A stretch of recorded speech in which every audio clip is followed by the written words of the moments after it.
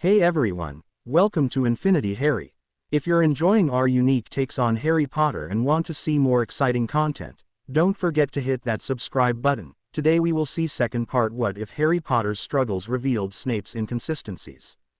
Here is short summary. Harry Potter's determination clashes with Severus Snape's inconsistent guidance, revealing hidden struggles, unspoken emotions, and the complexity of their evolving bond.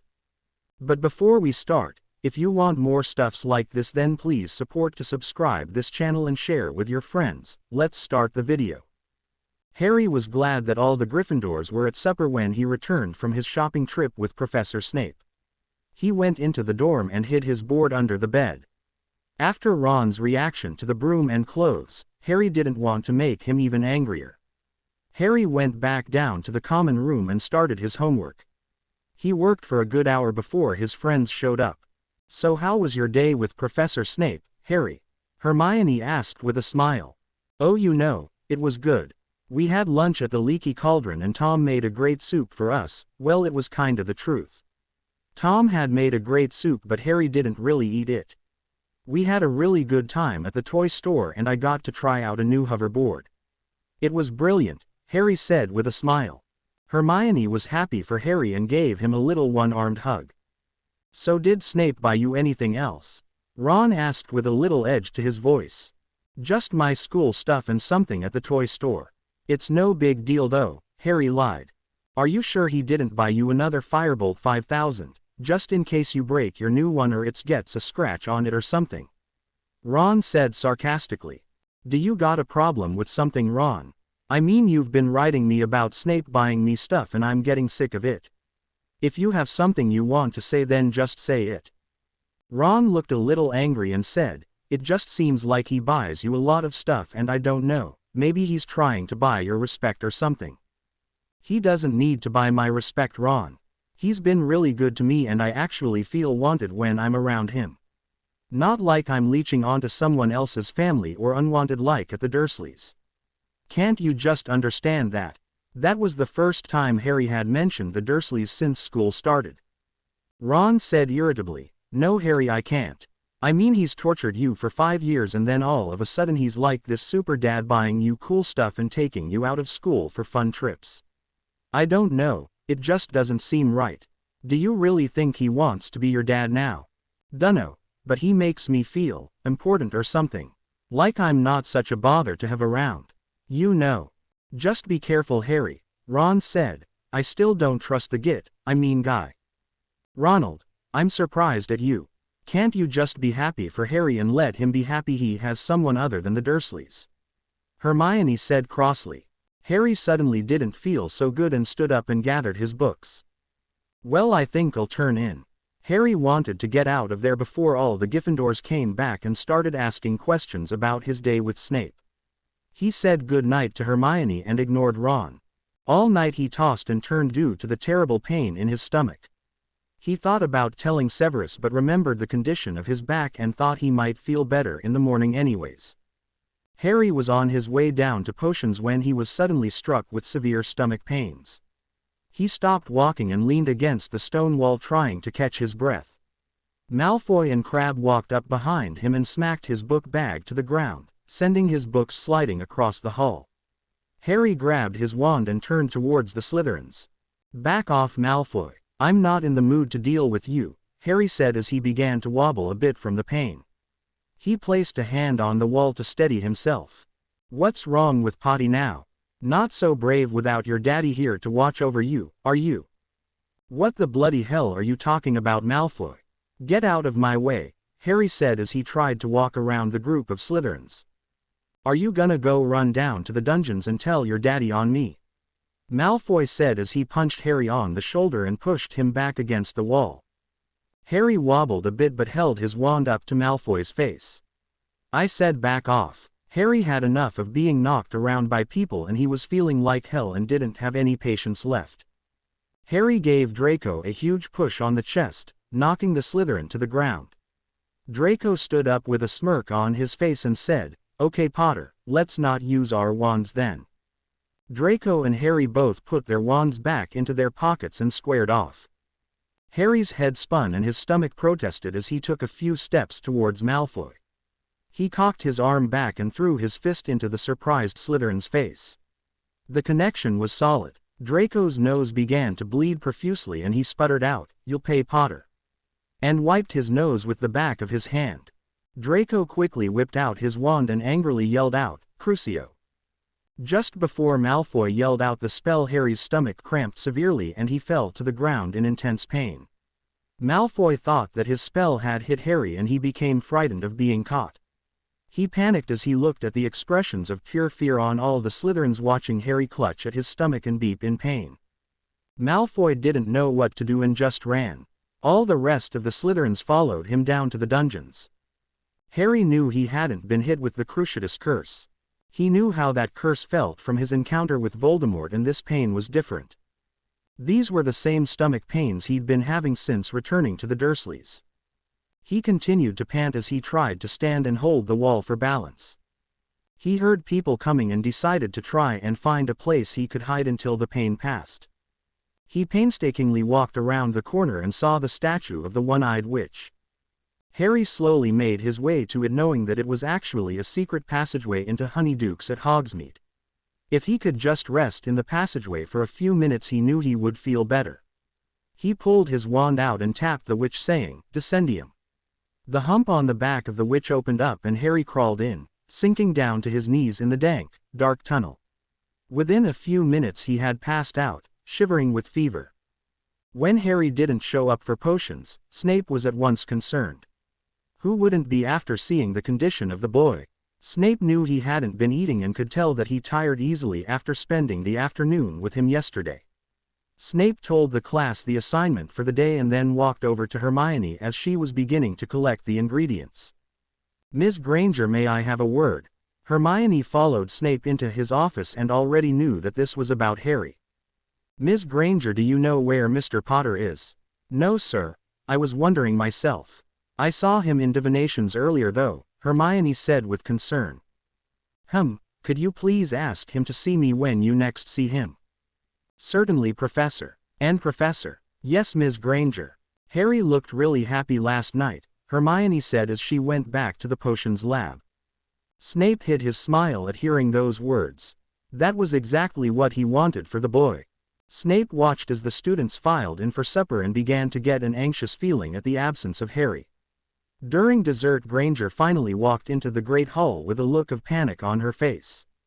Weasley stood up as she neared him, but she waved him away and headed for the teacher's table. Snape stood up and walked around to the front of the table. "Sir, I can't find him. I've looked everywhere and I can't find him," Hermione said in alarm. Snape turned towards Dumbledore and told him that Harry had been missing since this afternoon.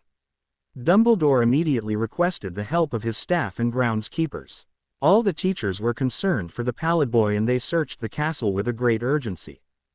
Harry's books had been found on the third-floor corridor, but there was no other sign of the Gryffindor. By midnight they decided to call in the Aurors from the Order. Arthur and Molly came as well to help with the search. All the members of the DA insisted that they wouldn't stop searching when McGonagall asked them to go up to bed. Molly was beside herself with worry and couldn't hold back her tears any longer. Unfortunately, Ron walked into the Great Hall at that moment and she rounded on him. "Did you plan some sort of prank with Harry? You better not be holding back anything, even if it might get you into trouble. I mean it, Ronald Weasley, you'll regret keeping secrets." Molly yelled in fright at her youngest son. "Mum, I haven't seen Harry since this morning. I swear I'm telling the truth," Ron said with a mixture of anger at his mum and fear over Harry's disappearance. Ron wished the stupid Dursleys hadn't burned the Marauders map, or he could have found him easily. The "point me" spell hadn't helped either, but Dumbledore said that some of the walls were spelled against it in case of attack. When the sun started to rise, Dumbledore decided he could wait no longer and had to alert the Ministry. Within an hour the place was crawling with Aurors, Unspeakables, and Ministry officials. Fudge was angry at how this was going to look to the public. Finally they decided Harry must not be on the grounds and he might very well have been kidnapped. Snape was beside himself with worry and still didn't stop searching. He just couldn't get the image of Harry riding that wizard board out of his head. The boy had looked so happy and carefree, as if he didn't have a worry in the world. Snape was making arrangements to begin searching Hogsmeade when Dumbledore called him into his office. After giving the password and walking up the winding staircase, Snape walked into Dumbledore's office and was shocked to see Remus Lupin in there as well. It was a full moon last night, and usually the werewolf needed a few days to overcome the effects of that. A haggard-looking Remus grabbed Snape by the cloak as he stepped into the office. "I trusted you. I trusted you to make sure Harry would be taken care of." "Where the bloody hell is he?" Remus screamed with a ferociousness he normally didn't have. Snape was taken aback at the usually composed man. "Get your paws off me," Snape said in a low growl. There wasn't a person on Earth who could match Snape's intimidating voice when the professor was angry. Remus immediately let go and buried his face in his hands. "Oh Merlin, I couldn't take it if we lost Harry too. He's all I have left, and I couldn't even be there for him when he needed me most. Severus, do you have any ideas at all?" "Lupin, I do not have the time or the patience to deal with you while my future son is once again in peril. I think you mistake my compassion for Mr. Potter's circumstance as a new shoulder to cry on for yourself. Get hold of yourself and begin to do something constructive in finding Potter." Snape turned on his heel after giving the headmaster a nod and went back to finding his son. When Snape entered the Great Hall, several ministry officials gave him the rundown of areas that had been searched. As Harry's legal guardian in the wizarding world, he would need to be the one to officially call off the search. Snape was not prepared to do that yet. He heard the terrifying news that they were going to begin to drain the pond in addition to sending divers to the Black Lake floor. Harry lay unconscious and shivering with fever within the castle, while half the wizarding world looked frantically for him. Molly refused to leave the school and stayed with Minerva in her rooms. After a few days, most had lost hope of finding Harry at Hogwarts. Students couldn't concentrate in classes and several students would break down and cry. Most teachers did little more than post assignments, then join in on talks with the students about Harry's disappearance. Everyone seemed to feel the weight of his absence. Hermione would never forget when Professor Snape came into the room of requirement as all the DA were brainstorming on finding Harry. He stood at the door and looked at all of Harry's friends. The students were silent as he walked to the front of the room. "Do not give up hope and do not cease your search. Mr. Potter, Harry, will be found if it is the last thing I do. Continue your meeting and please contact me if you have even the slightest clue." Snape strode out of the room to gasps of surprise from the students that didn't know about his and Harry's recent relationship. All the members of the DA never gave up hope and continued searching, as did all the teachers of Hogwarts. On the third day, all the ministry officials left, along with most of the Aurors and Unspeakables, to begin their search in other places. Snape continued his search but began to go through his stores of Veritaserum on many of his Death Eater friends. He met several for drinks in Hogsmeade and slipped the potion into their drinks. He heard some pretty interesting stories, but none of them pertained to Potter. Arthur was at the ministry but concerned for his wife and Ron and Ginny, so he asked if the twins would check up on them. When Fred and George arrived, they found the Weasley bunch and rest of the original DA members in the library going over a list of possible kidnappers. They were all trying to come up with ideas of how someone could have snuck onto the grounds and taken Harry without anyone seeing them, when Fred said, well, they could have used the passage from Hogsmeade. Everyone looked at Fred and he said, hasn't anyone checked it yet? They all scrambled up and followed Fred at a run through the castle and down to the passage with the one-eyed witch. Fred activated the hatch to open the witch and Ron climbed down into the tunnel. He groaned loudly at seeing his friend curled up in a ball on death's door. He's here, Harry's here. George scrambled down and helped Ron lift Harry up the tunnel and handed him to Fred. Fred choked back a sob at the sight of his honorary brother. Hermione immediately ran down to the dungeons for Professor Snape. She found him in his office. He was gathering more potions to slip to Death Eaters and interrogate them without them knowing. They found him. He's alive, but he needs you. Snape followed after the girl at a quick run and thought he would be eternally grateful to her for this news. They ran into the group of Weasleys and D.A. members just as they were turning the corner on their way to the hospital wing. Give him to me, Snape demanded as he reached for the fevered thin boy. Fred looked like he might refuse, but Ron said, "Give him to the professor, he's Harry's dad now." Snape shot Ron a look of surprise, then felt his heart tighten at the thought of losing his son before the boy was even officially his. He hugged Harry tighter to his chest and continued down to the infirmary. The entire group followed him into the hospital wing. Snape placed Harry down carefully on the bed and Poppy ran her wand up and down the length of Harry's body. Her expression was grim as she wrote notes on his waiting open chart. She asked Severus to remove the boy's shirt and began to collect several potions off the shelf. The entire DA stood back and watched wordlessly. Snape noticed them for the first time and pulled the screen around Harry's bed. Ron, Hermione and Fred stepped around it and kept their eyes on their best friend. Snape didn't protest. Severus loosened the boy's tie and unbuttoned his sweat-soaked shirt. He pulled open his shirt and froze. The boy was covered in horrendous bruises across the entire front of his chest that looked as if they went past his stomach as well. Snape's hands were shaking as he quickly turned the boy onto his stomach and pulled the shirt completely off. He heard the students behind him gasp as the shirt was removed. His back looked worse than the front of him. Along with the wide welts there was also a deep cut that had been crudely stitched closed running across his lower left ribcage. Snape dropped to his knees and covered his face with his hand as a low beep escaped his lips. He had promised Harry that he would take care of him, and then the boy had been sent back to that hell hole. Now this was the result. What must the boy have gone through, and why didn't he tell anyone? Snape was beyond angry at Dursley, and the only thing holding him back from flowing to the Dursleys and ripping that man's head off was that he wouldn't leave Harry's side. Madame Pomfrey was greatly grieved at seeing Harry in that condition once again. Severus rose up and turned towards Fred and asked him to get Professor Dumbledore. Within a few minutes Dumbledore threw open the hospital doors and strode over to the bed. He didn't say anything about Harry's condition, but he must have been greatly affected because his hands shook as he took hold of Harry's hand.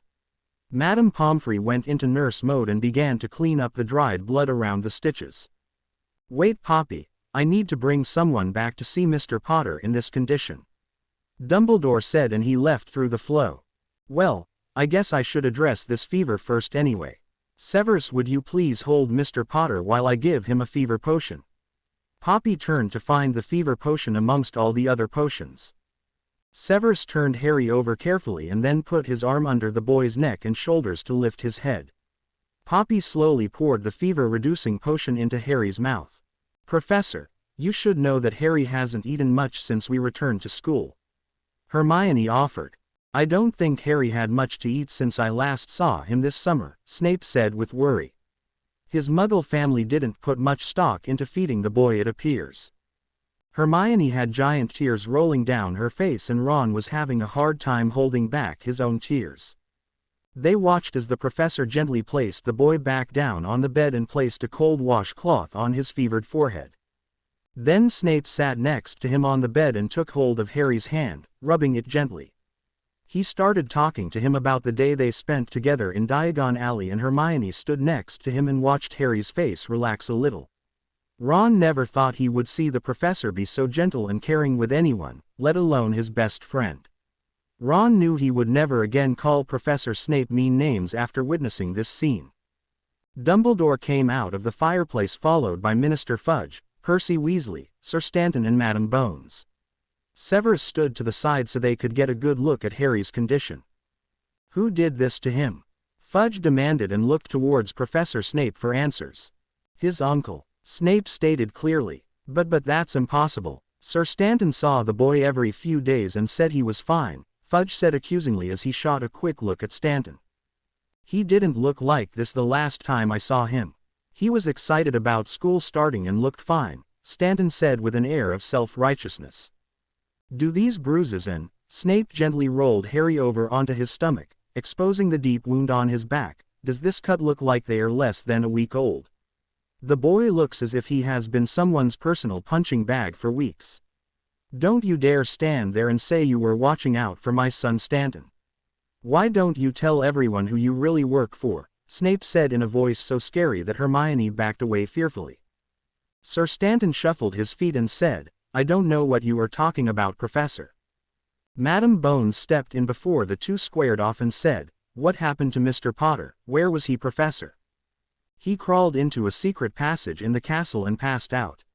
He has a high fever along with these other wounds, Snape said as he once again grabbed Harry's hand and rubbed his thumb back and forth over the top of it. Madame Pomfrey stepped over to the group and looked at Sir Stanton and said, "How dare you stand there and say you didn't see the boy's condition?" It was quite obvious to everyone at the school that he hadn't eaten or slept in several weeks. If you saw him every few days, then you must have witnessed something at the boy's home.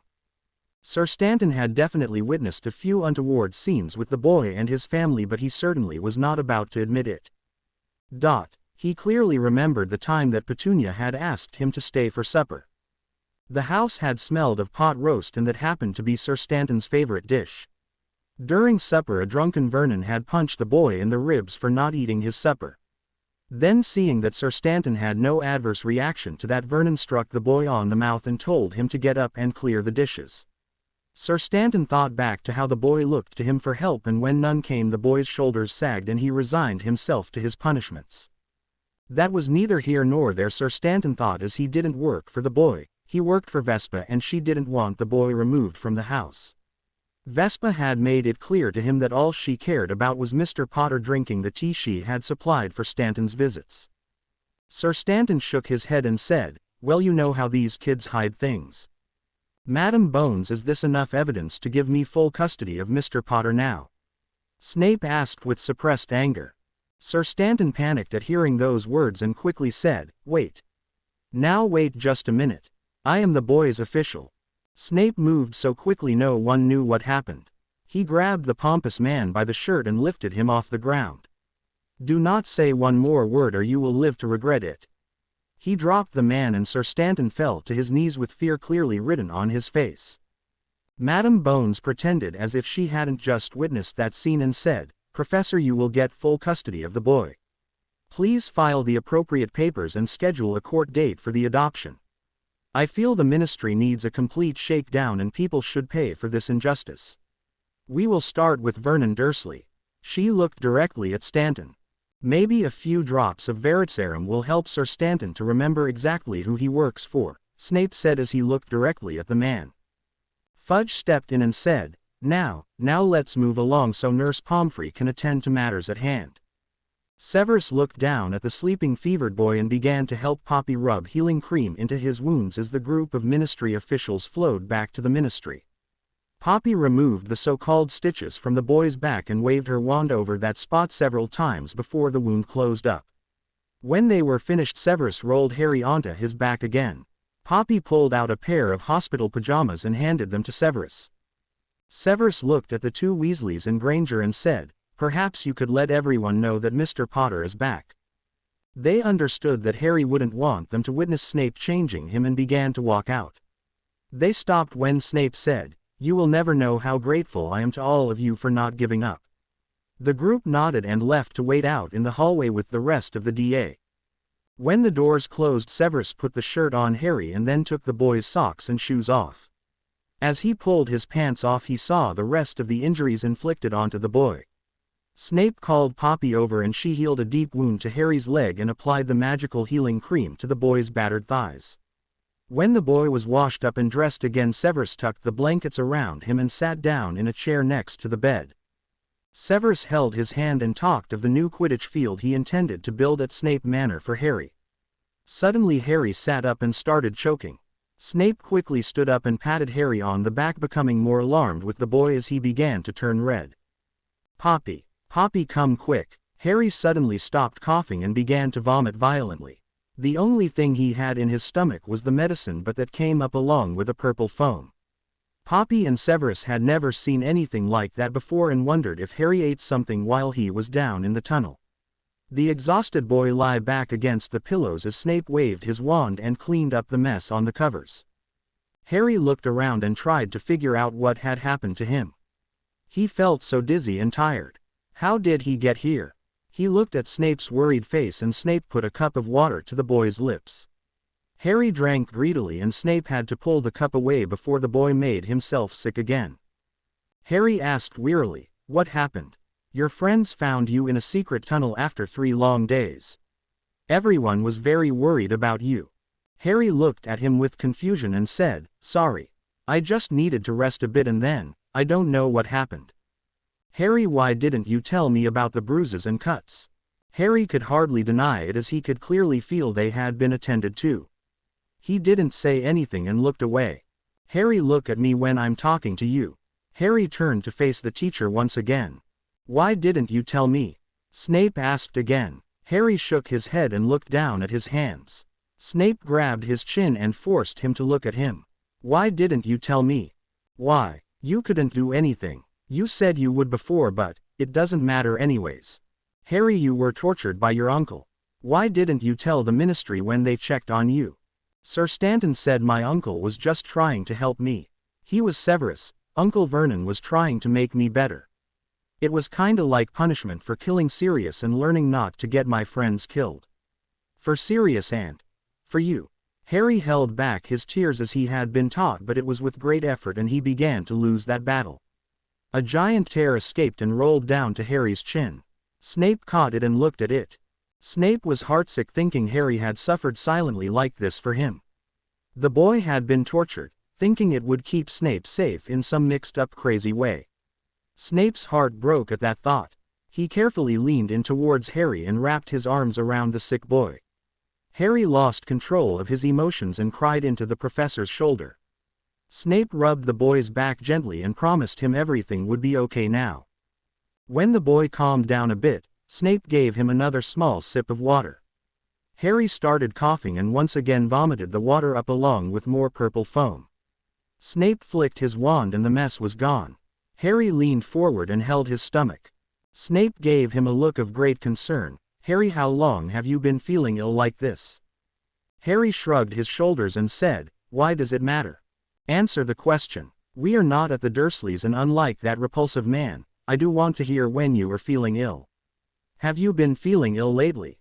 Snape asked in a no-nonsense tone of voice. "Yeah, I mean yes, sir. It's just that my stomach has been bad since I went back to my uncle's." I think it's just a muggle flu or something," Harry said just above a whisper. "Did you eat anything while you were in the tunnel?" Harry shook his head no and quickly regretted the move as his head began to throb and his stomach once again rebelled with the movement. He sunk further into his covers and put his fist to his mouth to hold back another round of nausea. "Do you think you could tolerate anything to help your stomach calm down, Harry?" "I wish I had some of that tea that Sir Stanton used to give me. It always made me feel better." Snape's heart skipped a beat at hearing that. Stanton was the ministry official that checked up on Harry. Stanton gave Harry a tea. Snape quickly sat straight up and a look of fury came over his face as he grabbed Harry's shoulders. Harry pushed back into the pillows and a look of fear crossed his face. Snape saw what he had just done to the boy and could have kicked himself for forgetting that Harry was still so vulnerable and damaged. "It's okay, I won't hurt you. Could you tell me about the tea that Sir Stanton gave you?" Harry shrugged his shoulders and said a little shakily, "It was good. It tasted like berries and it was sweet." "How often did you drink it?" "On every visit. He used to watch over me until I finished it all. I guess he kinda knew I wasn't feeling so well." "Did you tell him your stomach hurt?" "No, I wasn't allowed to talk about how I felt, but he must have just figured it out. He used to say that he brought the tea to settle my stomach. It was odd how he would stay just until I finished the tea and as soon as I was done he would leave." "Harry, you just drank the tea without question. Without knowing if it was poisoned or had something in it. Haven't you learned anything?" Snape yelled in anger. "I had to. You just don't understand what it's like at my uncle's house. You just can't disobey anything," Harry yelled back emotionally. Snape rose up and walked towards the flow. He didn't want to face Harry until he could control his emotions. Oh Merlin, this sickness was caused by Vespa. He just knew that tea had something to do with it and he knew Vespa was behind it. He turned back towards the boy and called for Poppy. "Poppy, we need to get a blood sample from Mr. Potter. I think this stomach ailment is a little more than a case of the muggle flu." Snape called in Molly to watch over Harry as he made his way down to his lab.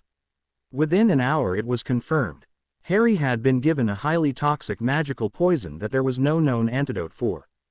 Snape was feeling horrible over this new discovery. His own aunt was the cause for Harry's sickness, and at this point there was no known antidote. Snape thought back to the last conversation he had with the boy. Harry had told the professor that he was being taught lessons to change, and that in turn was supposed to keep Snape safe. It all didn't make any sense to Severus, but he speculated that it did make sense to a severely abused boy. Now Snape had to struggle with the fact that Harry was in mortal peril, once again because of him. Snape was angry at himself for not tracking down Vespa and killing her after what she had done to him with the curse. Now he would pay a heavy price as he watched his future son fight to live. He wished more than anything that he could just take Harry away from all this and reside in a house far away from Voldemort, Vespa and Dursley. The boy deserved so much more than this, and it just wasn't fair. He didn't really know how he was going to tell Harry, not to mention the Weasleys, Granger and Dumbledore. It was all his fault, and he had to fix this mess he put the boy into. He pulled out several cauldrons and began brewing potions that he hoped would lead him to find a counter curse. After quite a few failures, he finally forced himself to stop so he could go check on Harry. Snape walked into the hospital room and found all the Weasleys along with Granger and Longbottom talking with a very tired-looking Harry. "How are you feeling, Harry?" Snape asked as he saw the boy grab his stomach. Fine, sir. I just wish I had some of that tea," Harry said in a scratchy voice. He seemed to be losing his voice after all that vomiting and not drinking water for 3 days. Snape only hoped it wasn't permanent, as he didn't really know all the side effects of the poison. "Harry, that tea is not beneficial for you. I'm going to ask that you refrain from eating or drinking anything unless Madame Pomfrey or I provide it for you. Do you understand?" Snape didn't want to alarm the boy, but thought he better make it clear. Harry looked at the soup Mrs. Weasley brought him and back at Professor Snape. He didn't want the soup anyway, but didn't want Mrs. Weasley to think Severus meant her food too. "Molly, I hope you don't mind, but Harry will be on a severely restricted diet until we can control this flu bug he has. He will also be monitored 24 hours a day and unfortunately will have to endure quite a few blood tests. I need to know every single item he places in his mouth and the core ingredients." Harry didn't care. This was nothing compared to his stay at the Dursleys. Molly gathered up her soup and with a flick of a wand it disappeared. "Whatever you say, Severus. I have total trust in you that you will take care of our Harry." Snape felt worse than ever at hearing that. He was the reason Harry had these stomach pains to begin with. Blasted Vespa and her poison. Snape turned towards the young people of the group and said, "Do not bring Mr. Potter any sweets or drinks of any kind." Snape plucked a couple of chocolate frogs off Harry's bedside table and handed them to Ron. "Also, I am counting on you to convey to me any abnormal symptoms Mr. Potter does not reveal to me. He seems to be partial to hiding his grievances from me." Snape gave Harry a stern look, then looked back at the young people before him. "May I count on you?" The group nodded and a few said, "Yes, sir." "Well, this sounds like it's going to be loads of fun," Harry said with a grin. Snape rounded on Harry and said, "And you, Mr. Potter, are to remain in bed unless otherwise given express permission to do otherwise. I do not want to be forced into utilizing those magical bands again to keep you in bed." Harry's face flushed and he wished the professor hadn't just said that in front of his friends. "Don't worry, I'm not going anywhere, Severus," Harry said without thinking. He looked back up to see his friends with looks of shock mixed with fear at his using the professor's first name so casually. Snape walked over to Harry and pushed the sweat-soaked hair back from Harry's forehead. "Do not worry, Harry. I am attempting to get you out of here as soon as possible." Harry looked up at him gratefully and missed the looks of utter surprise from everyone else in the room. Snape pulled a small box from his pocket and handed it to Harry. Harry looked at it and then back up at the professor. "Well, are you going to open it or just stare at it?" Snape said with sarcasm. Harry gave a quick glance to Ron and wished Snape hadn't done this in front of him. He slowly opened the box and pulled out a tiny golden snitch. He opened his hand and the snitch flew around the room. The Weasley twins both said, "Wicked," as they jumped to catch it as it went buzzing by. Ron watched as the tiny snitch buzzed around his head. "If you desire to speak with me or need anything from me when I am not here, you simply say my name and the snitch will let me know that I am required here. You may use it anytime you desire," even if I am teaching," Snape explained. "Sort of like an indoor owl, Harry," Neville said without knowing the pain it would cause. Harry caught his breath and suddenly looked down. He shook his head and felt his heart tighten at the thought of Hedwig. Snape watched him struggle with his emotions and said, "Well, it's time for this visit to end. Mr. Potter needs to get his rest." Harry looked up at him gratefully and Snape saw the unshed tears. After everyone left, Snape sat down in the chair next to Harry's bed and asked, "Do you desire to talk about it?" Harry shook his head and looked away. "Harry, when will you learn to trust me?" Harry closed his eyes and tried to push the thought of Hedwig away. As long as he kept his mouth shut, Hedwig would continue to live. The last time he had seen her, she looked all right, but she still hadn't made any sounds. He had begged his uncle to let him keep Hedwig in his room, but after the first few days Vernon took Hedwig away. When Harry was leaving to come back to school, he had thought Hedwig would come too, but Vernon soon squelched that idea. He threatened Harry with Hedwig's life if Harry said anything about his lessons. Harry had almost missed the train because he had refused to leave without her. Uncle Vernon had to forcefully drag him to the car and once inside had silenced him with a punch to the side of the head. When Harry came to, he was sitting in the train station parking lot with Vernon throwing his trunk and wand on the ground. Harry stumbled out of the car and Vernon took off without looking back to see that Harry was okay. Harry came to realize that he wasn't strong enough to take on his uncle without using magic. If he used magic, he would be kicked out of Hogwarts and most likely thrown into an orphanage. He couldn't imagine Vernon taking him back after getting hexed. No, he wouldn't tell Snape anything. He couldn't take the chance of anything happening to his owl. Besides, he seemed to have gotten off without having to say much about his injuries, and that was what he was most concerned about. Hedwig's life depended on it. The next few days Harry had sudden stomach attacks that left him gasping for air. It seemed to come in waves and lasted for an hour or two. The first times he held back from making any noise. Then as it became more severe, he panted through the attacks. Now the pain was so sharp he began to cry out. During the last attack he was alone in the infirmary when the sharp pain began to build. He looked around for Madame Pomfrey, but she was nowhere to be found. He felt foolish for doing this, but he pulled out the tiny snitch and said Snape's name. The snitch flew out the door and Harry waited while the pain built to an all-time high. Snape was in the classroom berating his students for yet another explosion when the snitch came flying through the door. His heart stopped for a second and he quickly told the class to clean up and class was dismissed. Snape raced out the door and down the long corridors to the hospital wing. He pushed the doors open and looked around quickly. Harry was not in his bed and Pomfrey was not around. Snape heard a sudden gasp coming from the other side of the bed. He raced around the bed and saw Harry curled up in a ball on the floor, shaking uncontrollably. Harry, what hurts? Is it your stomach?" Snape asked in a panic-stricken voice as he knelt down next to Harry. "Smee stomach and head. It's worse. Please help me," Harry said in a low raspy voice. Snape picked him up and put him back on the bed. He felt Harry's forehead and was appalled at how hot he was. Snape grabbed the vial of pain potion off the nightstand and held it up to Harry's mouth. Harry barely managed to get half down, but it soon came back up with a violent reaction from the boy. Harry screamed out in pain and clutched Snape's cloak. "Do something please, Severus," Harry begged. The pain was excruciating and tore at his insides. It felt 10 times worse than the Cruciatus curse. Snape didn't have any idea how to stop the poison from attacking Harry and felt like he was helpless. Snape continued to hold on to Harry and rubbed small circles on his back while the boy tried not to scream, but clamped his jaw closed and beeped in agony. About an hour later the attack subsided and Harry fell immediately into an exhausted sleep. Snape was torn between leaving Harry and working on the antidote or staying with the boy in case he woke. The professor opted to stay with Harry just in case he had another attack.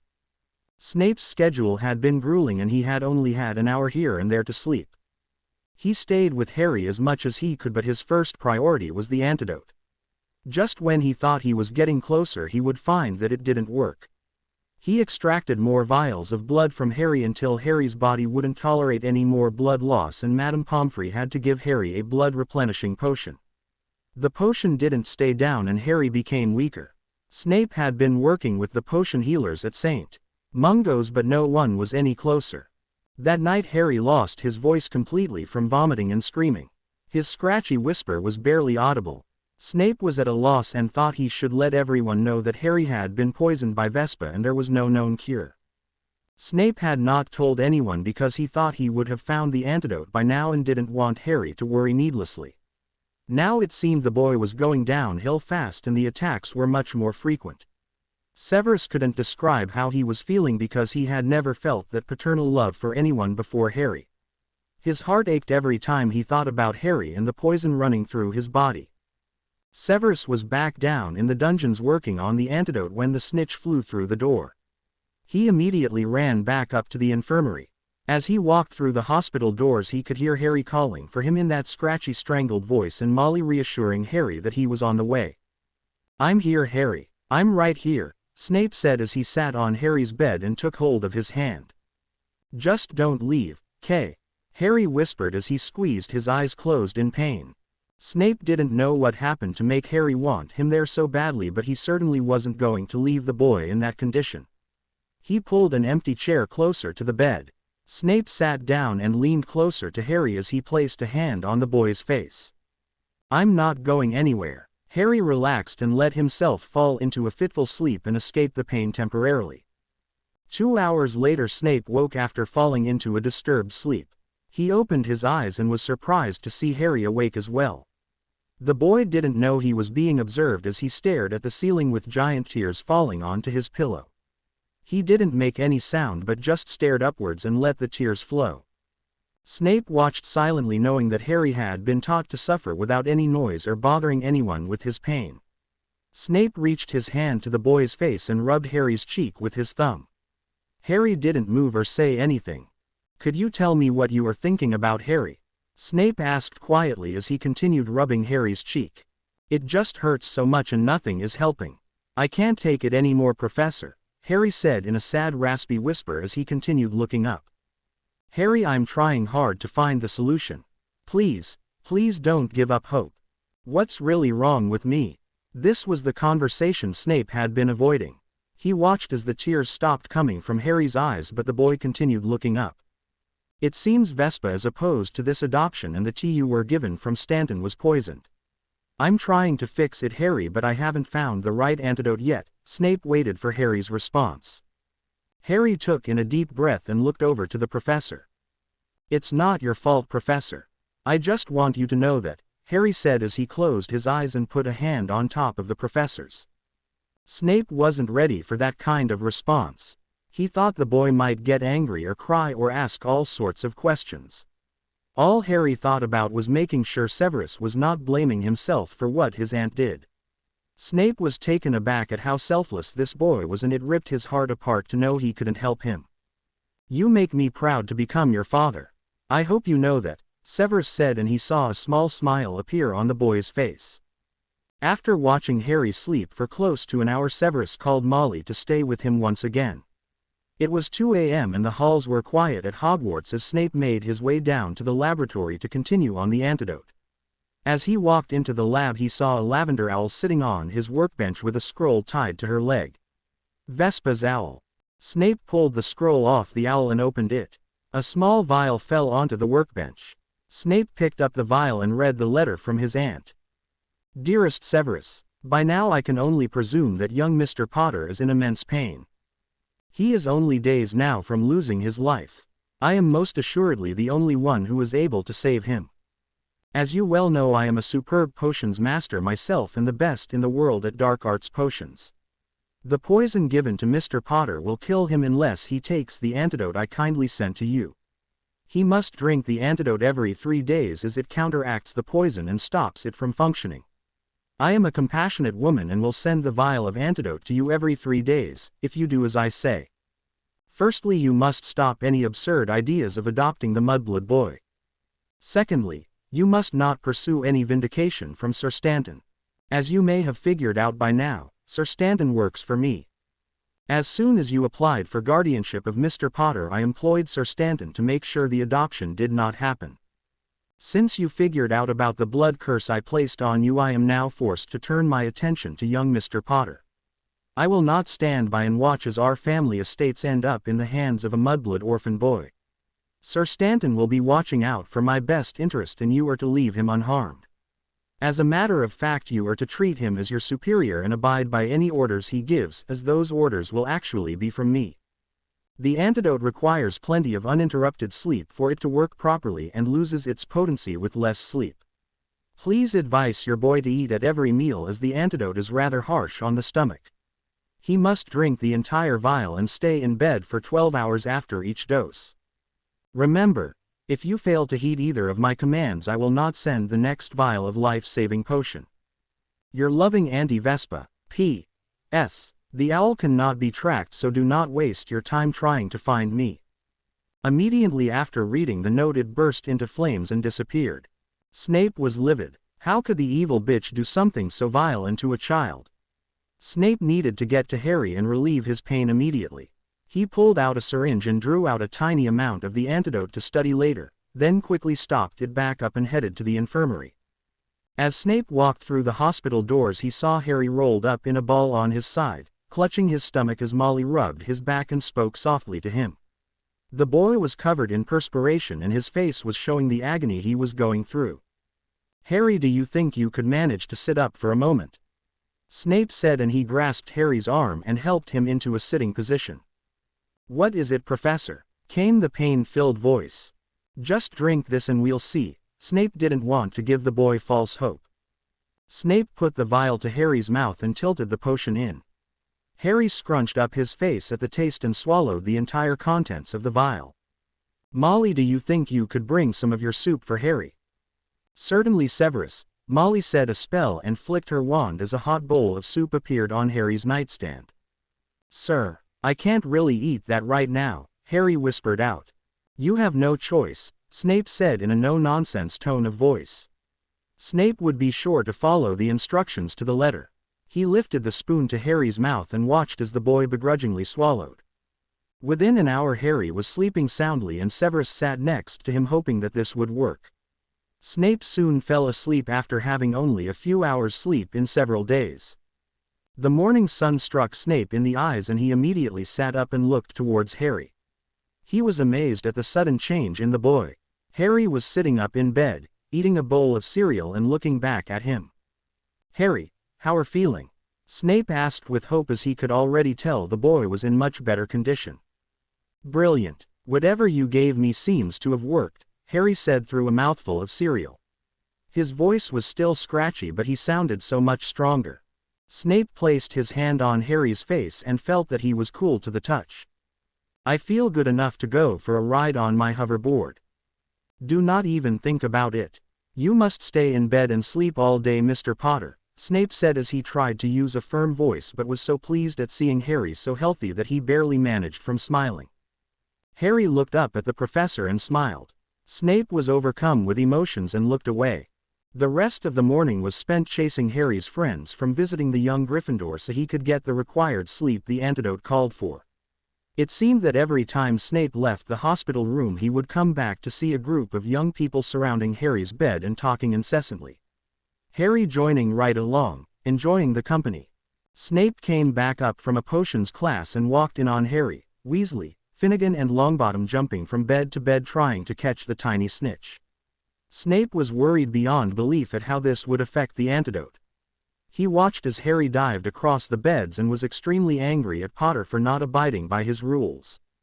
The first of the Gryffindors to notice Snape standing at the door was Weasley. He froze on the spot and tried to warn his friends by loudly clearing his throat. Harry looked up after taking a dive across two beds and catching the tiny snitch. He immediately froze too. It took Seamus and Neville a second longer to notice Snape, but as soon as they did they jumped off the beds and stared with fright clearly written on their faces. "Potter in the bed now," Snape snapped as he glared at Harry. Harry let the snitch go and walked over to his bed feeling like he had really let Severus down. Snape turned his attention to the other Gryffindor. "The rest of you will be doing detention with Mr. Filch this week," Snape said in a stern voice. Harry watched as his friends made their way to the door. "Severus, that's not fair." I was the one who started the game and they were just helping, Harry said with an edge to his raspy voice. Snape walked up to Harry and stood over him as the boy stood next to his hospital bed. Mr. Potter, it would be advantageous for you to keep your mouth shut while I am doling out detention to my students, Snape said in a dangerously quiet voice. Harry wasn't going to let his friends down. I just don't think it's fair, sir. It was my fault and they shouldn't get in trouble for something I did, Harry tried to reason again. Harry looked at his friends now all standing together by the door. Ron was shaking his head trying to tell Harry to shut up and Neville looked as if he was ready to flee. Mr. Potter, you are testing my patience. Get into bed and stay there. The detention stands as it is.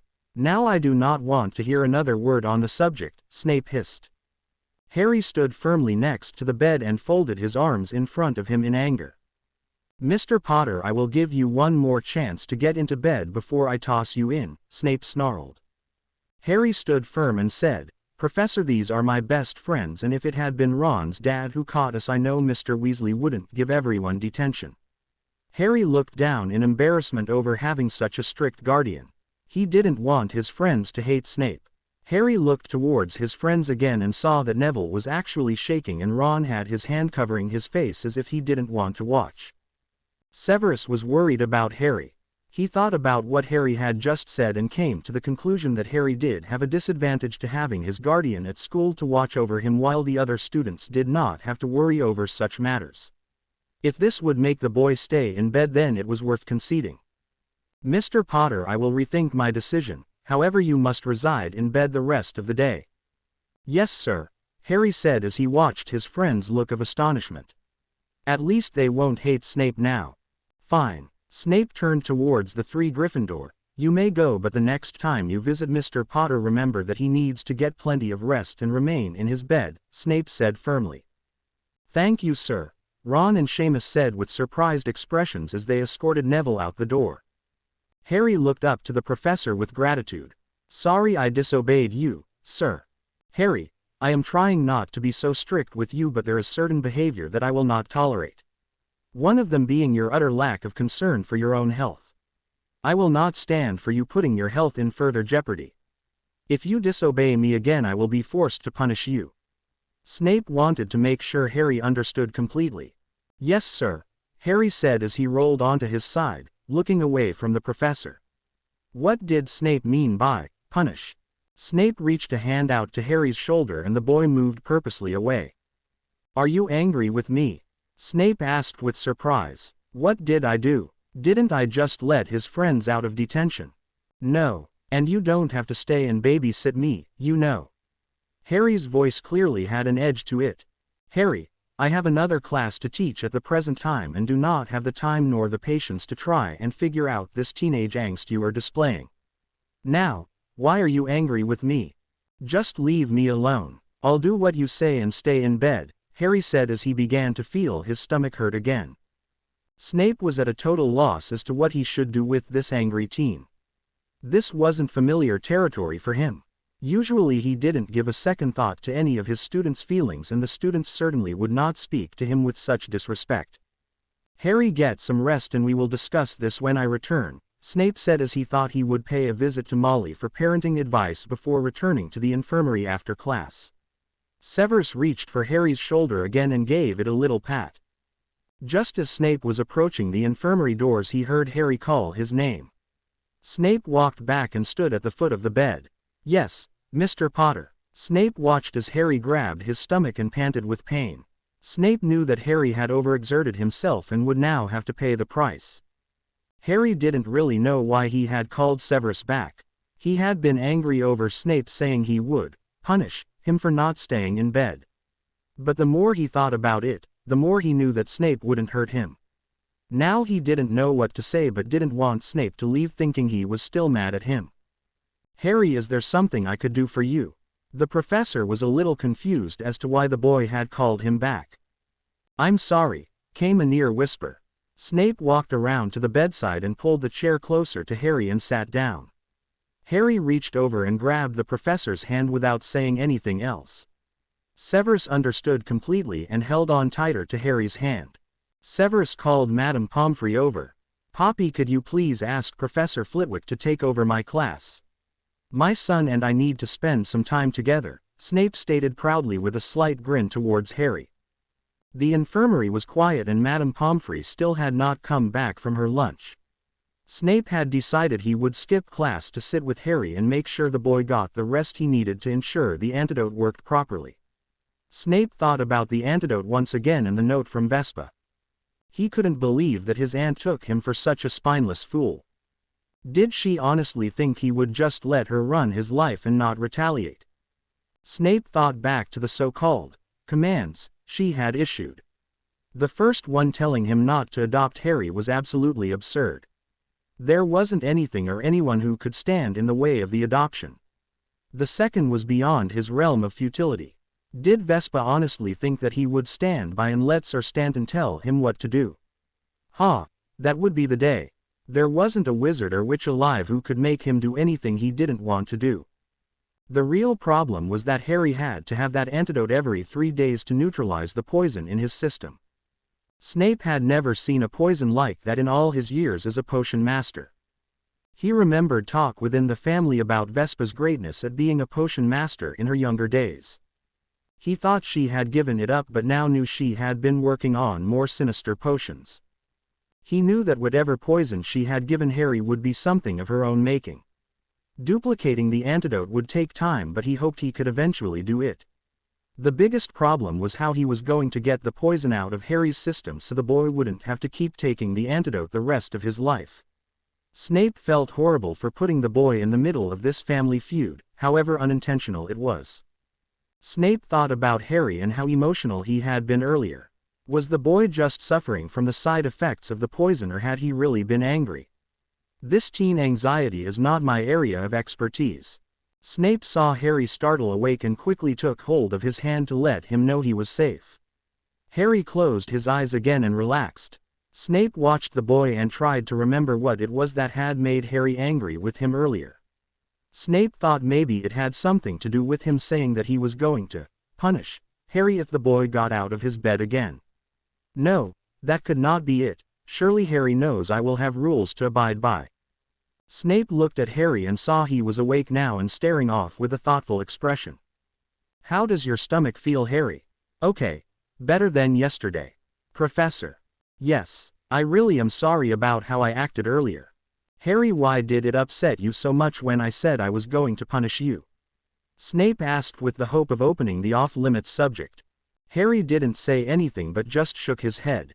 You do know that you will get punished for not abiding by the rules I set forth, do you not? Harry looked towards the professor with a distressed expression and said, Yes, sir. But you also know that I will never hurt you physically or take meals away or make you sleep in a cupboard, right?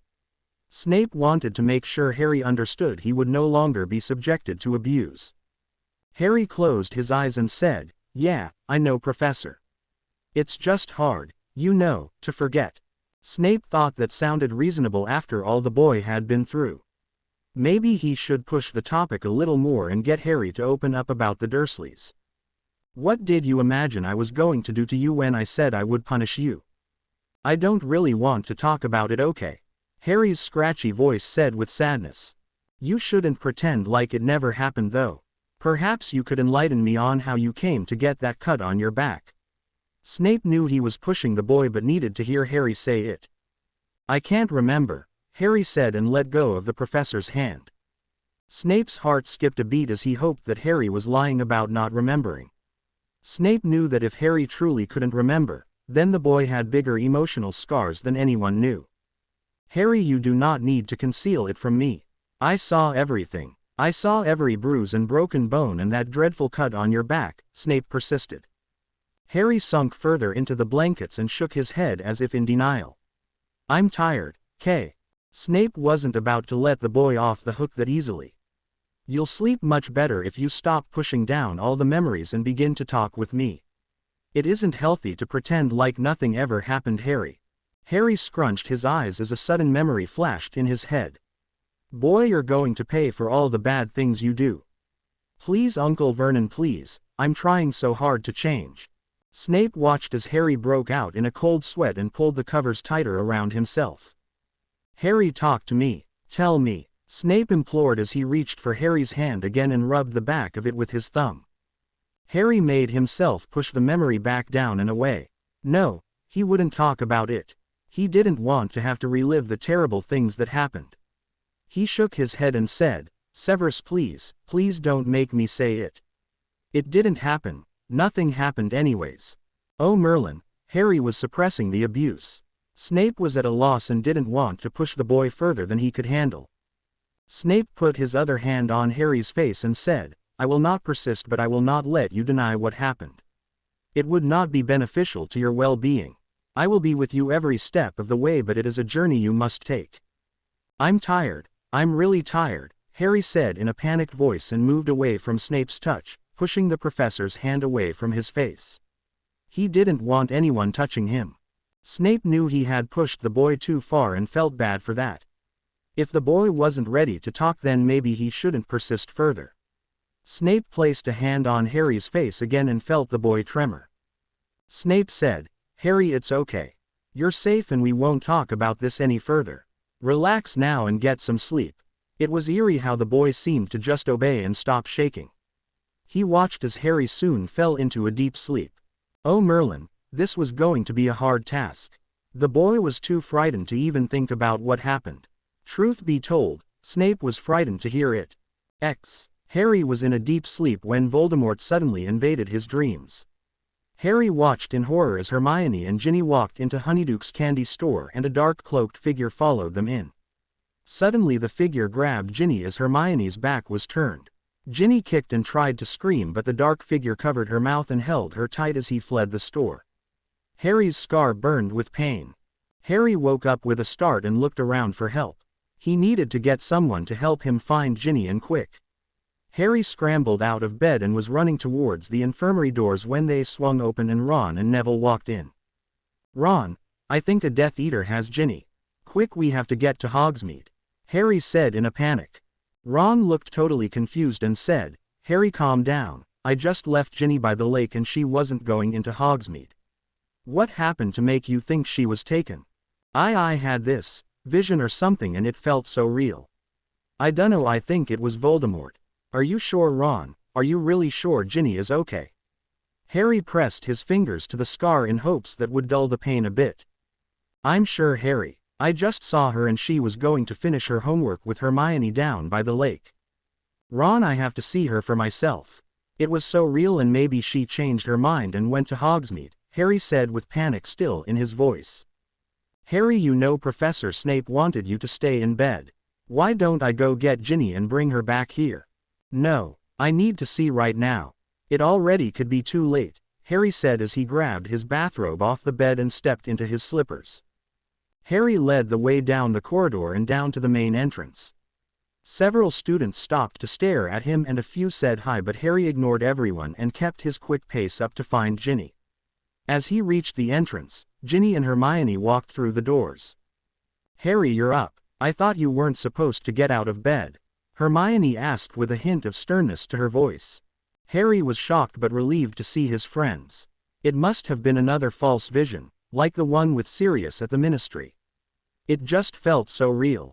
I was just coming down to see you, Harry said and gave a quick look towards Ron. He hoped Ron would not mention the vision Harry just had. It was already embarrassing enough, and the last thing he needed was for Snape to find out. Just as he thought that, he felt a hand on his shoulder and a firm squeeze. Mr. Potter, I am at a loss. What is it going to take to keep you in bed? Snape said in a very controlled voice. Harry knew that voice to be the most dangerous one, and things weren't looking so good for him right now. Harry turned around towards Snape and tried to come up with an excuse without revealing the vision. If Snape found out he was having false visions from Voldemort again, Harry knew the professor would force him into occlumency lessons once again. That was the last thing Harry wanted. It was hard enough trying to forget all the things Vernon did to him without having Snape sift through his memories and bring them back up.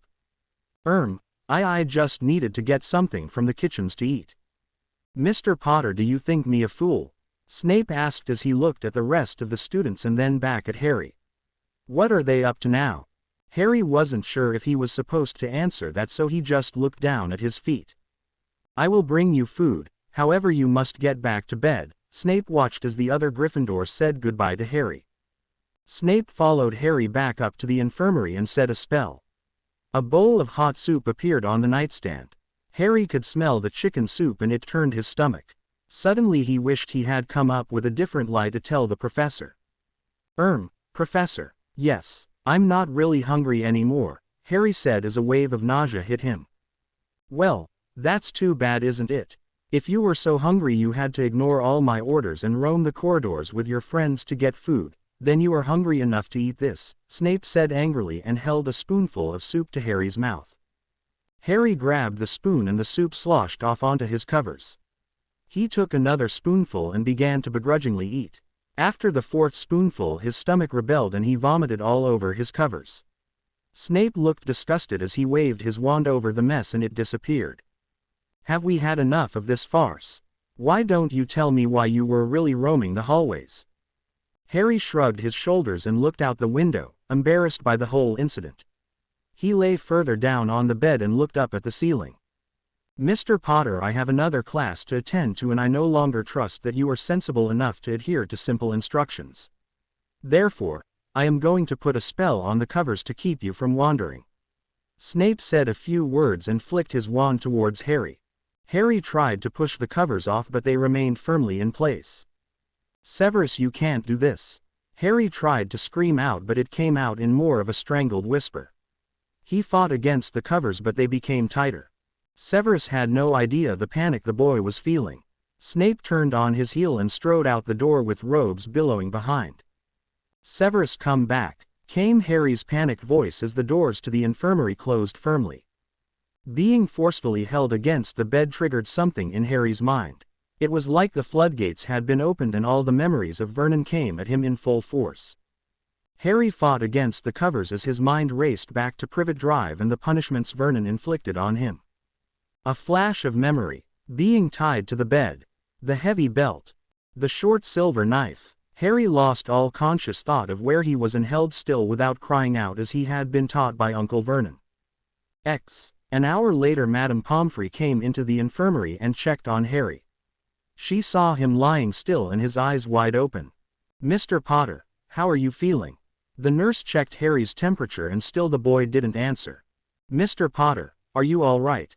No answer came forth. "Mr. Potter, I am not playing with you, now answer my question." "Nothing." Madame Pomfrey ran out into the hall and grabbed the first student she saw. "Go down to the dungeons and tell Professor Snape that he is needed immediately." Within a few minutes Snape ran through the infirmary doors. He shot a look towards Harry and saw that he was not moving. "What happened? Why isn't he moving?" Madame Pomfrey told him how she had found Harry unresponsive. Snape grabbed Harry's face and looked at his eyes. Harry, answer me." The boy stared without seeing. He was in a catatonic state. "What happened? Who did this?" Snape asked fiercely. "I don't know, Severus, this is how I found him." Madame Pomfrey ran to the floor and called Dumbledore. Severus checked to see if the magical spell he had placed on Harry's blankets had been broken.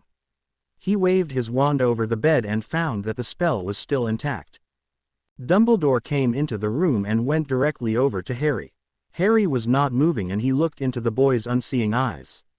He held Harry's face in his hands and closed his own eyes while reciting a spell. He was reading Harry's mind and trying to find out what had put Harry into this state. Dumbledore was appalled at what he saw and his hands shook a little as he released Harry's face. He had his answer to Harry's catatonic state. "Severus, I think you should use your legilimens on Mr. Potter.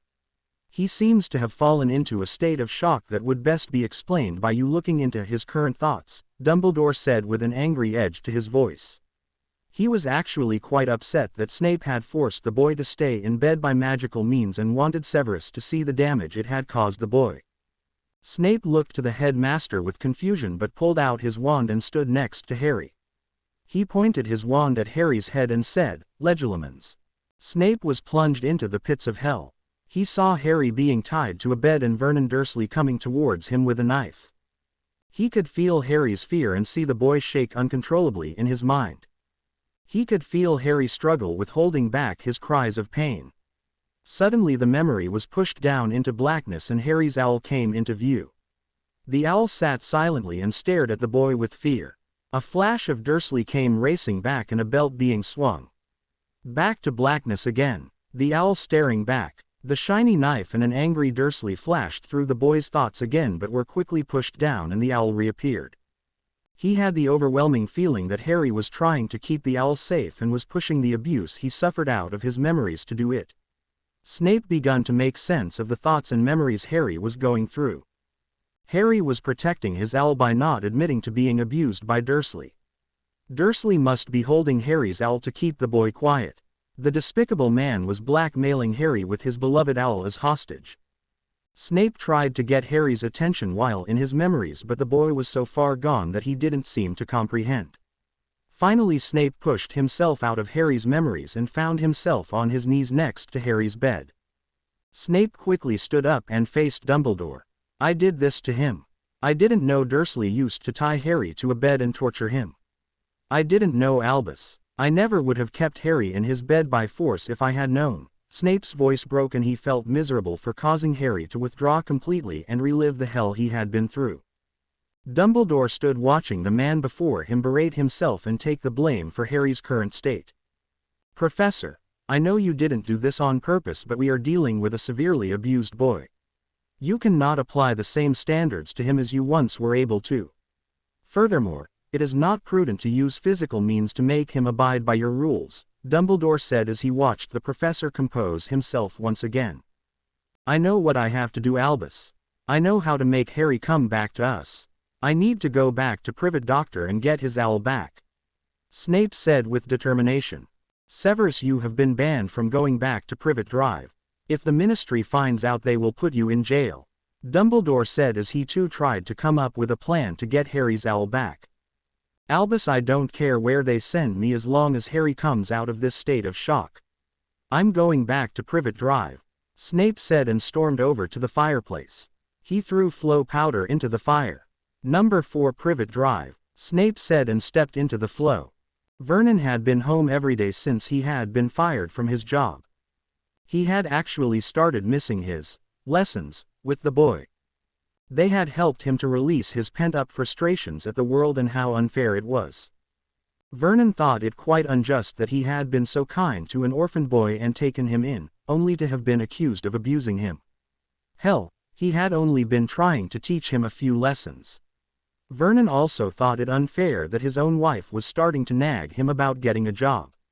Hadn't he worked harder than anyone and paid all the bills for years? Vernon felt he deserved a bit of a break. Vernon decided to go up to his room and take a well-deserved nap. Vernon entered his bedroom and froze. Sitting on his bed was an angry dark-haired man with a long black cloak and a wand in his hand. "You get out now. I'll call the police or Sir Stanton or whoever it is that puts your type in jail," Vernon sputtered out with fright. Snape flicked his wand towards the large man and Vernon floated sideways over to the bed. He rose higher and higher until his stomach was touching the ceiling above the bed. Vernon tried to scream but nothing came out. He tried to move his arms but he couldn't as they felt frozen to his sides. Snape flicked his wand again and Vernon crashed down to the bed with a terrible thud. Vernon watched in horror as the man in black ripped his shirt open, exposing his big stomach and sagging chest. Vernon was so frightened now that he actually urinated in his pants. He watched as the man slowly flicked his wand and a whip appeared hovering over Vernon's body. The black-cloaked man raised a hand and let it fall down to his side. At that precise moment the whip began to beat upon Vernon's chest and stomach painfully. Vernon screamed silently and tried to plead with the man to make it stop. After several long minutes the whip stopped but the man pulled out a small silver knife. Vernon shook his head violently from side to side trying to make the man understand something. The man approached him and placed the knife next to his rib cage. Suddenly the man pulled out his wand and placed it to the side of Vernon's head and said, "Legilimens," in a dark eerie voice. Vernon didn't understand what that meant but he felt a tickle in his brain and screamed silently for it to stop. Snape probed Vernon's thoughts until he came to Hedwig and where he would find her now. Snape had intended to just scare Vernon with the knife but after probing his thoughts and memories Snape changed his mind. He had witnessed Vernon abusing Harry, and now Vernon would pay dearly for hurting the boy. Snape was furious and felt as if he might need to kill Vernon. The black-cloaked man made his way to the bedroom door and slowly closed it and locked it and returned back to Vernon. 10 minutes later Snape emerged from the room with a look of utter disgust. He walked into the hallway and slid open the passage to the attic. He reached up and pulled the ladder down. It only took a minute to locate the sickly white owl. With the greatest care possible Snape held the owl close to his body and spoke softly to calm the frightened pet. He spoke of Harry and Harry's great need for the pet, especially at the present time. The owl seemed to calm at the sound of her master's name. Snape flicked his wand and said a spell at the closed door that Vernon now resided behind. He went down to the first floor and threw a handful of flow powder into the fire. Snape emerged in Dumbledore's office and made his way down to the infirmary. He was feeling quite satisfied with the punishment he had inflicted on Dursley. It had felt good to exact his revenge on the man, even if he hadn't quite killed him. When Snape walked through the infirmary doors he had no idea the emotional flood that would hit him at the sight of his future son. He had seen the torture the boy had endured, he had felt the fear and humiliation the boy had went through, and wondered how Harry could even be sound after that abuse. Snape's heart just broke at the sight of the catatonic boy and wanted to fix things for him and make them right. Dumbledore placed a hand on Severus' shoulder and gave a slight squeeze, then left them to some privacy. Snape was alone with Harry and his heart felt heavy at seeing the boy look so lost. He sat down on the side of the bed and began to talk about Hedwig. "Harry, I have someone here who needs you," Snape said as he placed the tired sick bird on Harry's stomach and placed one of the boy's hands on top of it. "Harry, your friend needs you more than ever. She needs to know that you are coming back to us." Snape saw a small movement as Harry's finger moved by Hedwig. "Yes, son, Hedwig is back and you need not hide any longer. Your owl needs you now more than ever. Harry, I need you now. I cannot imagine life without you in it, son. I haven't even had the pleasure of taking you to Quidditch games or watching you ride that wizard board again. It's time to come back." Severus dropped his head in his hands and felt a deep sense of loss over seeing Harry like that. Just then he saw another flicker from Harry's hand. Snape had placed Hedwig on Harry's chest and put Harry's hand atop of the owl. Harry had not improved since Snape had last seen him and was still in a deep sleep that they were not able to wake him from. He now knew exactly what nightmares Harry was reliving and couldn't be awakened from. The thought of Harry going through the torture Snape had witnessed through Vernon's memory made Snape wish he had killed Dursley. He hoped Harry would somehow feel the owl's presence and know that the owl was safe now. Severus knew the bird was special to Harry but never really had any idea the length the boy would go through to protect her. He had thought when Harry returned to the Dursleys this summer Harry had taken care of the bird and everything was fine. He had no idea that the boy was denying the torture he suffered at the hands of his uncle because of the owl. He had no idea Dursley would stoop so low as to keep Hedwig hostage to shut the boy up. Hedwig had a magical connection to her master and seemed to let her master know she was safe and with him now. Harry gave himself permission to let go of the secrets he had been forced to keep and begin to break through the awful memories he was reliving. Harry slowly woke up from his nightmares and after a few hours he opened his eyes. Snape was sitting next to Harry with his hand on the boy's shoulder and had been watching as Hedwig suddenly stood straight up and stretched her long white wings with a few flaps. The bird was really quite extraordinary and seemed to look into your very soul at times. Snape finally looked back at Harry's face and saw the boy looking up at the ceiling once again. "You're back with us," Snape stated, expelling a deep breath, clearly relieved. Harry blinked a few times and held tighter to Hedwig. He didn't say anything but continued looking up and stroking the owl gently. Snape reached for Harry's hair to push it off his forehead but Harry jerked away from his touch, frightening the owl in the process. Hedwig still hadn't made a sound but she fluttered off Harry's chest and up to the headboard of the infirmary bed. Harry seemed startled at the bird's sudden movements and had a fleeting panicked expression on his face, but his expression quickly turned angry once he looked towards the professor. "Harry, are you okay?" Snape asked in a quiet voice. Harry gave him a look of loathing and turned his head towards the window without answering. Deep inside Harry longed for that safe feeling that he had when the professor was around, but he didn't think he could trust Snape anymore. Being bound to the bed had been the worst torture Snape could have inflicted on him. All those bad memories were no longer suppressed but were now fresh in Harry's mind. He could almost feel the welts on his chest and stomach again and actually stuck his hand in his pajama shirt. There weren't any wounds left but Harry remembered every single one as if it were yesterday. He blamed Snape for opening up the floodgates and making it impossible to push the memories away any longer. Harry had been relieved beyond measure at having Hedwig back, and that was some solace at least. Hedwig flapped her snowy white wings again and pecked at Harry's ear.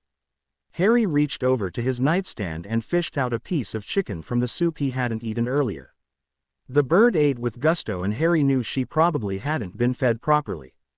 "Harry, I am truly sorry for putting that spell on the covers to keep you in bed. I had no idea you would react so severely. If I could take it back I would. Please do not look at me like that. I had no idea your uncle bound you to the bed," Snape supplicated in a quiet voice. Harry suddenly sat upright and faced the professor. "How the bloody hell do you know about that?" Harry was humiliated that anyone else would know what had happened to him in the bedroom. "I went to see your Uncle Vernon," Snape said in a quieter voice. Harry quickly squeezed his eyes closed and shook his head as if he was trying to rid himself of the bad memories.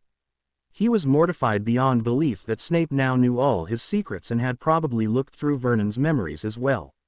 Harry was so ashamed that Snape had seen everything. "Harry, listen, I took care of him. He can not hurt you ever again." Harry welled up with rage at those words and shouted, "Oh yeah. I've heard those words before.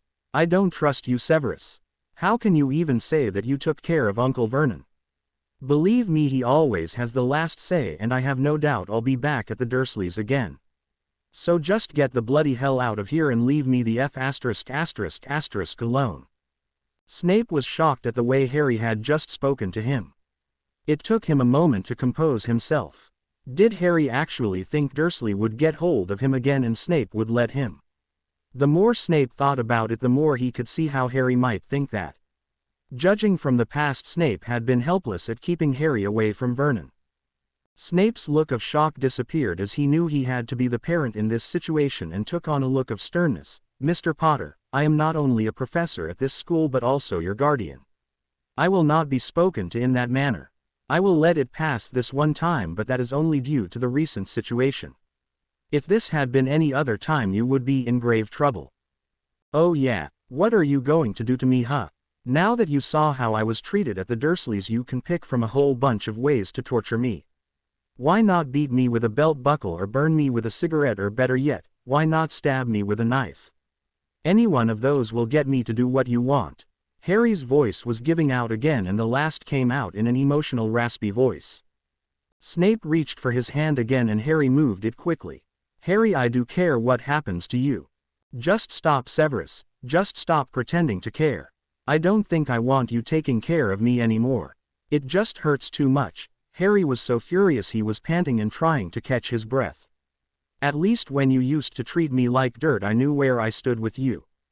What in Merlin's name are you going on about?" Snape could not believe that Harry actually thought he didn't care. "How could you even question my concern for you? I'm not so sure Mrs. Weasley would have bound her kids to the bed, and I can't imagine Mrs. Granger forcing Hermione to do something the way you just did to me. Why did you do that, Severus? Why did you force me like that? You don't even know how it felt to have all the bad memories come back at me like that.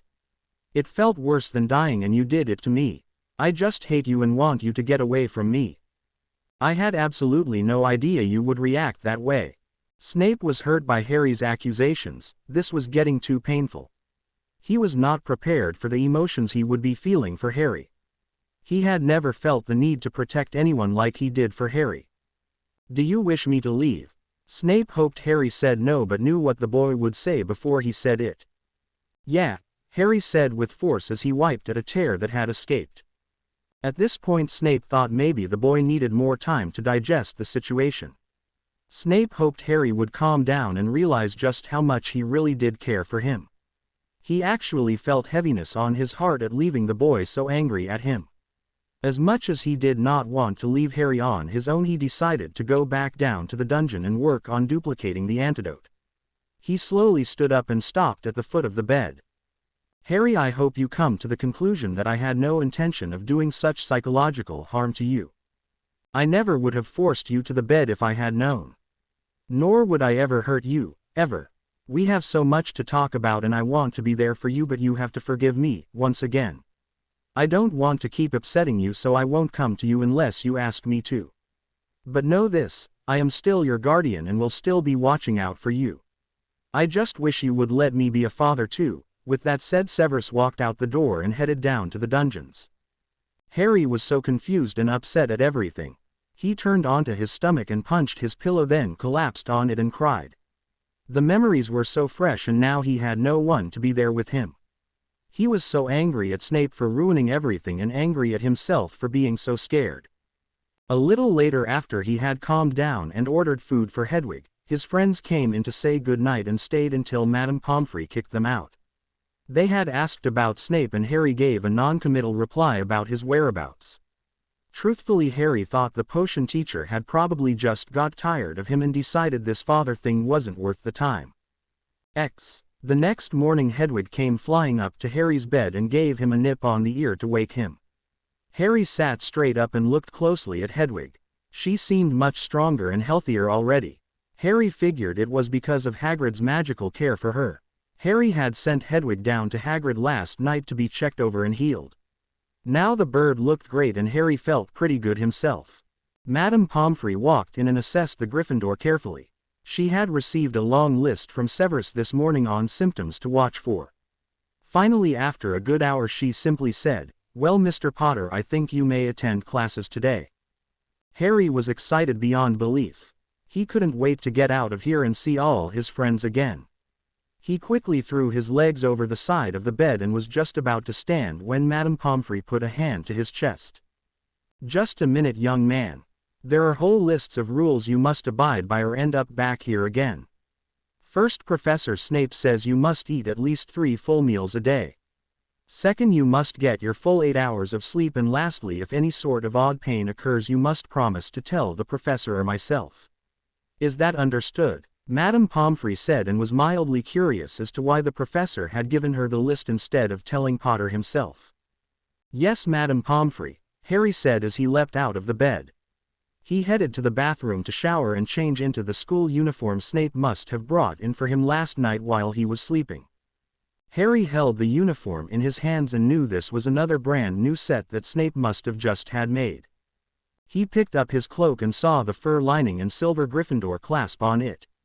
He still wasn't used to someone actually buying him new clothes and caring that he should actually look nice.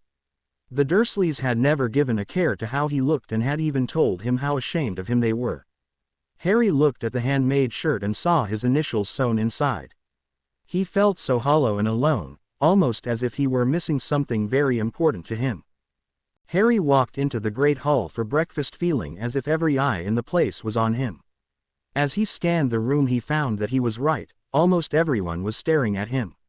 He spotted Hermione and Ron at the long table and made his way towards them. Suddenly Lavender Brown got up and came at him with her arms outstretched. "Oh Harry, it's so good to see you back. We were so worried." Before Harry knew what was happening, he was surrounded by girls giving him hugs and kisses and welcoming him back. He really had no idea the drama his disappearance had caused the school. Up at the teacher's table, Professor Snape had been waiting for Harry's arrival and was surprised by the welcome he received. It almost looked as if Harry was having trouble getting himself away from the group of girls that seemed to be getting even larger. Snape caught Ron's attention and nodded towards Harry. Ron stood up and looked at what the professor was indicating and knew right away his friend needed help. He nodded at the professor as he walked by the head table and made his way to Harry. Harry tried to untangle himself from the now large group but was having trouble when Ron suddenly appeared at his side and grasped his arm. "All right everyone, let the man through. The poor bloke hasn't even had a chance to eat yet," Ron yelled as he pulled him through the crowd and pushed Harry towards the open seat next to Hermione. Harry stumbled into the bench and quickly sat down with gratitude towards Ron. "Blimey Harry, I think you need bodyguards to walk the halls now. If I had known disappearing would cause that kind of thing, I would have done it ages ago." Ron laughed as he sat back down to finish his breakfast. "Ronald, What happened to Harry was serious. "Don't kid about it, he almost died," Hermione admonished. Ron just gave Hermione a smirk and continued eating his ham and eggs. Harry spoke up, "Hermione, don't make it seem so dramatic. I'm still here, aren't I?" Ron looked to Harry with a grin and passed him the toast. Harry had just taken a bite of toast when he was grabbed from behind by Luna. Luna sat the rest of the breakfast with them and told the trio about all the Harry Potter sightings her father had heard about. Her father ran a newspaper and had been flooded with owls when Harry's disappearance had been reported. There were sightings of him from Hogsmeade to America. She made Harry laugh when she told of the sighting of him on a secret pirate ship in the Red Sea. He had no idea he had been such big news. When breakfast was over, they made their way to Transfiguration with Neville and Dean. If Ron and Hermione had not been standing on either side of Harry, he probably wouldn't have made it to class on time.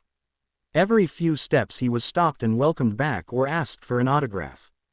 Finally, Hermione was in such a panic at being late she made Harry's friends form a circle around him and wouldn't let anyone stop them to talk as they made their way to the classroom. Harry was happy to be amongst his friends again and even began to push away some of the dark memories he constantly felt creeping in on him. He had a hard time concentrating during Transfiguration and failed several attempts at turning a rock into a snapping frog. His rock wouldn't budge and he finally gave up hope of it changing, earning himself extra homework. School work didn't get any better for Harry in herbology. He had a hard time pushing the memories away and actually flinched when Ron threw an arm over his shoulder. Harry laughed it off but was actually humiliated by the way he had reacted to a friend's hug. Ron had looked at him with an understanding look that made everything even worse for Harry. The last class of the day was potions and Harry thought about not going but knew Snape would come looking for him. In the end he decided to go sit in the very back of the class with Dean and Neville. When Snape entered he was in a foul mood and within minutes took points from Gryffindor for some small thing Neville did. Harry kept his head down and was sure not to make eye contact with the professor. He went to get the needed ingredients from the front of the class for the potion they were working on and had another run-in with Crabbe. As he was walking back to his seat, Crabbe stuck his foot out and tripped him. Harry stumbled forward but didn't fall. However, his tuberworms flew out of his jar and landed on the floor. He gave Crabbe an angry look but wasn't in the mood to get into a fight. He noticed Malfoy hadn't joined in on the sniggering that followed and was actually looking down. It was an odd reaction from the Slytherin and Harry thought it might have something to do with Malfoy still believing he had hit Harry with the Cruciatus curse. Harry hadn't said anything to anyone about it and had actually forgotten it happened. Some of the other students, mainly girls, helped Harry collect the squirming worms and place them back in his jar. Harry thanked them and went back to his chair feeling like the day couldn't get any worse. Harry and Neville's potion had not turned out as it was supposed to. The potion was supposed to turn yellow but theirs was blue and had black smoke billowing out into the air. Within seconds it boiled over and the blue goo ran down the sides of the cauldron onto the table and floor. Harry didn't know how to stop it. He was panicking as the thick black smoke began to fill the classroom so much that he couldn't even see Neville sitting next to him anymore. Snape marched to the back of the class with a furious look on his face and snarled out, "Who did this? What brainless idiot put fernweed in this potion instead of fenweed?" Snape raised his wand and the black smoke and blue goo disappeared. Snape saw Harry standing in front of him and instantly knew this had been Harry's mistake by the look of terror on the boy's face. Snape froze as Harry quickly looked down. The whole class was silent and watching to see how Harry's guardian would react to him. By now the whole school knew that Snape was adopting Harry and most wondered if Harry would get special treatment now. "Well, Mr. Potter, it seems that your mind must be elsewhere. This is a mistake I would expect from a first year or even Longbottom here, but I most definitely did not expect this from you." Snape watched as Harry's look of fear turned to one of defiance and was glad the boy still had enough courage to get angry back at him. He hated to goad the boy into anger but wanted to see how damaged he really was. Several of the teachers had reported to Severus how Harry was disconnected and despondent in class today. "I didn't do it on purpose," Harry said with irritation. "You will address me as professor or sir," Snape said sternly. Harry took a deep breath and looked the professor in the eye. "I didn't do it on purpose, sir." "Well, Mr. Potter, I believe you are in need of attending remedial potions class tomorrow during your free period. Perhaps that will help get your brain working once again. But Severus the First have Quidditch tomorrow during free time and lunch. Harry blurted out without thinking. Several students gasped at the use of the potion master's first name. I gave Madame Pomfrey firm orders that if you were released from the infirmary that you were to eat 3 full meals a day. Already you are disobeying my orders and skipping lunch. Snape knew Harry would be taking the next dose of the antidote tomorrow evening and wanted to make sure the boy didn't make himself sick by not eating. Dunno, I guess I hadn't thought about it. I was just so excited to ride my broom that I thought. Snape suddenly cut him off. Ride your broom? Who says you are well enough to fly? I do not remember giving you permission to fly yet, Mr. Potter. But you have to, please, Professor. It's really important to me, Harry pleaded, totally oblivious the entire class was witnessing the exchange between the two. Mr. Potter, you are not fully recovered as of yet and I will not put your health at risk. Harry looked down and mumbled out, you just want to keep making my life more miserable. Stop mumbling and look up when you speak to me. Furthermore, you had better think about what you just said before repeating it, Snape said rather harshly and took a threatening step closer to Harry. Harry backed up but did look the professor in the eye. You just don't understand. What if I just play for half the practice and I promise I won't overdo it and I won't fly too fast or... Snape cut him off again. Potter, stop begging, it is not fitting and it will not change my mind. I'm not begging, I'm just, why do you have to be so strict with me? It's just flying, sir, it's not like I'm going out to fight Voldemort or something. Both Severus and Harry heard loud gasps from the class at the use of the Dark Lord's name. Harry looked around for the first time and noticed that everyone was watching. His face flushed with embarrassment and he quickly looked down again. Severus looked around and was also surprised the entire exchange had been witnessed by the whole class. He stood up straighter and turned towards the students with a scowl on his face. The students quickly went back to their work. Snape turned back towards Harry once again and said in a much quieter voice, my decision stands. I will not put your health at risk for a ridiculous game. Harry was angry that Snape was being so stubborn and said without thinking, I wouldn't be sick if it wasn't for you. Harry grabbed his book bag and raced to the door, leaving behind a shocked and wounded Snape. Snape quickly recovered from Harry's words and called out, Mr. Potter, stop. Harry froze as he once again was reminded of Vernon's strict punishment for walking away without permission. He slowly turned back to the professor as Snape strode towards him. Harry unknowingly took a few steps back as the professor approached and clearly had fear in his eyes. The fear in Harry's eyes made Severus stop short and calm down a bit. The last thing he wanted was to scare him. Harry's last words had actually had an impact on Snape. He had been feeling very guilty over the harm his own aunt had put Harry in and did want to make up for it in some way. It seems we have come to an impasse, Mr. Potter. First off, I will not tolerate your impertinent conduct in class. Is that understood? Quote. Harry balled up his fists in anger but answered, yes, sir. Now apologize to the class for the interruption you have caused. Harry was beyond humiliation but looked up and quietly said, sorry. The Slytherin snickered but everyone else looked sympathetic. Snape stepped closer to Harry and put a hand on his shoulder, trying to come to a decision. Do you truly feel well enough to ride your broom? Harry immediately said, yes, sir. Would you have any objections to my coming to your practice tomorrow and keeping an eye on you? No, sir. I guess that would be okay. Harry was shocked Snape was letting him practice and even more shocked Snape would cancel a class to keep an eye on him. All of a sudden Harry felt so much better, as if a load had been lifted from his shoulders. Snape could see the relief clearly written on Harry's face and knew he had done the right thing by giving in on this. He just wished he hadn't been forced to do it in front of the whole class. Now he would have to be extra strict with his students or lose his hard-earned reputation. He quickly turned on his heel facing the class and barked out, class, back to work, and Mr. Potter, take your seat or lose 50 points. Harry went back to his seat and tried not to laugh at the looks of awe clearly written on the Slytherins' faces. When class ended, Harry took his time packing his bag so he would be the last one out.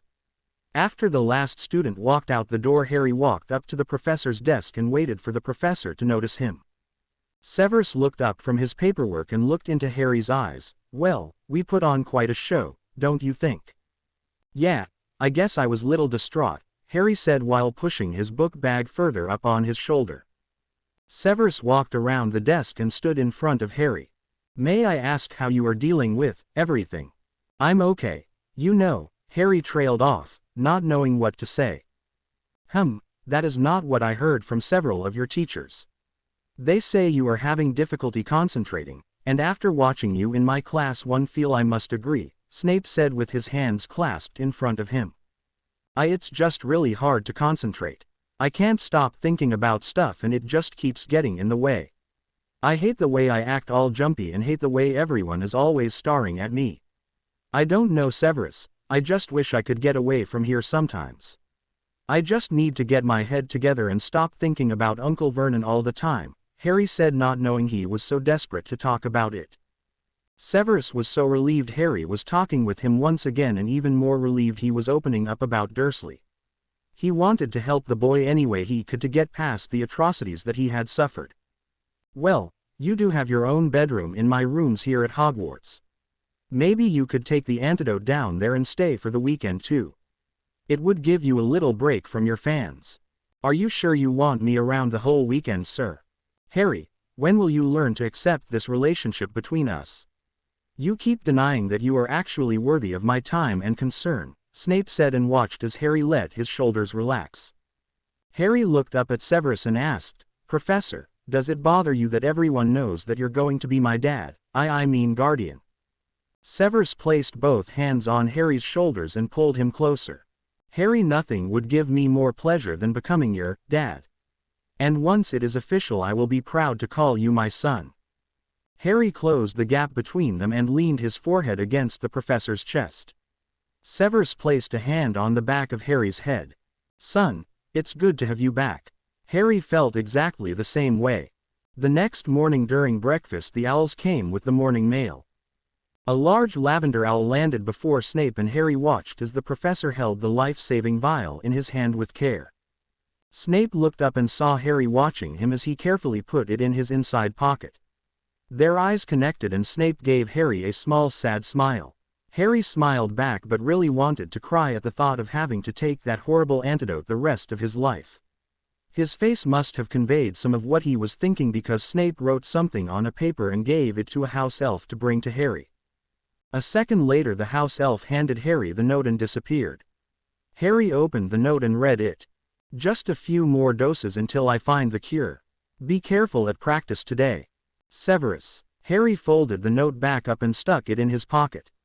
He looked back towards the professor and this time gave him a genuine smile and a nod. Suddenly he felt so much better. He left the great hall with a smile, knowing that he would be back on his broom today and playing Quidditch, and that someone actually cared enough to come watch and make sure he didn't get hurt. Harry had put the note Snape wrote to him in his pocket and went to class. The note had only been a few lines, but to Harry it meant much more. Just knowing that someone cared made a big difference in how he was handling the flood of memories that threatened to close in on him every minute. At this point he was living minute to minute, second to second, trying not to let the mountain of emotions fall down on him. The abuse he had suffered at the hands of his uncle affected him so deeply that he didn't know how to begin to deal with it other than to push it away from his thoughts. He thought he might be feeling differently if it all hadn't happened so suddenly over the summer and following his tremendous guilt over getting Sirius killed. Had Uncle Vernon really been trying to help him change, or was he just a sick, demented person who enjoyed watching him suffer? Harry still didn't know the answer. As Harry was walking by himself to class, he noticed a group of girls following behind him and could hear his name every now and then. It felt so weird to him that so many girls were actually interested in him now. The welcome ball was only a week and a half away and Harry had no idea whom he was inviting yet. There really wasn't anyone he was interested in besides Ginny, and she always seemed to be in the company of one guy or another, so he thought his chances with her were slim to none. Besides, he didn't know how Ron would take it anyways, and the last thing he needed was a fight with Ron. At this point he thought he might not go at all. Later that day at Quidditch practice, Harry noticed many more people in the stands than usual, especially for a midday practice session. He looked around and spotted the professor sitting by himself, grading papers, and ran over to him. "Hi, Professor. Thanks for coming." Harry truly meant that. He had never had anyone interested enough to come and watch him practice. Snape looked up and assessed Harry's health. His coloring was good and he looked to be well rested. "Mr. Potter, you will refrain from doing anything unwise while you are flying. I made this nutritional supplement for you since you will be taking the antidote tonight. I really do not want you skipping meals today," Snape said as he handed Harry a bottle of green liquid. "Thanks, Professor," Harry said and took a small drink to see how it tasted. "Wow, this stuff's actually really good. If you ever get tired of being a potions teacher, you could start a new business selling this," Harry said and finished off the bottle in a few more gulps. "Thank you, Mr. Potter. I will try to keep that in mind after teaching the first years." Harry laughed and handed the empty bottle back to the professor. He gave a quick wave and kicked off, flying up in the air. Severus watched and was impressed with the ease and grace the boy showed on the broom. He had always known Harry was quite a good flyer but had never appreciated his grace before today. Harry made a couple of loops and dives and the students sitting in the stands broke out into applause. Severus could hear the young ladies in the stands talking about Harry and who he was planning on taking to the welcome ball next week. He actually thought he heard the words, "love potion," a few times and thought he should warn Harry in case anyone tried to slip him something to make him fall in love. Severus turned towards the group of girls sitting behind him and gave them a scowl. The girls immediately became frightened and moved further down to the next set of bleachers.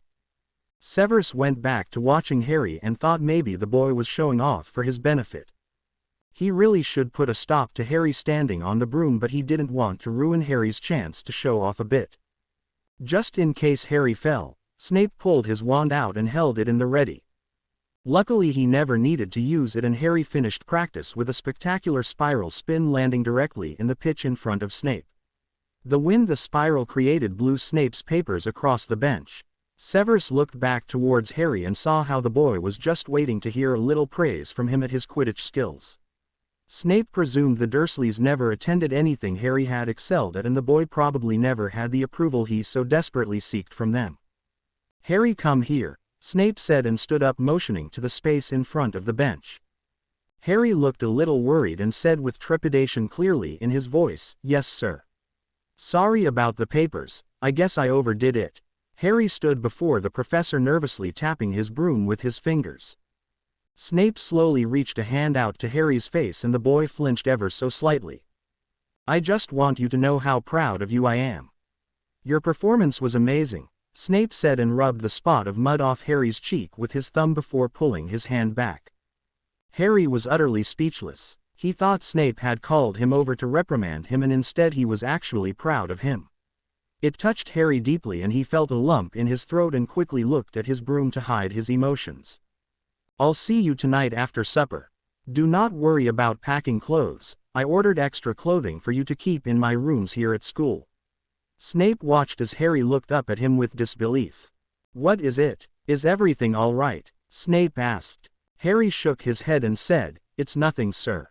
What is it?" Harry shuffled nervously and said, "It's just, I never really had anyone, care that much." Harry felt his face begin to flush. If the stands had not been full and if every eye in the place wasn't blatantly staring at them, Snape would have put his arms around the boy but decided to just pat his shoulder instead. "Well, get accustomed to it." With that said he gathered his papers and left the stands to several whispers and much gossiping. Harry quickly looked around and saw how everyone was staring at him and was thankful they couldn't actually hear the words that were said between him and the professor. He was looking forward to a nice relaxing weekend away from prying and gawking classmates. He swung his broom onto his shoulder and caught up with the rest of his teammates, feeling like he was a little less different than everyone else for the first time. He was no longer alone and was in fact going to have a real family, a father who was actually proud of him. That evening after supper Harry made his way down to Snape's quarters for his weekend stay. He would have been excited to be getting away from everyone but the thought of taking that antidote put a damper on his spirits. When he reached the portrait with the snake on it, he said the secret password and went inside. The fireplace was roaring and there was a pitcher of butterbeer and 2 glasses on the coffee table. Harry immediately felt comfortable in the warm inviting room and dropped his book bag on the console table. Harry spotted the professor across the room standing at his desk, reading a rolled-up parchment.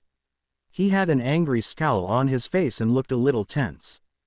"Hi, Professor," Harry said, a little alarmed at the look on the professor's face. "Good evening, Harry. Did you eat all of your supper?" the professor asked curtly. "Yes, sir. According to Vespa, that should help stave off the stomach pains." "Professor, how do you know that she's not just giving me more poison?" Harry asked. The question had been on his mind the last couple of days. He plopped down on the sofa and leaned on the green silk pillows. "Do you honestly think I would hand you something without testing it first?" Snape answered a little harshly. He was actually quite offended to think that Harry would think him so naive. "Oh, yeah, of course. I didn't mean that, sir," replied Harry with apprehension. The last thing he wanted to do was make Snape mad and get kicked out. "No, you have every right to question anything you are given. As a matter of fact, if your brain had been working properly over the summer, you wouldn't be in this predicament. I am not certain what was going through your mind when you drank that tea," Snape said as he began to shake up the vial of antidote. "I guess I wasn't really thinking too clearly. I thought Stanton was one of the good guys. Try not to rely on your intuition in the future, it obviously steers you wrong." Harry was feeling a little awkward at the moment. He almost felt like Snape didn't want him there anymore. He already felt like he was intruding on the professor's free time and didn't want to take up more of his time than necessary. "Professor, I can go back to Gryffindor Tower after I take the antidote." "I know I'm taking up all your free time and stuff," Harry replied sincerely. Severus stopped mid-stride and turned to face the boy. He watched as Harry placed the pillow he had been leaning on neatly back on the sofa and went to stand next to his book bag. "Why would you want to do that?" Snape asked. I don't know. I just get the feeling you don't really want me here, and I totally understand and all," Harry said and looked towards the fire. "Harry, I do want you to stay. I'm just a little on edge at the moment," Snape said, and seeing Harry's puzzled look he continued, "I just received an owl from someone that put me in a rather foul mood. Unfortunately, you were on the receiving end of that mood." Snape walked over to Harry and put a hand on his shoulder. Harry looked up at him with a relieved expression on his face. "Harry, this is your home now. You may come and go as you please, just like Snape Manor is your home.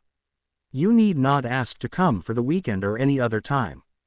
Do you understand?" "I didn't mean to snap at you." Harry nodded and Snape steered him back to the sofa and watched as once again he sat down. "Very well, are you ready for the antidote? The sooner you take it and go to bed, the earlier you will feel better in the morning. I thought we would go to Diagon Alley tomorrow and buy you new Quidditch gloves. I noticed you had a few holes in your gloves. And I have to make a stop at the apothecary for some more supplies. Sir, do you think we could stop at Fred and George's shop?" Snape thought about that for a moment and decided it was a good idea. He still hadn't thanked them properly for finding Harry and was willing to put their past experiences to rest now that the twins were no longer in school. "Yes, if that is what you wish. I owe the Weasley family a great gratitude," Severus said sincerely. Harry gave him an inquisitive look. "Why, Professor? They were the ones to find you in the tunnel. Who knows how long you would have survived if they hadn't found you when they did," Snape said and put a hand on Harry's shoulder. "Now, are you ready to drink this?" "Yes, sir, but is there anything you can give me for the stomach pain?" Harry asked hopefully. Yes, I know it does irritate. I wish there was something, but it did not work the last time you took it. Have you been eating large meals?" Snape asked as he uncorked the vial and handed it to Harry. "I guess so." Snape gave him an austere look and raised an eyebrow. "Well, we will soon find out. Go ahead and drink up." Snape watched as Harry drank and then made a sour face. "That was awful. It tasted like Bertie Bott's beans earwax," Harry said as he grabbed the glass of butterbeer Snape was now offering. "I tested it this morning and the core ingredients were the same as last time. Vespa must have taken out the sweetener she had put in for the tea." "Professor, I don't feel so good," Harry said as he began to shiver and hold his stomach. Snape placed a hand on his forehead. He was warmer than normal but not enough to cause the boy to shiver. Snape grabbed a quilt and wrapped it around Harry's shoulders, then pushed the boy back onto the pillows on the sofa and sat down next to him. Harry felt awful and was starting to get those horrible stomach pains again. He curled up into a ball and laid his head down on the pillow. The professor tried to calm him down by telling him stories of students worse at potions than Longbottom and rubbing small circles on his back. Harry wasn't really listening as the pain was so intense, but the sound of the professor's voice was rather comforting. After a good hour, Harry finally fell asleep. Snape watched as Harry's face showed the pain he was feeling even in sleep and wished it had been him instead of Harry who had been given the poison. He felt Harry shudder every now and then and knew that he would have to hurry and find out what the mysterious ingredient was that was making the boy so ill.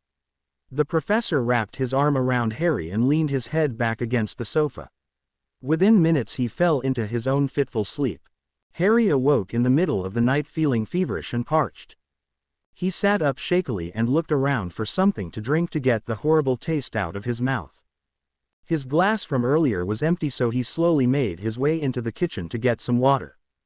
His hands were shaking so much from the stomach pain and fever that he sloshed water down the front of his shirt. On his way back from the kitchen, something caught his eye on the professor's desk. It was the rolled-up parchment that the professor had been reading earlier.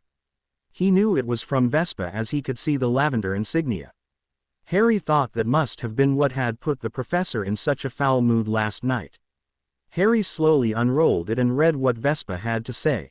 "Severus, your request to sign over your estate in exchange for the formula to the antidote will not work. When your great-great-grandfather died, he placed a magical spell on the estate ensuring that the doors would open only to the rightful owner. The spell would make the estate inhabitable to anyone that was not the rightful heir. Unfortunately, there is a clause including an adopted child. So I must turn down the offer of you signing over your estate and insist that the adoption be stopped. At this point I no longer trust you to do that on your own and will have my people keeping an eye on you. I am amazed that you actually think you could outsmart me, Severus. You were a foolish, weak child and have become an even more pathetic adult. Is this boy really worth the division it has caused in our family?" Aunt Vespa. Harry held the note in his unsteady hands and read it one more time. He could not believe that Snape was actually willing to give up that beautiful estate just to adopt him. It made Harry feel so guilty, and yet he felt relieved to know that Snape really did want him as a son. The thought was too good to be true. "Excuse me, Mr. Potter, but do you usually read notes that are not addressed to you? I will need to remember in the future to lock my desk drawer," Snape said as he stalked over to the desk and ripped the note from Harry's hand. "Oh, I'm sorry, sir." There really wasn't much Harry could say as he had been caught red-handed. Snape was going to give him a lecture on privacy when he saw how hard Harry was shivering. "What is wrong with you? Do you have another fever?" Snape asked as he roughly put his hand to Harry's head. The boy was burning up again and looked as if he were ready to pass out. "Get back to the sofa and lie down immediately. Why did you not wake me and let me know you were ill? For Merlin's sake, Potter, you must learn not to hide these things from me." Snape snapped as he pulled another vial from his black bag. Harry unsteadily made his way to the sofa and practically fell on it. He then rolled back up, holding his stomach and placing his head on the pillow. Snape walked over to him and watched with concern as Harry drank the fever-reducing potion. "Well, I guess it was too much to expect that dreaded fever to stop attacking you. I'm not sure if it has to do with the antidote or not. You clearly had fevers before the poison was given to you." Snape sat down next to the pillow Harry had his head on and pushed Harry's hair back from his sweating forehead. "Professor, could you please make the fire hotter?" Harry said with chattering teeth. Snape knew the fire was roaring and thought Harry must have the chills. He pulled out his wand and another quilt appeared. He flung that over Harry and said, "I don't want you to get too warm. Try to go back to sleep. Hopefully this will pass and you will feel better in the morning." Snape sounded much more confident than he felt, though. Harry slept for a good hour as Snape sat by him and occasionally felt the boy's forehead in hopes that the fever would break. Snape began to wonder if the fever was somehow caused by the abuse Harry had suffered. He remembered Harry having these same fevers in the hospital after he had been rescued and whenever the boy was especially stressed.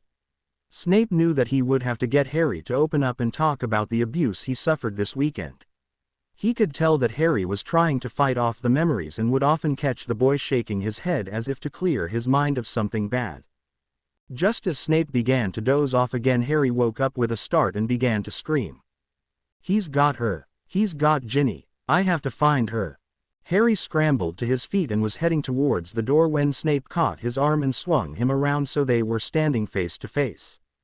"Potter, stop now and look at me." Snape grabbed the boy's face roughly and waited until Harry looked him in the eye before saying, "Sit down and tell me what is wrong." Harry tried to pull out of Snape's grasp. "No, Voldemort has Ginny. I have to go help her. He has her at the gates." Harry screamed out and tried to loosen Snape's firm grip on his arm. "Potter, stop this instant. Miss Weasley is safe in her bed. It is 4 a.m. and no one is allowed out of the castle." "It was a nightmare, only a nightmare," Snape reasoned as he grabbed Harry's other arm and shook him. "It wasn't a nightmare. It was real and it was from Voldemort. I can feel it in my scar," Harry said emphatically. Snape pushed the hair back from Harry's forehead and saw that the scar was an angry swollen red color. The professor knew that it very well could have been a message from Voldemort but thought it more likely a trick than real. But he knew Harry wouldn't sleep until the boy knew for sure that Miss Weasley was not in danger, and now he too felt he needed to be sure. "Very well, I will go up to Gryffindor Tower only if you go back and lie down. You still have that fever and I do not want you overexerting yourself going up and down the stairs." "Okay, but hurry, please," Harry said and reluctantly went back to the sofa and knew that he probably wouldn't even make it up to Gryffindor Tower with the way he felt right now. He watched as the professor made his way out the door and hoped that this was just Voldemort playing another trick on him.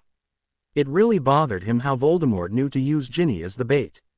He didn't think anyone knew about the way he felt for Ginny. Harry sat up on the sofa and was watching the door when it suddenly opened and Snape came walking in followed by Ginny and Hermione. Harry stood up quickly and immediately regretted it as he swayed and would have fallen if Snape hadn't rushed over and caught his arm. "Ginny, you're okay," Harry said, rather embarrassed by the whole incident now. The professor pushed him towards the sofa and Harry sat down. "Harry, are you all right? Professor Snape said you had another scare again from you-know-who," Ginny said as she wrapped her robe around her tighter and looked at Harry with concern. He was shaking and looked feverish. "Again?" Professor Snape asked, and he looked down at Harry with a stern look. Harry didn't say anything, but Hermione offered up, "Yes sir, this is not the first time Harry has thought Ginny was in trouble. That day that you caught him in the hallway he had another nightmare." Harry felt totally betrayed by his best friend and gave her a glare before looking over at the professor. "Harry, I am at a loss. I really do not know how to deal with you and the secrets you insist on keeping from me. What exactly is it going to take for you to begin to trust me?" Snape said severely as he pushed Harry back on the pillow and threw a quilt over the shivering boy. Both girls looked at Snape with a little fear clearly on their faces. Snape softened his expression and shook his head in frustration. Harry looked down and was at a total loss on how to answer. He never wanted Snape to find out about the dreams because he knew the professor would make him start occlumency lessons again. Ginny came and sat down next to him and took hold of his shaking hand. "I'm okay, Harry. Voldy's just trying to scare you again. Don't listen to him anymore," Ginny said as she patted Harry's hand. Harry looked at her face and felt relief wash over him. "Mr. Potter, I do believe you have an appointment tomorrow with me for occlumency lessons. The trip to Diagon Alley will have to wait. Now may I get you young ladies a cup of tea before I escort you back to Gryffindor Tower?" Both Ginny and Hermione were surprised Snape was being so nice. He was such a different person now that he was adopting Harry. Hermione said, "That would be nice, sir." Snape pulled his wand out and there were 3 cups of steaming tea on the coffee table. He excused himself and left the 3 Gryffindor to themselves. No one spoke for a few minutes. Ginny finally said, "Gosh Harry, Snape really cares about you, doesn't he? He was the one who made McGonagall give us permission to visit you." He said you would be worried until you saw me in person. Harry looked at Ginny in her pink bathrobe and fuzzy slippers. He felt a strong desire to lean over and key her but held back and squeezed her hand instead. Hermione suddenly spoke up again. Harry, I didn't mean to get you in trouble, it's just that I know what happened last year with Sirius and I'm afraid Voldemort's doing it again. Hermione, how did you even know about the last time I had that nightmare? Oh, forget it, I'm sure Ron told you. Bloody hell, Hermione. Harry didn't finish his sentence as Snape walked back into the room and gave him a glare. Mr. Potter, it seems you are in need of more lessons than I thought. Tomorrow you will not only get a lesson in occlumency but also one in manners. Snape faced Hermione and said, if you ladies are ready, I feel we should be on our way. It seems Mr. Potter needs more rest, maybe then he will remember his manners. Snape turned on his heel and headed to the door. Ginny looked at Harry and was not sure if he was red from the fever or from getting in trouble in front of everyone. She gave his hand a final squeeze and said, could we come see you tomorrow? Harry looked over to Snape, who said, this is Mr. Potter's home. He may have whomever he pleases over for a visit. Although I'm not sure why anyone would want to spend time with him with the way that he speaks to his friends. Snape gave Harry a look of disappointment. Harry looked over at Hermione as she stood up with an upset look on her face. Hermione, I'm sorry. I hope both of you come back to visit and ask Ron if he wants to come too, Harry said through chattering teeth. Snape tried not to show how worried he was about him but walked back over to Harry and put a hand to his forehead. Sure enough, the boy was burning up again. Harry, I'll be right back, Snape said in a much softer voice as he carefully pushed Harry back onto the pillow and covered him with the quilt again. He pulled his wand out and a tall glass of water appeared. He offered it to Harry but the boy refused. Snape walked to the door with a look of concern on his face. The girls gave a final wave and followed Snape out the door. Harry closed his eyes and visions of Vernon immediately popped back to his mind. He tried again to push them away and failed miserably as he fell back into another fitful sleep. The next morning Harry woke up feeling like his old self once again. His fever was gone and so were the stomach pains. He took a shower and dressed, then looked around for Snape. The professor was waiting for him in the front room by his desk. Good morning, Harry. How are you feeling? Snape asked as he felt Harry's head again. I feel great. I feel good enough to go to Diagon Alley, Harry said and hoped the professor would forget about his threat last night of occlumency lessons. Yes, well, we have other matters to attend to, Snape said as he motioned for Harry to take the seat in front of the desk. Harry sat down and immediately began to try and push the memories of Privet Drive away before Snape had a chance to see what had happened to him over the summer. Snape sat down on the other side of the desk and watched as Harry closed his eyes and shook his head slightly. Snape knew right away what the boy was trying to do and he pulled his wand out and pointed it at Harry's head. Prepare yourself, Legilimens, Snape said and plunged into Harry's thoughts and memories. Harry was riding his new firebolt with a feeling of euphoria, Dursley pulling his belt off, Harry holding Ginny's hand, Harry being strapped down to the bed in his room by his uncle. Snape felt the black walls come up with force and was pushed from Harry's mind. Snape opened his eyes and found Harry panting and doubled over. Why do you have to do that to me? Harry pleaded, still trying to catch his breath. You must stop pushing those memories away and begin to deal with them. You say that like it's this easy thing to do, but you have no idea how it makes me feel to think of Vernon overpowering me like that. I'm supposed to kill Voldemort one day and I can't even defend myself against my disgusting uncle. Harry screamed out. Snape watched as the boy struggled with his emotions and felt relieved that at least Harry was acknowledging that something had happened. Harry, you had no wand, you were protecting your owl and your uncle has tormented you your entire life. Now, tell me what he did to you. No, just leave it alone, Severus. I can't talk about it, Harry yelled and ran his hands through his hair trying to calm down. Snape saw how distressed Harry was and thought he might try a new tactic to get the boy to open up. He opened his desk drawer and pulled out a black leather notepad. Harry, let's try something new. I will stop forcing you to talk about the abuse you suffered if you begin to write about it instead. I can clearly see how upset it makes you, Snape said and pushed the notebook towards Harry. Harry opened the book and saw the blank pages inside. It would be easier to write than to talk about, and if it gave him a break from occlumency lessons then it would be worth it. Okay, but you have to promise not to show it to anyone, Harry said in a near whisper. Fair enough. Whatever you write will be between you and me, Snape said, and felt his heart skip a beat at the expression Harry was giving him. Harry looked at him with terrible grief clearly written on his face. Too much sadness for a boy of 16 to have ever felt. You know, Mr. Potter, I feel you have had enough lessons for the day. How would you like to go to Diagon Alley?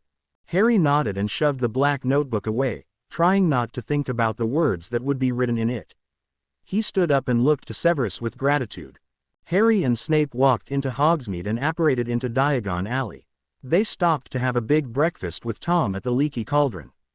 When they finished they made their way into the apothecary shop at the very same time Vespa was on her way out of the same shop.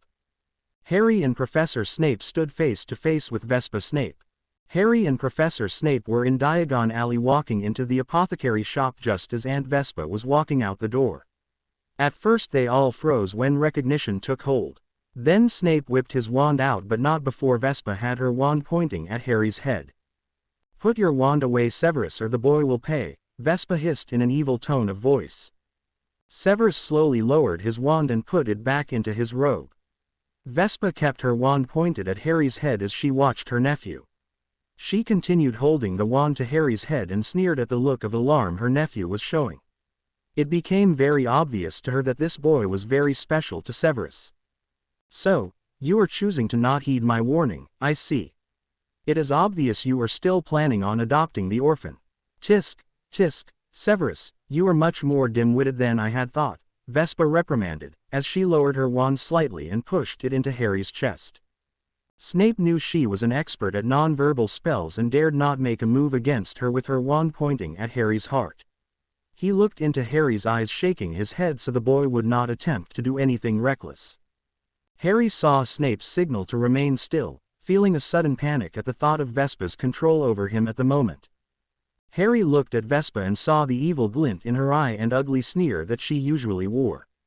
He could smell her disgusting lavender perfume mixed with the herbs from the apothecary. It turned his stomach and he knew he would never forget that smell. At that moment Harry wanted to kill her and watch her suffer as he had to suffer. She was the cause of him being sent back to the Dursleys, she was the reason why he was so sick, and worst of all she was the reason why Professor Snape could not proceed with the adoption. He was filled with fury and looked into the evil witch's face with revulsion. How dare you look at me like that, you pathetic little creature? You have no idea the power I hold over you at this moment, do you? If I refuse to give you the antidote you will die a slow horrible death by having your insides eaten away. You will no longer have those rosy cheeks and bright eyes, Vespa caressed Harry's face with her other hand. Don't touch him, Snape said and took a step towards them. Vespa looked into Severus' eyes as she slowly caressed Harry's face again, daring the man to make a move. Harry had a look of panic in his eyes and pulled his head back abruptly as memories of Vernon flooded his thoughts.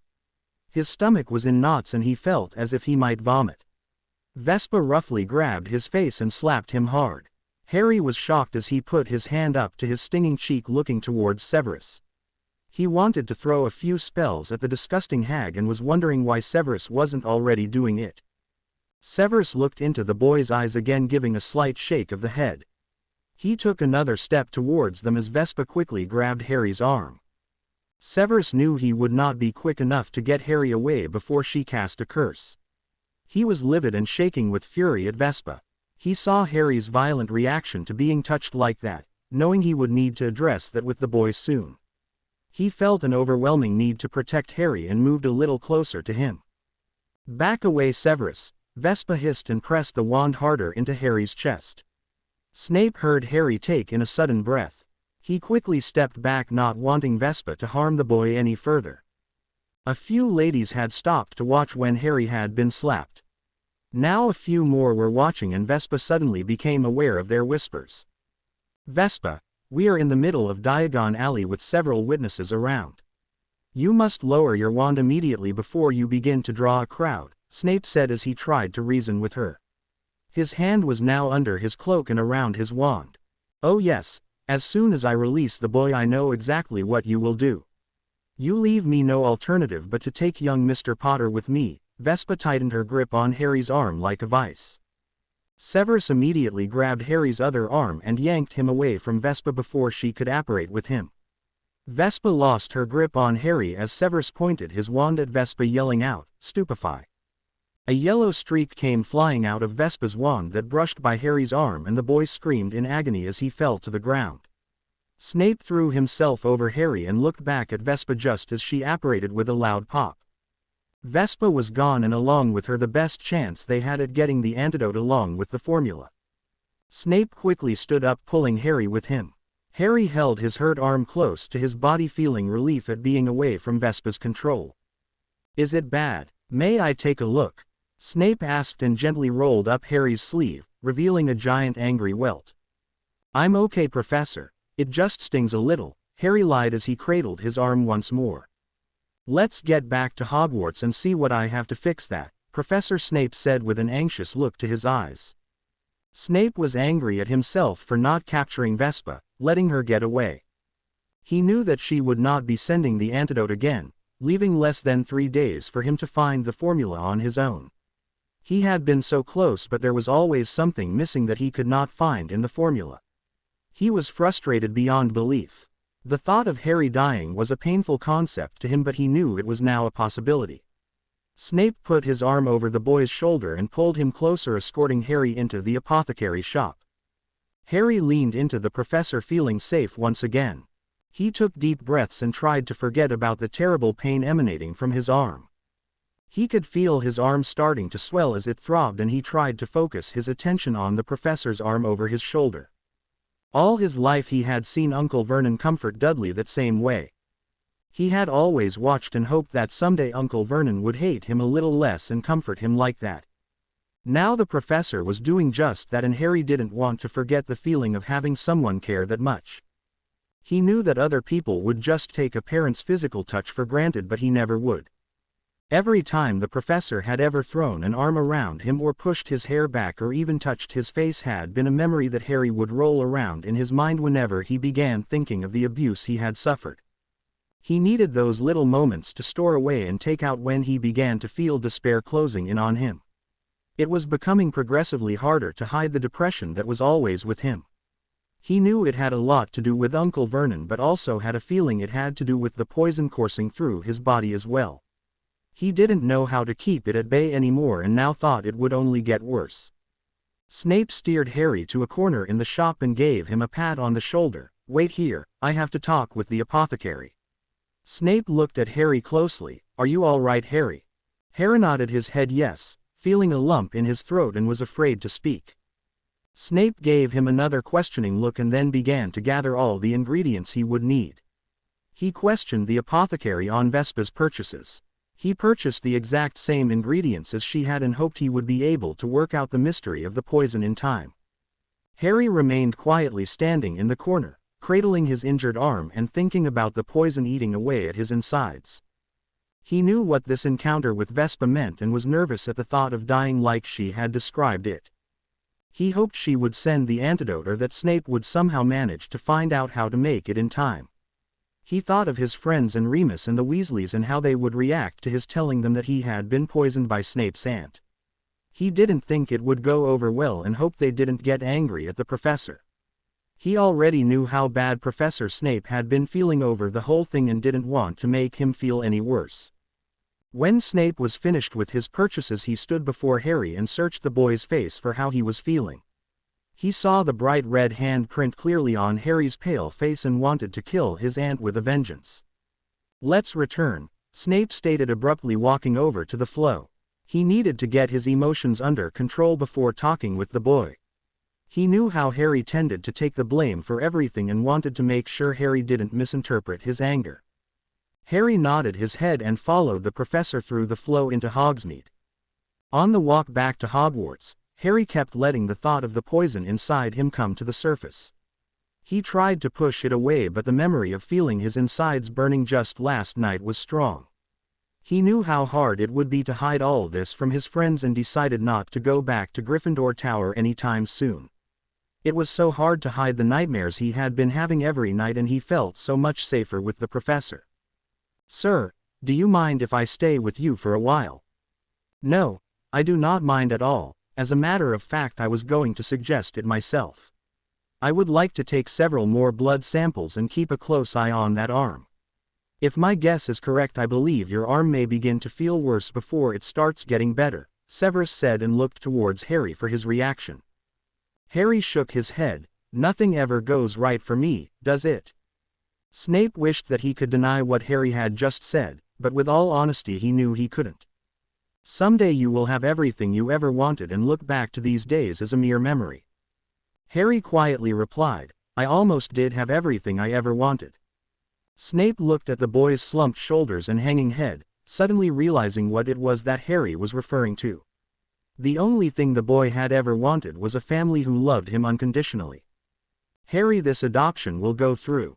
Suffice it to say, there have been a few roadblocks, but I will not give up, and neither should you. In the meantime, I still consider you my son. Do you understand?" Harry glanced up at the professor's face. "Yeah, but it's not real." Snape gave him a look of confusion but didn't say anything further as they walked through the castle doors. When they reached Snape's quarters, Harry went right to the sofa and lay down with his arm pulled close to his chest. Snape put his purchases down and sat by Harry's side. "May I?" the professor asked as he reached for Harry's injured arm. Harry watched as Snape rolled his sleeve up once again and analyzed the angry bruise that was now the size of an orange. He rubbed some healing balm on it as Harry looked away, squeezing his eyes closed from the pain. "Does it hurt?" Severus asked as he gently turned Harry's face towards him. Harry shook his head. "No." Severus raised an eyebrow, looking Harry in the eyes. "Maybe a little, but I'm all right," Harry begrudgingly admitted and pulled his chin away. "Yes, well, I am going to give you a pain potion to take some of the discomfort away. You must keep from using that arm for a few days until the swelling comes down.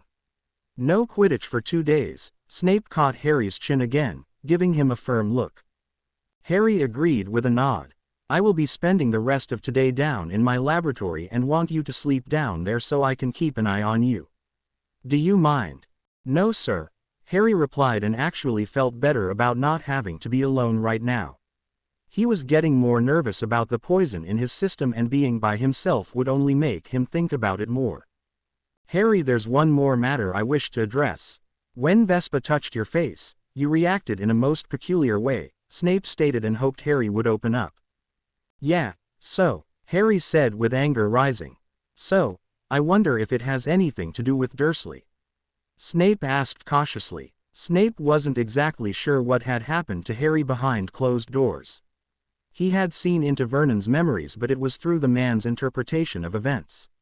He knew that Harry had experienced a completely different memory that was no doubt much more painful. Harry pulled his bad arm back to him and rolled to his side with his back facing the professor. "Just leave me alone," came a tired voice. "I would be a substandard guardian if I were to leave you alone. Something about the way she touched you brought back bad memories for you, did it not?" Severus asked patiently. Harry pushed his face into the back of the sofa and remained quiet. After a few long minutes, Snape finally spoke up. "After you have had a rest, I am going to require you to write in the black book I gave you. You may not do anything else until you have answered my question adequately. Is that understood, Mr. Potter?" Snape wasn't sure how a real parent would handle this uncomfortable situation, but being patient had not seemed to be working thus far. He would have to try a new tactic. "I don't want to do that, okay? Can't you just stop trying to make me remember that stuff? I mean, it was awful enough having to go through it, and now you want me to think about it and write it down," Harry said emphatically, with his face still facing the back of the sofa. "Yes, well, I have no doubts that it will be hard to face, but it will continue to rule your emotions unless you confront it," Snape said sympathetically and placed a hand on Harry's shoulder. Harry shook Snape's hand off his shoulder and struggled to stand up with his bad arm still held close to him. He started for his bedroom but suddenly stopped when he heard Snape's voice. "Mr. Potter, do not walk away from me until we have finished with our conversation. Now get back over here and take a seat," came the harsh command. Harry wanted to flee, but habit had taught him to obey. He begrudgingly walked back and sat down on the sofa looking down at his shoes. I thought we already agreed that you would rest down in the lab. Stop acting in such an immature manner and just do as you are told. It is for your own good, Snape said as he began to lose his patience with the boy. Harry was going to argue. He was going to tell the professor that he couldn't open the door to those memories or he might crack, but he was so tired. All of a sudden he felt physically drained and just wanted to sleep. The quickest way to be able to do that was to just agree with the professor. Yes, sir, came a defeated voice. Snape found that answer a little disturbing. He thought there might be an argument and maybe a compromise, but the way Harry just agreed made him uncomfortable. Harry slowly followed Snape down to the lab and rested on a soft cot as the professor began to work on the antidote. He was just drifting off to sleep with his eyes closed when the professor came and stood next to him. Snape conjured up a blanket and covered the tired boy with it. The professor was feeling like there was a giant boulder sitting on his shoulders and the anxious feeling deep inside was growing. I will not fail you, son, came a quiet whisper from the potions teacher. Harry let himself relax further and drift into a dreamless sleep. Harry awoke to the sound of voices arguing several hours later but pretended to still be asleep so he could listen. Severus, that is too perilous a plan, came and insisted Dumbledore. But I must do something, Albus. I will not stand by and watch him suffer while that hag continues to gloat. It is well worth the risk. Harry could hear the potion master pacing while he spoke. We have no time to argue, Albus. You either go along with the plan or pretend as if you never heard it. Severus, the Aurors are close to finding her. They know that Miss Charlotte is attending Beauxbatons and they are tracking her mail. They could actually capture Vespa within days, Harry heard the headmaster say and thought the man sounded tired and old. And what do you think they will accomplish by bringing Vespa in for questioning? She has the antidote to Veritaserum as well as a host of other means to question her. They have no proof, Albus. Don't you understand? We must fight back with the only thing that matters to the evil hag. Severus, you could end up in Azkaban over something that evil. Do you really feel you could follow through if it came down to it? Dumbledore pleaded. Oh yes, you know my past, even if you wish you didn't. You know what I am capable of. Harry heard Snape walking towards him and quickly shut his eyes. Mr. Potter, are you listening in on this? Snape snapped harshly and threw the covers back off Harry. What did you hear? Harry sat up and shrugged his shoulders. Snape pulled his wand out and pointed it at Harry's head, Legilimens. Harry felt a presence in his thoughts and tried to push the professor out. Get out, Harry cried, and after a moment felt the presence leave. Harry looked up, panting with the effort it took to try to push the professor out of his thoughts. Snape was glad to know that Harry hadn't heard the entire conversation, especially the part requiring him to pull from the darkest part of his soul. But he also found out that Harry was exhausted and feeling tremendous pain in his arm. He tried to remain calm at the boy's insistence to hide his pain from him but began to lose the battle. Why is it that you choose to hide your ailments from me, Mr. Potter? Snape barked as he poured a few potions into a vial. Merlin Potter, is it so hard for you to let me know when you are in pain? Harry was about to lie but thought better of it, knowing the professor had just seen his thoughts and would know the truth. My uncle never allowed me to tell him when I was feeling bad. He thought I was acting like a baby and I would get punished. Snape gave him a look of horror and was about to say something, then clamped his mouth closed. I heard you have a plan, but whatever you have planned, I don't want you getting into trouble on my account. I don't think I could live with myself if I knew something happened to you because of me. Harry said in an angry voice. He was not happy Snape had violated his thoughts in such a way. Professor Dumbledore had turned his back and Harry knew he did not want to get involved, which was just like the headmaster these days. Snape forcibly shoved the vial into Harry's hands. Harry looked up into the professor's face, seeing irritation clearly written on it. Drink it, the professor said. He thought about what Harry had just said and felt compassion for what the boy had gone through his entire life. Unlike your previous guardian, I do wish to know when you are in pain, Snape stated in a more sympathetic voice. Please do not hide it from me again. Harry's arm was throbbing dreadfully, so he swallowed the potion. The professor unceremoniously pushed him back on the cot and covered him with the blanket. Within a few minutes Harry was in a deep dreamless sleep and Snape was back to plotting. Hours later Harry awoke to something slamming against the wall in the lab and Severus swearing obscenely under his breath. He sat up quickly and looked around the lab. The lab was dimly lit and had the same smell of herbs as the lab at Snape Manor. He stood up from the cot and Snape walked towards him with a tense look on his face. Harry instinctively took a few steps back and grabbed his throbbing arm to his chest. "Do not do that, Mr. Potter," Snape said with irritation. "What, sir? What did I do?" Harry froze, continuing to keep his eyes on the restive professor. The professor shook his head and took a calming breath before saying, "Nothing, it is not your fault." Suddenly Snape felt the need to explain, "I do not like watching you step back and show fear of me. It seems you do that more often than not."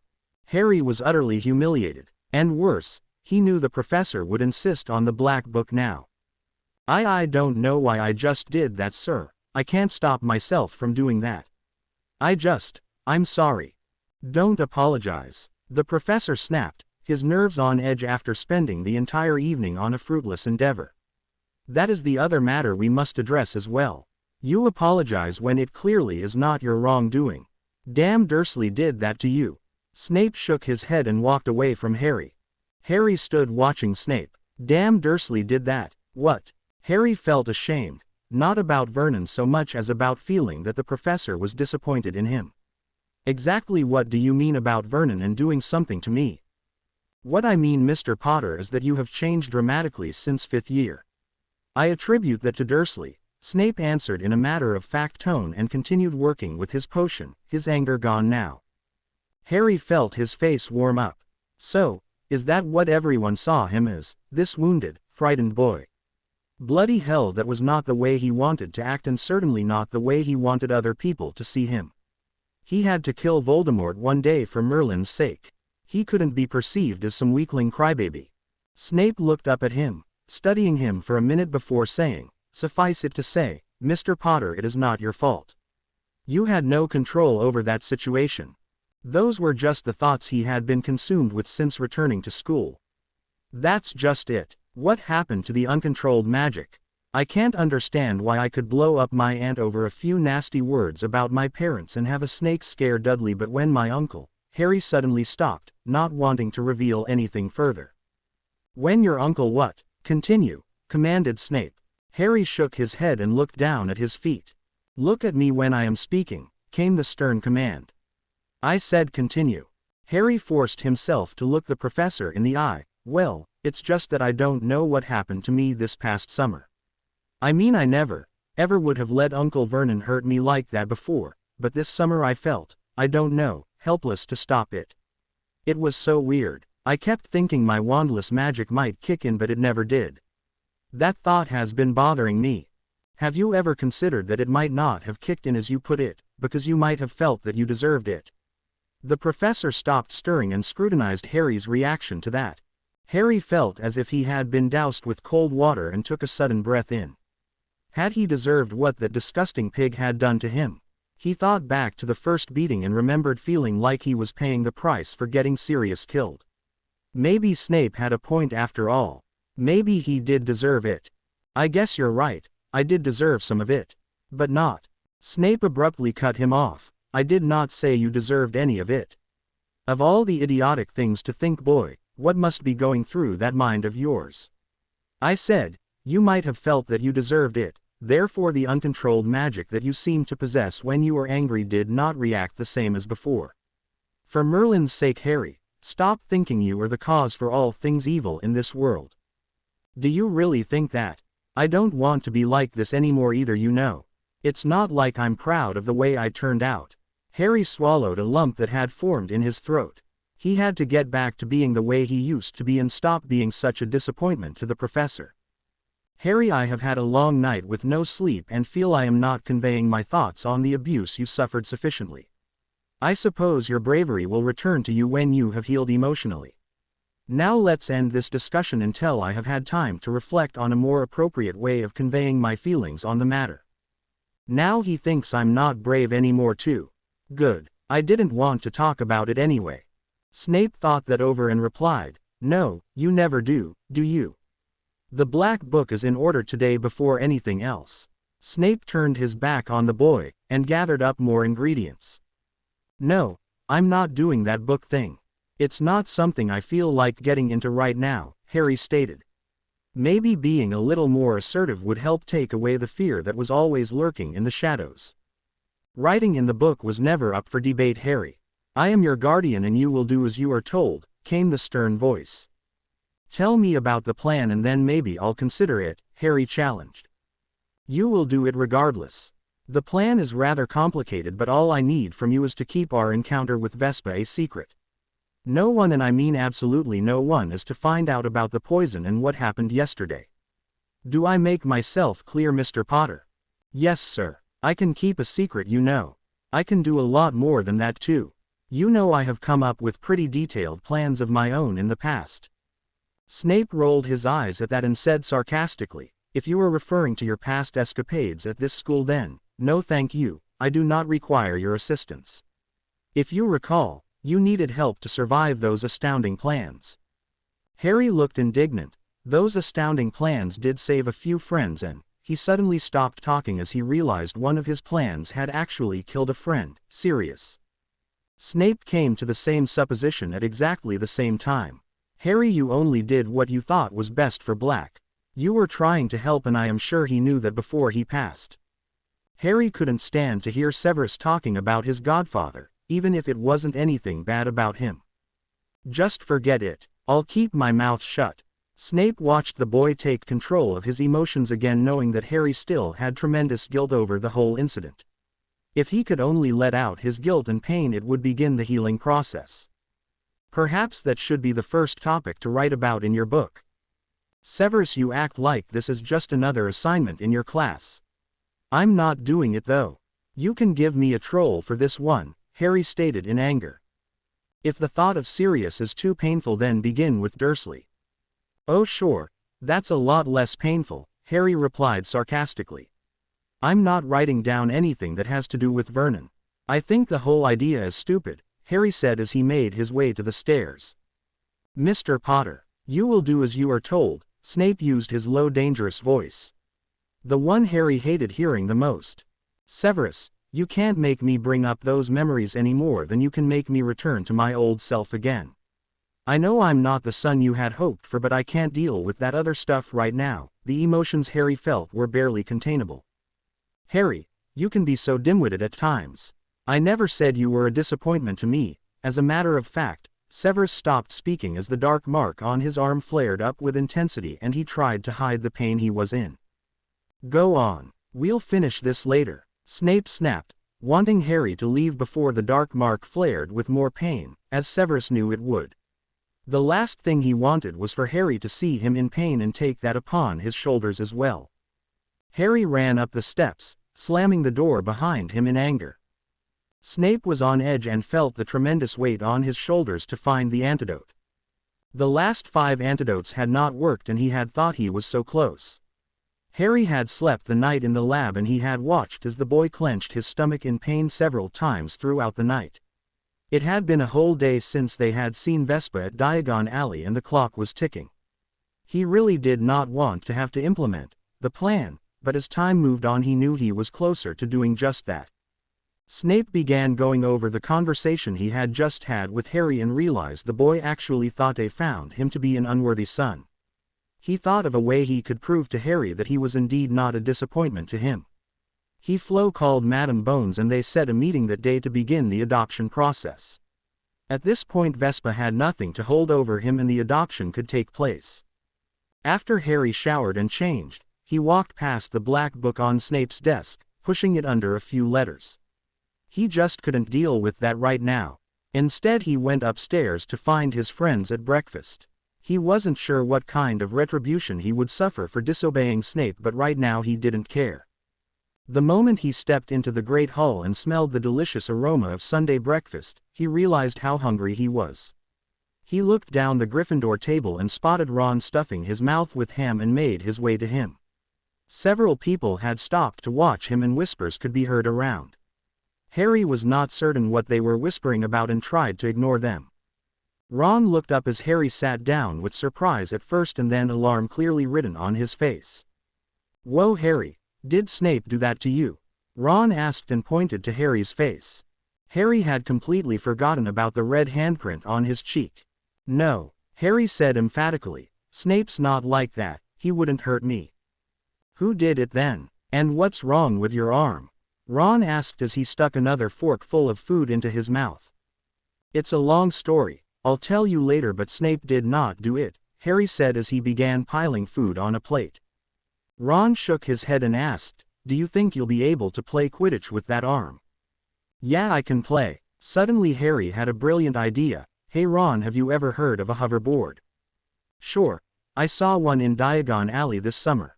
It looked really brilliant, but they wouldn't let me try it out." "Well, you can try my hoverboard then." "No way, you mean Snape," Ron began saying before Harry cut him off. "It's under my bed, come on," Harry said with true excitement, forgetting about his plate full of hot food. He couldn't wait to show Ron the moves he could make on the board. Harry needed to shake the feeling of impending doom he had ever since meeting up with Vespa. The hoverboard was just the thing to take his mind off everything. When they came out of Gryffindor Tower, Hermione, Ginny and Seamus joined along to see how the hoverboard worked. Hermione walked next to Ron and pulled his and Seamus' arms so Ginny could speak with Harry alone. Ginny talked about classes and then about Quidditch before she got up the courage to bring up the dance. She took a deep breath before asking, "Harry, are you going to the welcome dance?" Ginny had hoped Harry would ask her but came to the conclusion that she would need to ask him. I don't think I'm going. I have some stuff to do with the professor." Harry knew that by Friday he would most likely be in intense pain from the poison. Going to a dance would be the last thing on his mind. "Are you going?" he asked, hoping she said no. "Well, I guess I am. My mum sent a dress and everything, so I kind of feel like I should go." Ginny wasn't sure which of the guys who had asked her she would go with, now that Harry wasn't going. "Oh," was all Harry managed to say. His heart dropped at hearing that she had a date, wishing it could have been him taking her. He wondered how long the poison would take to really make him sick. "Do you want to study together tomorrow night?" Ginny asked bravely. If Harry wasn't going to take her to the dance, at least she could get a study date out of him. "Okay, I am pretty behind in most of my classes, so I know I have a lot of catching up to do." Suddenly he felt much better, almost the same way he felt when he rode a broom the first time. He and Snape had decided that he would continue with his studies and classes as long as he could manage, hoping for a good outcome. Seamus caught up with them and immediately brought up the welcome dance. "You are going, aren't you, Harry?" Seamus asked. "I can't." Harry really didn't feel like thinking about that dance anymore. "Too bad, because my date is someone you might remember. She goes to Beauxbatons. I met her over the summer when I stayed with my aunt and uncle in France," Seamus said. Both Harry and Ginny looked to Seamus with surprise. "Well, who is it then?" "Don't keep us in suspense," Ginny asked, totally intrigued. Seamus had been talking about a summer fling but hadn't let anyone know who it was yet. She had started to believe he was just making it up. "Do you remember Fleur Delacour's little sister? The one you saved from the Black Lake, Harry?" Harry remembered quite well. How could he ever forget anything to do with the Tri-Wizard tournament? "Yeah, I remember. You mean Gabrielle Delacour? She's the one you're dating?" Harry asked with surprise. "We hung out all summer and I've been begging Professor Dumbledore to let her come to the dance. Anyway, Dumbledore finally just told me she could come to the dance," Seamus announced proudly. Harry was shocked but happy for his friend. "How is she going to get here?" "Dumbledore is going to arrange a portkey for her. She's going to port right into the school. He said he was only doing it because of the Tri-Wizard tournament fiasco and wanted to make a better impression.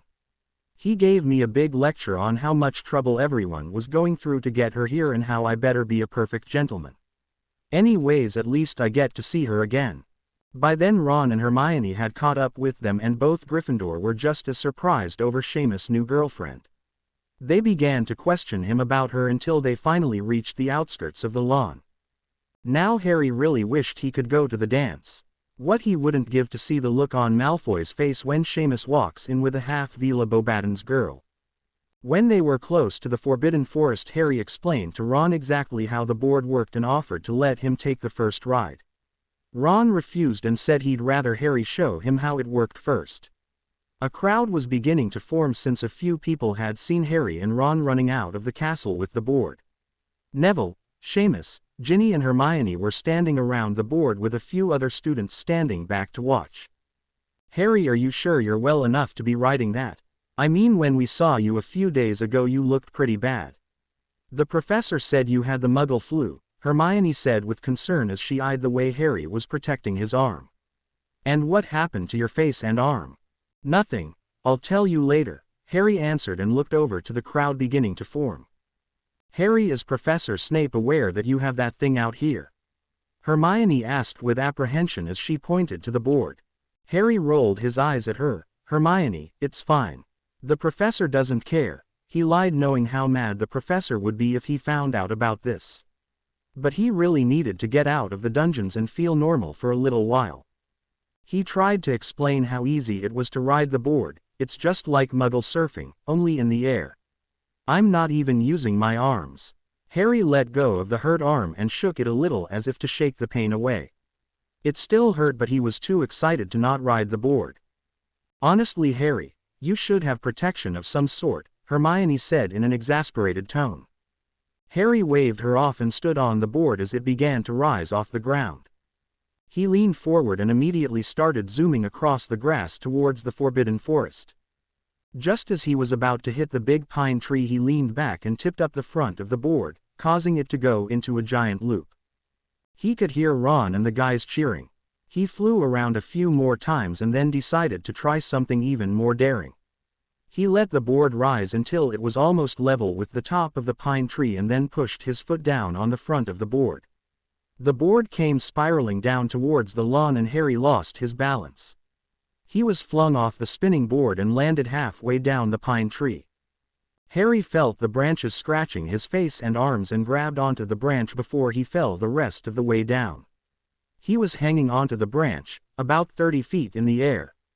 He could see everyone down below panicking and watched as his board crashed into another tree. Harry could barely hold onto the branch as his bad arm was throbbing with pain. Hermione ran towards the castle as Harry tried to stop her, but she couldn't hear him.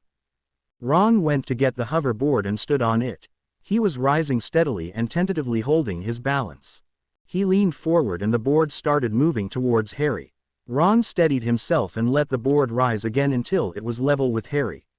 He slowly leaned forward and was almost within reaching distance of Harry when a blinding lightning bolt raced past him. The bolt hit Harry and Ron watched as Harry slowly fell out of the tree. It looked as if Harry were suspended in water as he swayed down towards the ground, landing with a small thump in a pile of leaves. Harry grabbed his throbbing arm and looked around for the person who had cast the charm. Standing at the edge of the grass was Professor Snape next to Hermione, with his wand held before him. Harry froze until he heard Ron screaming. Harry looked up as Ron came hurtling down to the ground, head first. Just before impact, Professor Snape cast the same charm on Ron and the Gryffindor landed softly in the grass, tumbling over into a somersault. Ron quickly scrambled to his feet and was taking deep breaths to calm his racing heart. Snape came towards them with robes billowing and an angry glare. Harry willed himself not to step back, but it took everything he had to hold his ground. Ron, on the other hand, was stepping back behind Harry with a very worried look on his face. Snape stopped directly in front of the Gryffindors with his hands clasped before him and a stern look on his face. He had noticed how Harry had stood his ground and felt a small surge of pride for the boy. He didn't say anything but just stared at the two boys. Somehow that was more unnerving to them than being yelled at by the professor. After a few minutes of very uncomfortable silence, Professor Snape finally spoke. "Accio hoverboard," he said as he held his hand out. The board flew to him and he tucked it under his arm, then turned on his heel and headed back to the castle without saying another word. Ron breathed a sigh of relief, but Harry felt worse than ever. He almost wished Snape had yelled at him or something. The crowd around them started to disperse and Hermione walked over to them. "I told you guys to be careful. You're lucky you weren't killed, Harry. And Ron, you would have broken your neck if Professor Snape hadn't have saved you."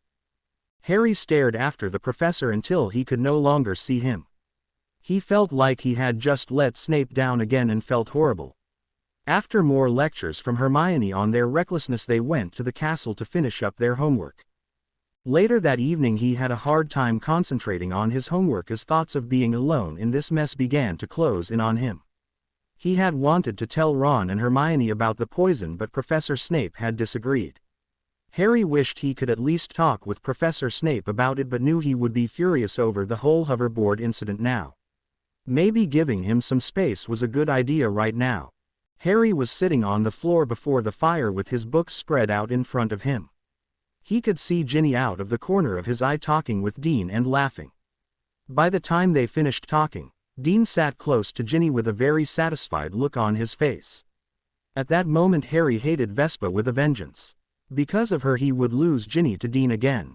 He just knew it. He couldn't take the sight of them together anymore and abruptly got up to go to bed. Ginny noticed and stopped him. "Harry, where are you going? I thought we could all play Wizard Scrabble together." Harry looked over to Dean with disgust, then shook his head and continued walking towards the staircase. "Harry, what's wrong?" Ginny got up and grabbed Harry's arm, forcing him to turn and look at her.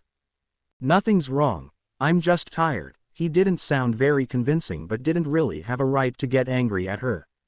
He tried to turn back around but Ginny wouldn't let go of his arm. Harry looked down at Ginny, feeling her firm hand on his forearm. Merlin. He felt his insides drop.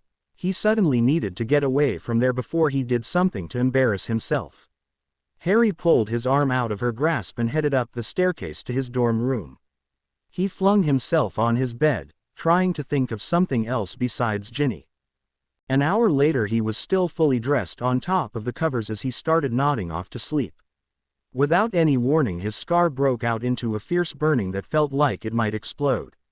He grabbed his head and started rocking back and forth on his knees, trying not to scream out in pain.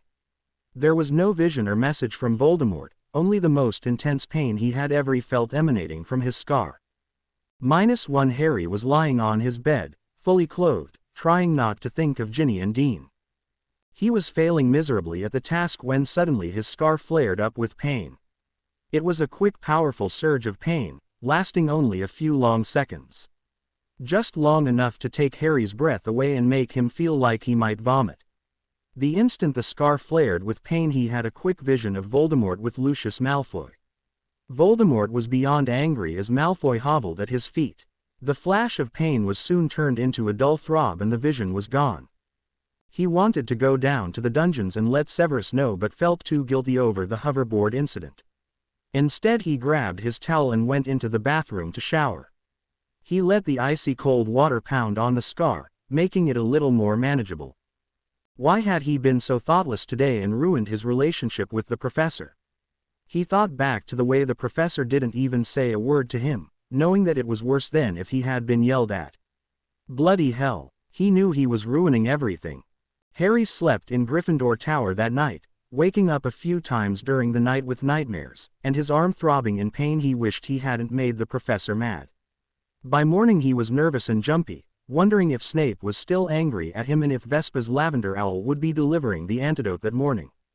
He dreaded taking the antidote again, but the thought of dying the way Vespa had described it was even worse. His arm hurt so bad that he had trouble buttoning up his shirt and had to cast a spell to do it for him. He wished he had some pain potion but knew that asking Pomfrey would lead to questions about where the bruise had come from. Severus had made it crystal clear to him that no one should find out about the encounter with Vespa at Diagon Alley. Finally he couldn't take the pain any longer and grabbed his invisibility cloak. He stuffed it in his bag, telling his friends he would see them at breakfast. When he got close to the dungeons, he threw the cloak over himself and headed down to Snape's quarters. He said the password and went inside, hoping the professor wasn't around. Harry stood cautiously by the door listening for signs of Severus. When he didn't hear any he walked over to the desk and rifled through Snape's black bag with potions in it. He found a pain potion and also grabbed a vial of dreamless sleep, hoping the professor wouldn't miss it. Just as he stuck the vials in his pocket, the laboratory door swung open and Snape and Dumbledore walked in.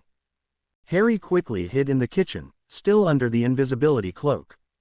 He could hear the two professors arguing and at first felt a little guilty about eavesdropping until he heard what they were arguing about. The key is the girl. Vespa has already transferred half her fortune to Charlotte. She must have made a deal with Charlotte or blood oath or who knows what. But Vespa would not have handed over her money without getting something big in return.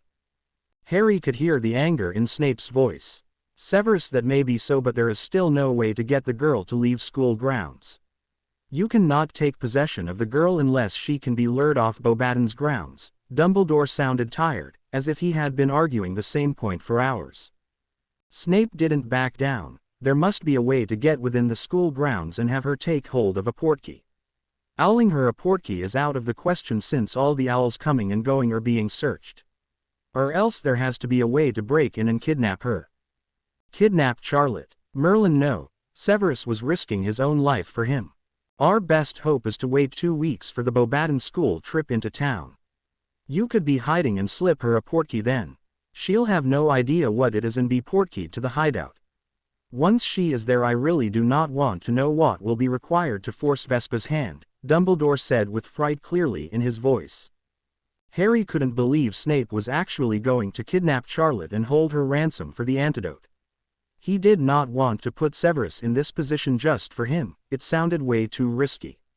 He couldn't live with himself if Snape ended up in Azkaban or worse. No, Albus, I will not wait that long. You saw Harry when he was a week without the antidote, or do you forget the way he looked? The boy actually said the poison hurt worse than the Cruciatus curse. He will not survive 2 weeks, even with the extra potions I have concocted. I must break into Beauxbaton's and take her now. Snape growled out as if to push the point harder. Severus, wait until Hagrid returns today. You must plan this carefully.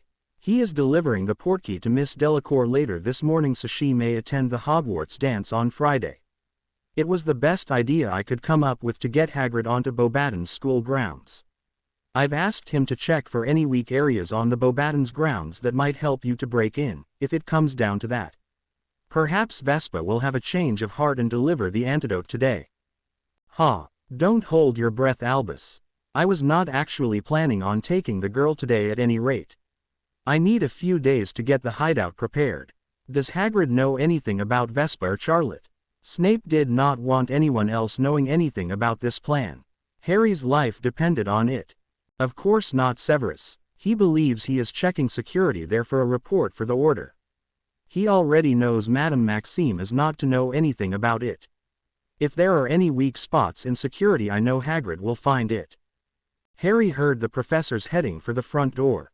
If he does not find any unguarded areas in their security, then I will have to produce one, Severus said as if a new plan was already in the throes of being devised in his academically advanced web of intellect. Severus, I never would agree to a plan so diabolical, but Harry is our only hope for peace. Without the boy we will be lost to Voldemort. I have not told anyone in the order as you requested, but if this plan fails then I feel I must. Does Harry know anything about your plans for Charlotte? The headmaster asked as he opened the door out to the corridor. No, and he must not know anything, Snape said with an angry edge to his voice. Harry heard the front door close as the two men left.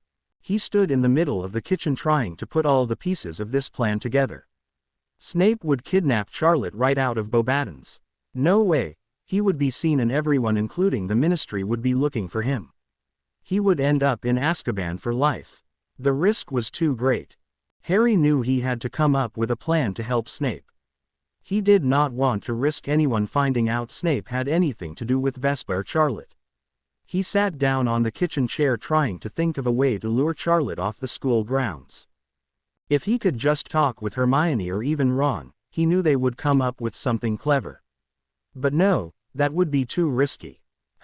Hagrid was going to Beauxbaton's today to deliver a portkey to Delacour. If he could just get Hagrid to let him tag along, then there might be a chance. His plan would not be pleasant for him, but the strong need to help overrode his self-preservation. He was going to do it.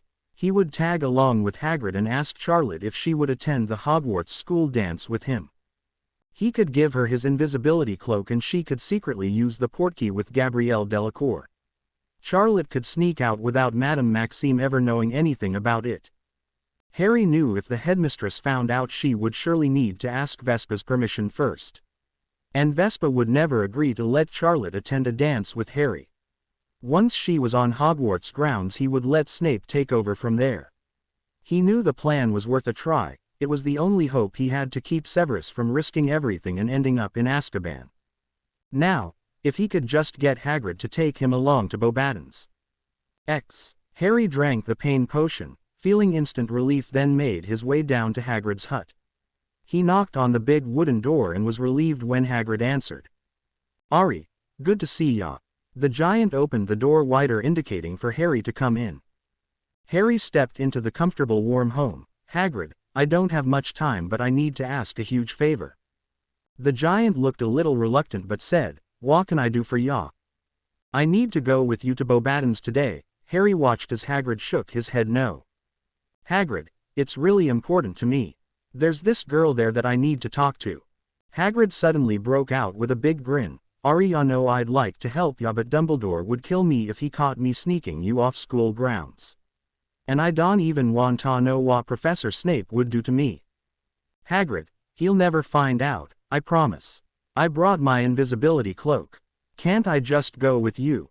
Please, Hagrid, it would mean so much to me." Harry used his most convincing smile. After Harry begged a little more, he knew the giant was close to relenting. Hagrid looked at the boy he had grown to love, knowing that he would pay a heavy price if they were caught, but not really giving a care at the moment. He knew what Harry had been through this past summer and wanted to give the boy a little happiness if he could. "Okay Ari, you can come. You be out here at 10 o'clock and we'll walk into Hogsmeade together, but you have to wear your cloak." "How are we getting there?" Harry finally thought to ask. "Portkey, what else? Once we're there I have some order stuff to do, so you'll be on your own for a while." Harry could hear the pride in the giant's voice over doing official business. "'Kay, I'll see you at 10 o'clock. "Thanks Hagrid, this means more than you know," Harry said while running out the door. He ran all the way to the Great Hall, not wanting to miss the arrival of the owls. If Vespa changed her mind and sent the antidote, then the plan wouldn't even have to be implemented to begin with. Harry walked breathlessly into the Great Hall and spotted the professor sitting at the head table arguing with Dumbledore. He knew Dumbledore was the only other person who knew about the poison and could tell by the look on the headmaster's face that he too was anxious. Dumbledore suddenly looked over to him and gave him a small smile, but Harry could tell it was forced. Snape on the other hand didn't look at him, and Harry knew he must still be angry. Harry was too nervous to eat. He wished he had slept down in the dungeon so at least he could have talked a little with the professor. More than anything else he needed some reassurance from the potion teacher right now as he waited for the unknown. Hermione noticed his nervousness. "Harry, for goodness sake, why don't you just go talk with him? Just tell him you're sorry and be done with it. He's the one who bought you the hoverboard to begin with. How angry can he be at you?" Hermione hadn't known the whole reason why Harry was so nervous, but she did have a good point. He couldn't take the unknown anymore and walked up to the head table as his friends watched. Snape noticed Harry and gave him a frosty glare before continuing with his breakfast. Excuse me sir. May I talk with you for just a minute?" The professor didn't say anything. He remained seated and looked away. Harry stood stupidly in front of the head table, not knowing what he was supposed to do now. McGonagall gave him a small smile, making him feel even more pathetic. Finally Professor Dumbledore spoke up. "Severus the First, do believe Mr. Potter would like a word with you." Snape continued eating, ignoring both sets of eyes on him. "Professor, I'm sorry about yesterday. I just wanted to have some fun," Harry said as he watched the professor continue to ignore him. "Maybe that wasn't the best excuse." "Severus, it was really wrong of me," Harry said in a much quieter voice since most of the staff was watching by this point. When Snape still hadn't made any comment after a full 2 minutes, Harry dropped his head and turned back to his table. His face flushed when he looked up and saw how he had been observed by half the students present. Damn, why did he make the attempted apology in front of the whole blasted school? When breakfast was almost over, the owls began to arrive with the morning mail. He kept his eyes on Professor Snape and prayed that the lavender owl would make an appearance. Snape sat without any emotion showing. Harry's heart was pounding. just praying for another 3-day reprieve. The last of the owls flew through the window. There was not a lavender owl among them. Harry watched as Snape took in a deep breath, folding his long arms across his chest. Harry stayed at his table as all the rest of the students filed out to begin class. Ron and Hermione gave him a look of concern, but he told them to go ahead to class. They still didn't know about the poison and thought he was just upset about the professor's reaction to his apology. When most of the students were gone, Harry dropped his head onto his folded arms on the table. He was so scared to die, as Vespa promised he would. He felt so alone. Snape had been keeping an eye on Harry, knowing what the boy must be going through right now. He felt the boy had been punished enough for his ridiculous behavior yesterday. Snape waited until the last of the students left and they were alone. He saw how distressed the boy was with his head buried in his arms. Feeling a sudden need to forgive the idiot child for his brainless exploit yesterday, Snape walked over to where Harry sat. He sat down next to the worried boy without saying a word. Harry looked up at the professor with uneasiness. He didn't think he could handle the professor's wrath at this moment, but knew he deserved it nonetheless. He steeled himself for the verbal castigation that was sure to come. Severus looked down at the nervous teen and gave him a small smile as he shook his head. The boy looked ready to burst with regret over his misdeeds. "I'm sorry, sir. I'm so stupid. I know it wrong. Please don't be mad. I just need," letting the sentence trail off. What right did he have to ask for anything? "What, Harry? What is it that you need?" The look Harry gave him was filled with so much worry. Suddenly his guilt over getting the boy involved with Vespa was overwhelming. "Just to know that you aren't mad," came a sad voice filled with underlying fear. Severus slowly turned and put an arm over the boy's slumped shoulders. Harry felt relief course through him at that touch. He threw dignity out the window and turned, leaning his head into the professor's chest. He felt so immature, but his needs overrode his self-respect at the moment. Severus wrapped his other arm around the anxious boy, pulling him closer into a hug and resting his chin on the boy's head. Harry closed his eyes and felt less afraid of what the future had in store for him. Having a parent was new to him. It felt good to know he was not alone. Severus knew the poison was effectively forcing the boy into emotional instability, thus causing Harry to need more reassurance. Harry was not usually so open to affection, but the potion master didn't mind. Physical contact was new to him as well, and it would just take getting used to. "Are you all right?" Severus asked into Harry's unruly mop of hair. "Yes, sir. Just please don't be mad at me right now." I need you." He surprised himself with the confession. He hadn't intended to say that out loud. Severus stiffened a little at hearing that. No one had ever needed him. His own insecurities surfaced and he speculated that he might not be adequate enough for Harry right now, but he also knew he was all the boy had. Harry felt the professor stiffen and pulled away from him, quickly looking down at his hands. He was ashamed over acting so childish, so needy. "I totally understand if you're mad at me though. I guess I was pretty stupid to take out the hoverboard." Harry shifted so he faced the professor and tried to sound stronger, more mature after his humiliating admission. "Well, yes, you were stupid for doing that, I must concur. Is that the rationale for not coming home last night?" Harry looked at him with confusion. "I thought you were mad and didn't want to see me. Especially after the way you ignored me this morning." "Harry, I was displeased this morning because you did not come home last night. I desired to talk with you and make certain you were not distressed. You should have let me know you were residing in the tower. And by the way, I know you disobeyed me and did not write in the black book," Snape said in a stern but caring voice. "I'm sorry, I didn't think you wanted to see me last night. And that book, it's just too hard to think about right now." Harry tentatively reached over and grabbed the potion master's hand. It was a far cry from his normal behavior, but he felt a strong need for support.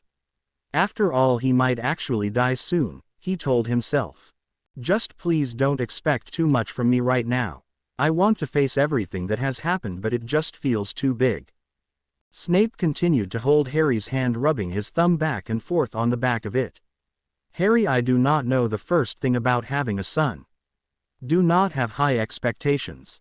I am quite certain there will be mistakes made on both our parts, but I will always forgive you." Harry looked down at their hands. I guess I don't know the first thing about being someone's son either. I mean, I've never really had a father since I was 1. The professor looked at him with sadness, wishing he could have been there long ago now that he knew what Harry had to deal with growing up. Just then Ron and Hermione walked into the Great Hall and stopped when they saw the scene before them. Harry held tighter to the professor's hand and called them over. Snape would never admit it, but he was a little nervous about the reaction Harry's friends would have to him holding Harry's hand. He wanted to protect the boy from any criticisms Harry might incur due to him. "Harry, we didn't see you in Transfiguration and just wanted to make sure you were okay," Hermione said as she and Ron stood before them now. Ron looked down at Harry's hand holding the professor's and then back up to their faces. "Are you okay, Harry?" he asked cautiously, with a look of uncertainty on his face. "Yeah, I'm okay. We were just talking about how we both don't know how to be a father and son, since neither one of us has ever been one." Snape was surprised at the level of trust Harry put into his friends. Ron chuckled and said, "Well, do you mind if I give you some advice?" Professor Snape sat up straighter and replied, "Do enlighten us, Mr. Weasley, as we are incompetent on the subject, so even you could educate us in that area." Harry laughed, but Ron wasn't sure if it was meant as a joke or if he was serious. Okay, I'll tell you what my dad and I always do after I get into trouble." "So you must be quite educated on this subject," Snape said in a sarcastic tone. Harry and Hermione smiled at that, knowing full well it was true. Ron had a small smile he was trying to hide at the barb but continued, "My dad says that it's okay to be mad at each other as long as you fix the problem before you go to bed. The rule in our house is to never go to bed angry with each other. You know, we have to forgive each other." He said the last as he pointedly looked at Snape. I always did appreciate your father's wisdom on raising sons," Snape alleged as he faced Harry again. "Very well, that will become a good standard to uphold. Do you agree, Mr. Potter?" He rubbed the back of Harry's hand with his thumb again. "Yes, sir. I think it sounds pretty good. It would have saved me from having to embarrass myself in front of the whole school this morning, so yeah, let's do it." Snape raised an eyebrow at the boy but didn't say anything further on the matter. He was actually surprised Harry still had not let go of his hand, even with his friends noticing. It further surprised him that Granger and Weasley were actually quite supportive of their relationship. "Very well, thank you for your help, Mr. Weasley. 10 points to Gryffindor for sagacity," the professor said and raised his wand. The 3 Gryffindors all looked at him with their mouths hanging open. "Close your mouths before you catch a fly. Now I do believe you two have a class to attend," Snape said and looked towards the door. Hermione leaned over and gave Harry a little hug and key on the top of his head. "We'll see you later, Harry." Ron punched him on the shoulder and followed Hermione out the door. "Your friends care greatly for you," the professor said as he saw the satisfied look on Harry's face. "Were you afraid they would not accept me as your father?" "No, I always knew they would. They know how important it is to me," Harry stated. "I am pleased to hear you say that. I went to the ministry yesterday and began the adoption process." Snape watched Harry's face carefully. "You mean you still want me?" Harry asked cautiously. "Harry," Snape started in an exasperated tone, then seeing that the boy was serious he quickly changed his tone. "As I informed you previously, you are serving an important role in my life at this time. At this point I cannot imagine being content without you as my son." Harry once again leaned into the professor, this time wrapping his arms around him and burying his face in the black robes. Severus held the boy tighter, knowing that he would need this memory in bad times to come. After a quick moment Severus cleared his throat and let Harry go. He leaned back and looked at the boy's face, then broached the subject they had avoided thus far.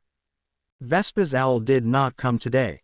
Harry tried to sound brave but his words came out strained. "Yeah, I know, sir.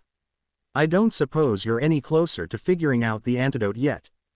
Snape shook his head and let go of Harry. Harry sat up straighter, struggling not to panic. He tried to turn away so the professor would not see. Severus reached over, guiding Harry's chin back to face him. "Harry, I feel I did not convey my thoughts clearly yesterday. I do think you are brave. In fact, you are one of the bravest people I know.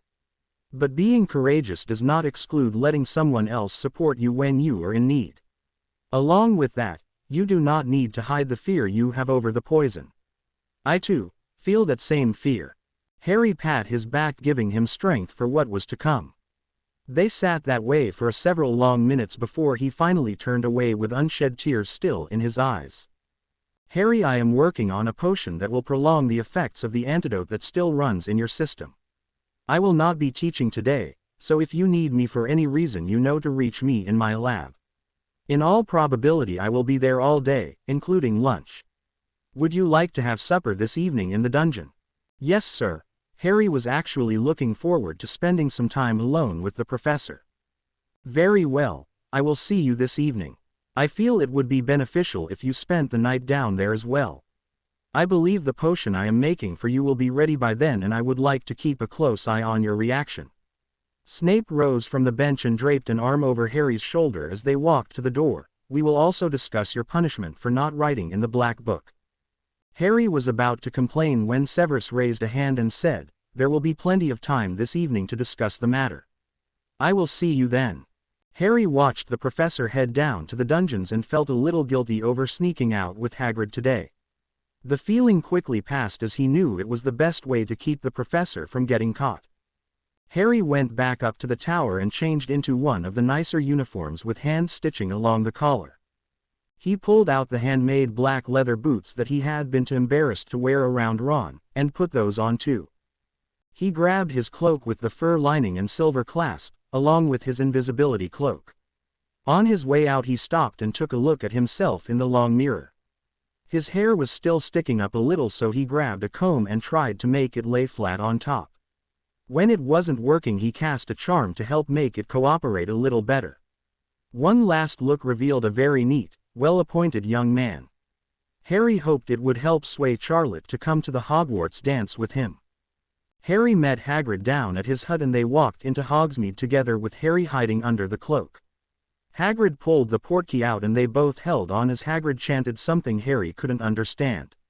Suddenly he felt the sickening pull behind his navel as he spun out into the unknown. It took much longer than any other time he had used a portkey, but they finally landed with a jolt. Harry went sprawling across a vast open lawn and Hagrid joined him. They quickly stood up and brushed their clothes off and straightened their ties. Harry was glad he had cast that charm to keep his hair in order now. Hagrid had dressed to impress as well, in a large mangy brown fur coat and polka-dot tie. Well, Harry, I hope your girl appreciates how nice you look today, Hagrid said as they walked to the palace doors. Harry barely heard him as he was so astounded at the palace they were in. He had never seen anything like it.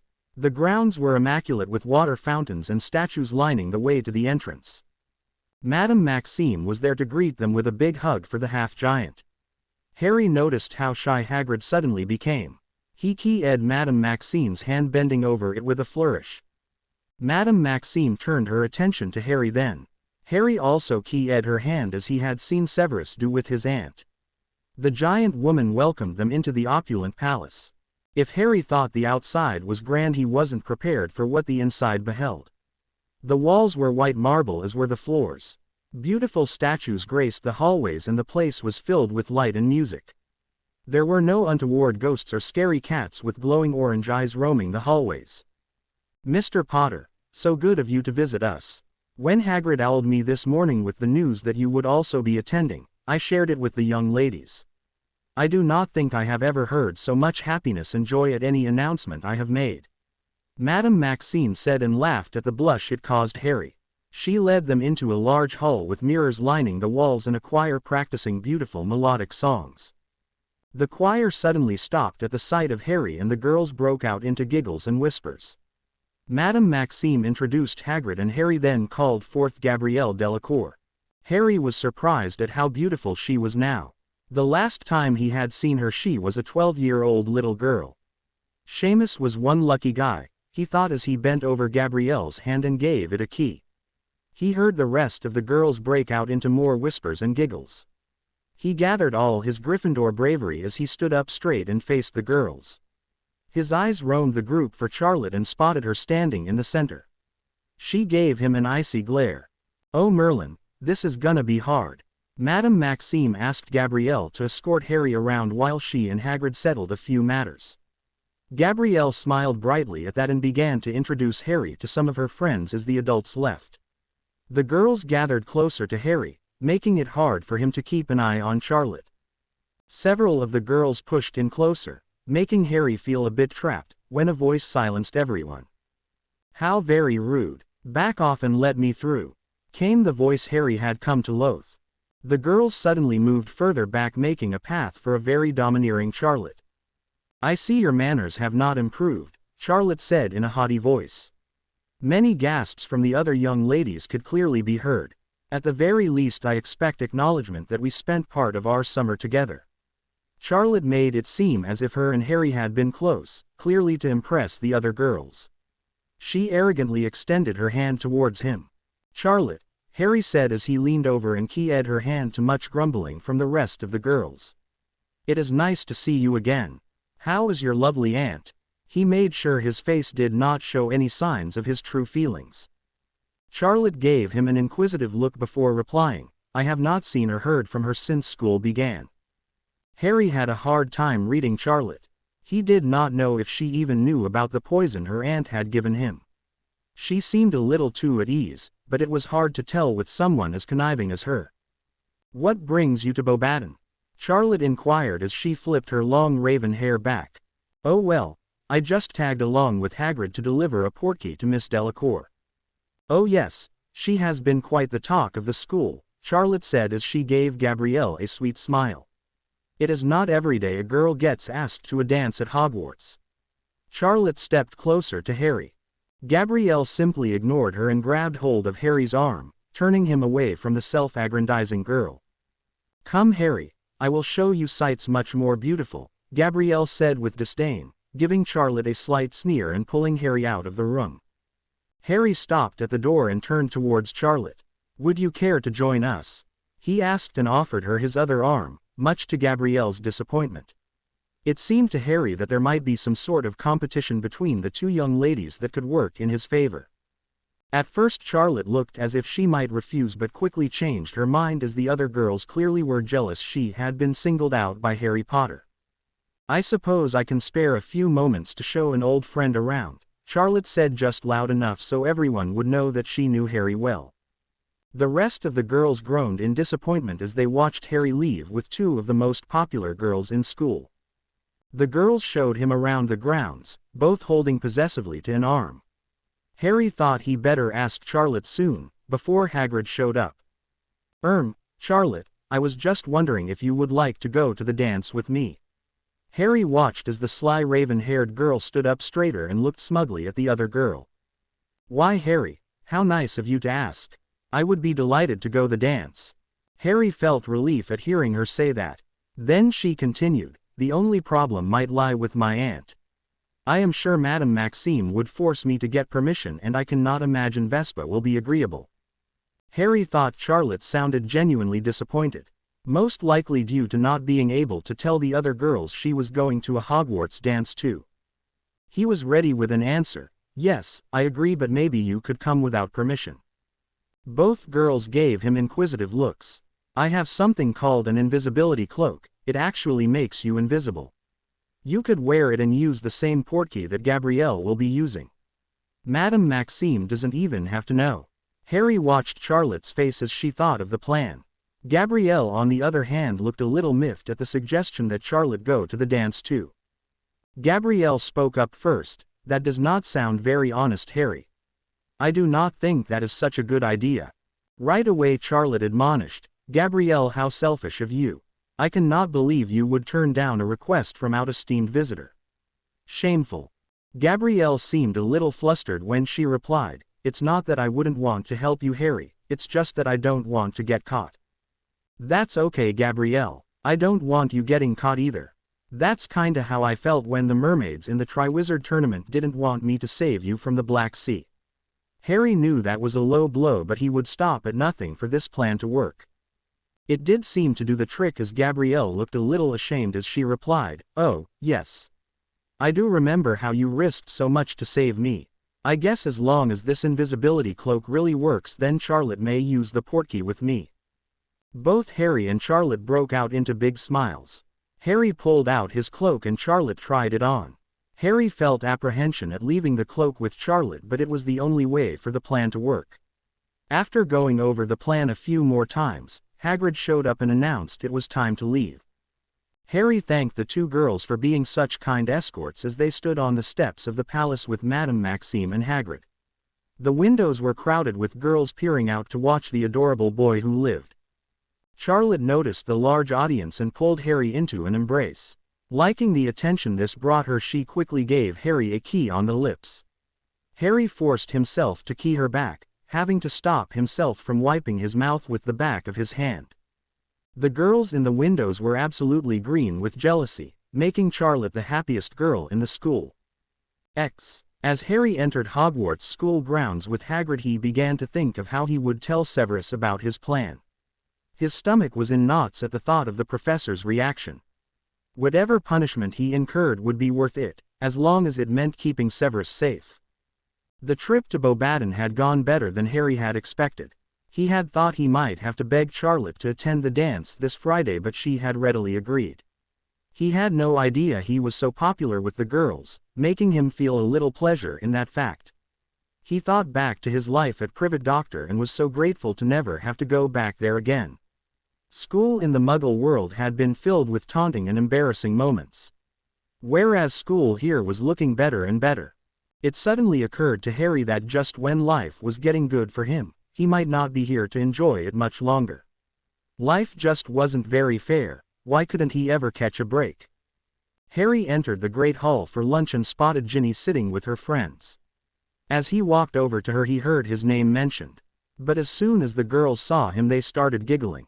He had never considered Ginny as one of those silly, giggling girls, but she had been acting so differently towards him lately. "Hey Harry, how are you?" Ginny turned around on the bench and faced him. Harry actually took her breath away for a moment. She didn't think she had ever seen him looking so good. His hair was unusually neat, and even though he was wearing his school uniform, it just looked so much nicer than everyone else's.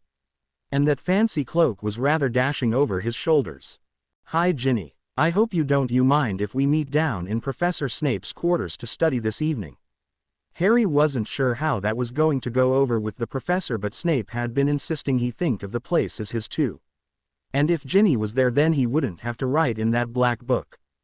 Ginny really did not want to meet at Snape's place. The professor still scared her a bit with his sharp tone and severe mannerisms. But on the other hand, she really did not want to give up her study date with Harry. She supposed that if she ever did get serious with Harry, she would need to learn to tolerate the man. "Sounds great," was all she said. Inside, her nerves began to act up and she suddenly lost her appetite. "Okay, why don't we meet down there after supper? See you then." Harry waved goodbye and went to sit with Ron. He took off his cloak, throwing it carelessly on the bench. Ron looked up at him with surprise. "Hey Harry, where have you been? You didn't show up for any of the morning classes and McGonagall was asking about you." "Oh, I had some stuff to do."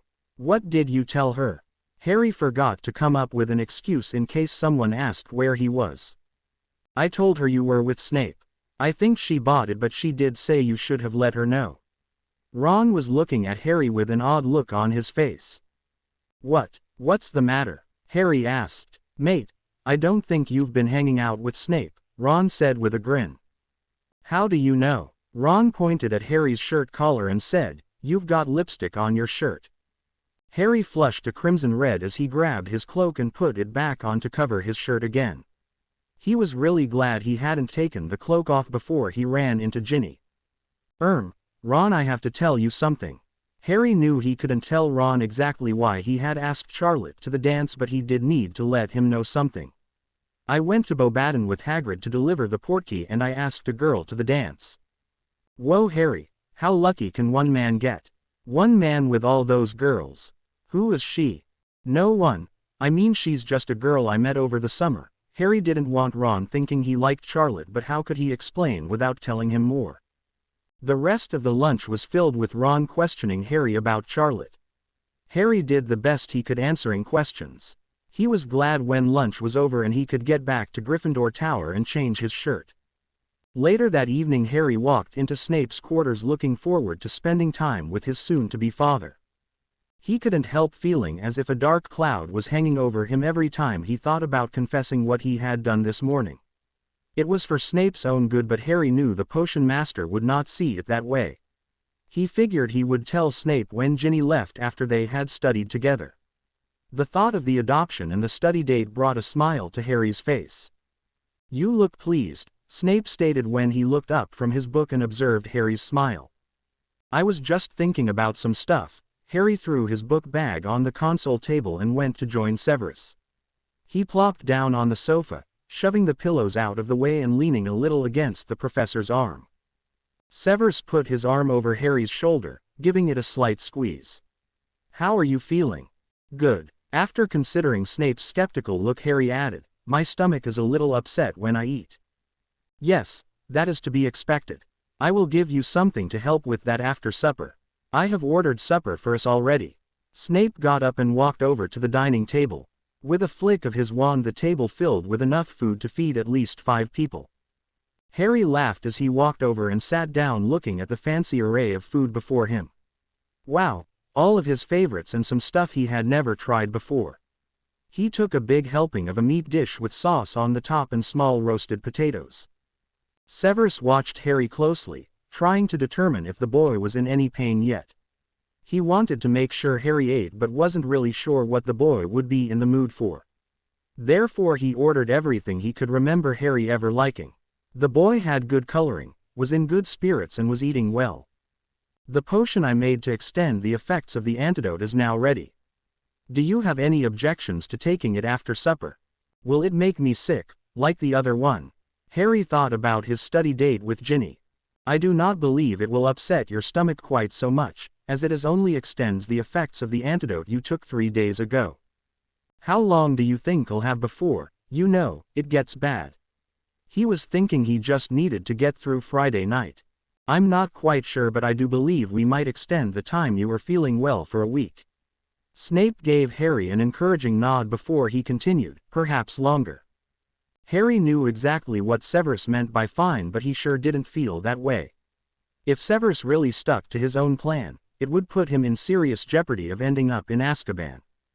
"Severus, do you mind if someone comes over to study tonight?" Harry quickly added, "I'll take the potion as soon as she leaves." Severus watched as the boy nervously straightened his shirt and pressed the fringe down on his forehead. "Harry, I told you once before, this is your home and you may treat it as such." "I know, it's just that at my old house I was never allowed to have friends over." "Not that I would ever want to have friends over." Snape's face suddenly became hard as an angry glint flashed in his eyes. Harry wished he hadn't have brought up the Dursleys. "Yes, I see your point," Severus said as he softened the look on his face. "Please feel free to ask anyone you wish. May I ask whom your study partner will be this evening?" Ginny Weasley. She asked me yesterday." Harry could feel his face begin to flush and he quickly looked down at his plate and pushed the potatoes around. "She asked you. Interesting. I have noticed how orderly you look this evening. Is she perhaps the girl you favor?" Severus watched as the poor boy squirmed a little more. But wasn't a parent supposed to ask questions like this? "I dunno, maybe, yeah, I guess so. But she doesn't know, so don't make any comments about it." "Rest assured, Harry, I will keep my decorum at all times. I do have some potions to work on down in my lab when she arrives." Severus did not want to make the boy more uncomfortable by his being here. "No, actually I was hoping you would hang around. I want her to get to know you when you're not in full teacher mode." Harry gave a quick glance towards the professor hoping he hadn't offended him. Snape raised an eyebrow at that as he replied, "I am not exactly sure what that entails, but I also have several papers to grade." Just then the doorbell rang and Harry looked a little panicked. Severus pulled his wand out and cleared the table, then watched as Harry smoothed his shirt again and answered the door. Harry helped Ginny with her book bag and led her into the living room. Snape was still at the dining room table and rose upon seeing the young Gryffindor. "Miss Weasley, welcome. May I offer you a beverage?" Snape saw the look of shock cross the girl's face, but she quickly recovered and gave him a bright smile. "Hi, Professor. Thanks, I am a bit parched." I don't know how many times I walked by your door before I figured it was actually a door. I don't remember it looking like that last time I was here. But then again you escorted me, so maybe I just wasn't paying attention at the time. But I thought there was a snake or something on it before. Ginny realized she had been rambling and closed her mouth. She noticed a small smile on Harry's face and punched him lightly on the arm. He broke out into a big grin as he sat down on the floor next to the coffee table. Will butterbeer suffice? It seems to be Harry's preferred drink. Snape watched as the girl recovered from her speech regarding the door. Yes, sir. That sounds lovely, Ginny said as she sat down on the floor next to Harry. Harry grabbed his charms book and Ginny reached into her book bag. They spread their books and parchment on the coffee table before them. They agreed to start with charms and work their way into transfiguration. Ginny was actually a little ahead of Harry in charms. It seemed to be her strong subject, so she was able to help Harry catch up a little. After flicking his wand for the drinks to appear, Severus settled at the desk with his pile of reports to grade. He noticed how helpful Miss Weasley was in giving Harry direction. Harry seemed a little more relaxed than earlier and conversation between the young pair flowed easily. Harry, could you help me with something on my potions report? Ginny asked as she rifled through her book bag for the report. Well, I could try, but that's not really my strong subject. Harry furtively glanced at Severus. He noticed the potion master's smirk as he continued grading reports. Yeah, but I'm in 5th year potions, so you already covered this. Ginny pointed to a paragraph on her parchment and handed it over to Harry. See this one part about dragon scale effects on unicorn hair. Did I get it right? Harry tried to remember back to when he had covered that last year. He wasn't quite sure and didn't want Ginny to get it wrong. He looked towards Severus and saw the man still had his head bent over his papers. Severus, can I ask you something? Harry wasn't sure how helpful this would be, but it was worth a shot. Ginny, on the other hand, looked like she was going to have a heart attack and shook her head emphatically at Harry. It's may I ask you something? Severus corrected. Yes, you may ask. Harry got up and walked over to the professor with Ginny's parchment. Ginny grabbed Harry's leg and tried to stop him. Harry twisted out of her grasp with a big smile on his face. He walked over to the desk and handed the professor Ginny's parchment. The professor looked as if he may protest but changed his mind when he saw how mortified Miss Weasley seemed to be. He looked over the paragraph then commented, Miss Weasley, did you read chapter 13 paragraph 3 carefully? I read everything, but maybe I missed something, Ginny said as her face flushed red. She was going to kill Harry for this later, when they were alone. Very well, then may I give you a suggestion? Without waiting for her answer he went on to say, change boiling to steaming and this report will earn you a grade you will be most pleased with. It took Ginny a moment to respond, but she finally said, thank you, sir. Severus handed the report back to Harry. Harry gave him a big smile and mouthed the word, thanks, before going back to join his study date. Harry leaned close to Ginny and whispered, see, it's not so bad studying here, is it? Ginny whispered back, I never said it was. Yeah, but you looked as if I was asking you to study at Azkaban when I asked you to come down here earlier. Harry tried to hold back a snigger at the surprised look on Ginny's face. Yeah, but I changed my mind. I guess it could be pretty cool to have a dad who teaches here, Ginny said as she leaned into Harry. Her heart was racing as she sat close enough to smell his fresh scent and feel his strong arm against her. Harry had to stop himself from leaning into the pretty redhead and keying her. He looked back at his paper and took a drink of pumpkin juice to get his mind off the warm body touching his arm. They both went back to studying, each trying to keep their mind off the other so they could get through their homework. A few minutes later Ginny glanced over towards Harry and noticed something on his cheek. Severus had just finished upgrading a stack of tests when he looked up and noticed the boy suddenly flinch back over Miss Weasley's touch. The girl had simply touched the side of his face to remove an eyelash. Oh, sorry, I didn't mean to frighten you, Ginny said as she watched Harry take a deep breath. No, you didn't. I just thought it was a spider or something, his voice trailing off in utter humiliation. A sudden vision of Uncle Vernon had flashed in his memory and Harry hoped the panic he had felt had not shown on his face. The last thing he wanted was for Ginny to think he was afraid of spiders like her brother was. He glanced towards the professor and saw the analytical look on his face as he was watching them. Brilliant. Harry knew this would end up in a conversation leading to the Black Book. Snape thought back to the few other times Harry had flinched when someone touched him that way and knew he would need to get Harry to face that memory. Whatever had happened to the boy, it had deeply affected him. As Snape continued watching Harry, he saw how he held a hand to his stomach. It suddenly occurred to him that he had forgotten to give him something to settle his stomach after eating. He rifled through his potion satchel looking for the stomach relaxer when he noticed a few vials were missing. He double-checked but was sure he had a dreamless sleeping potion and a pain potion on hand yesterday.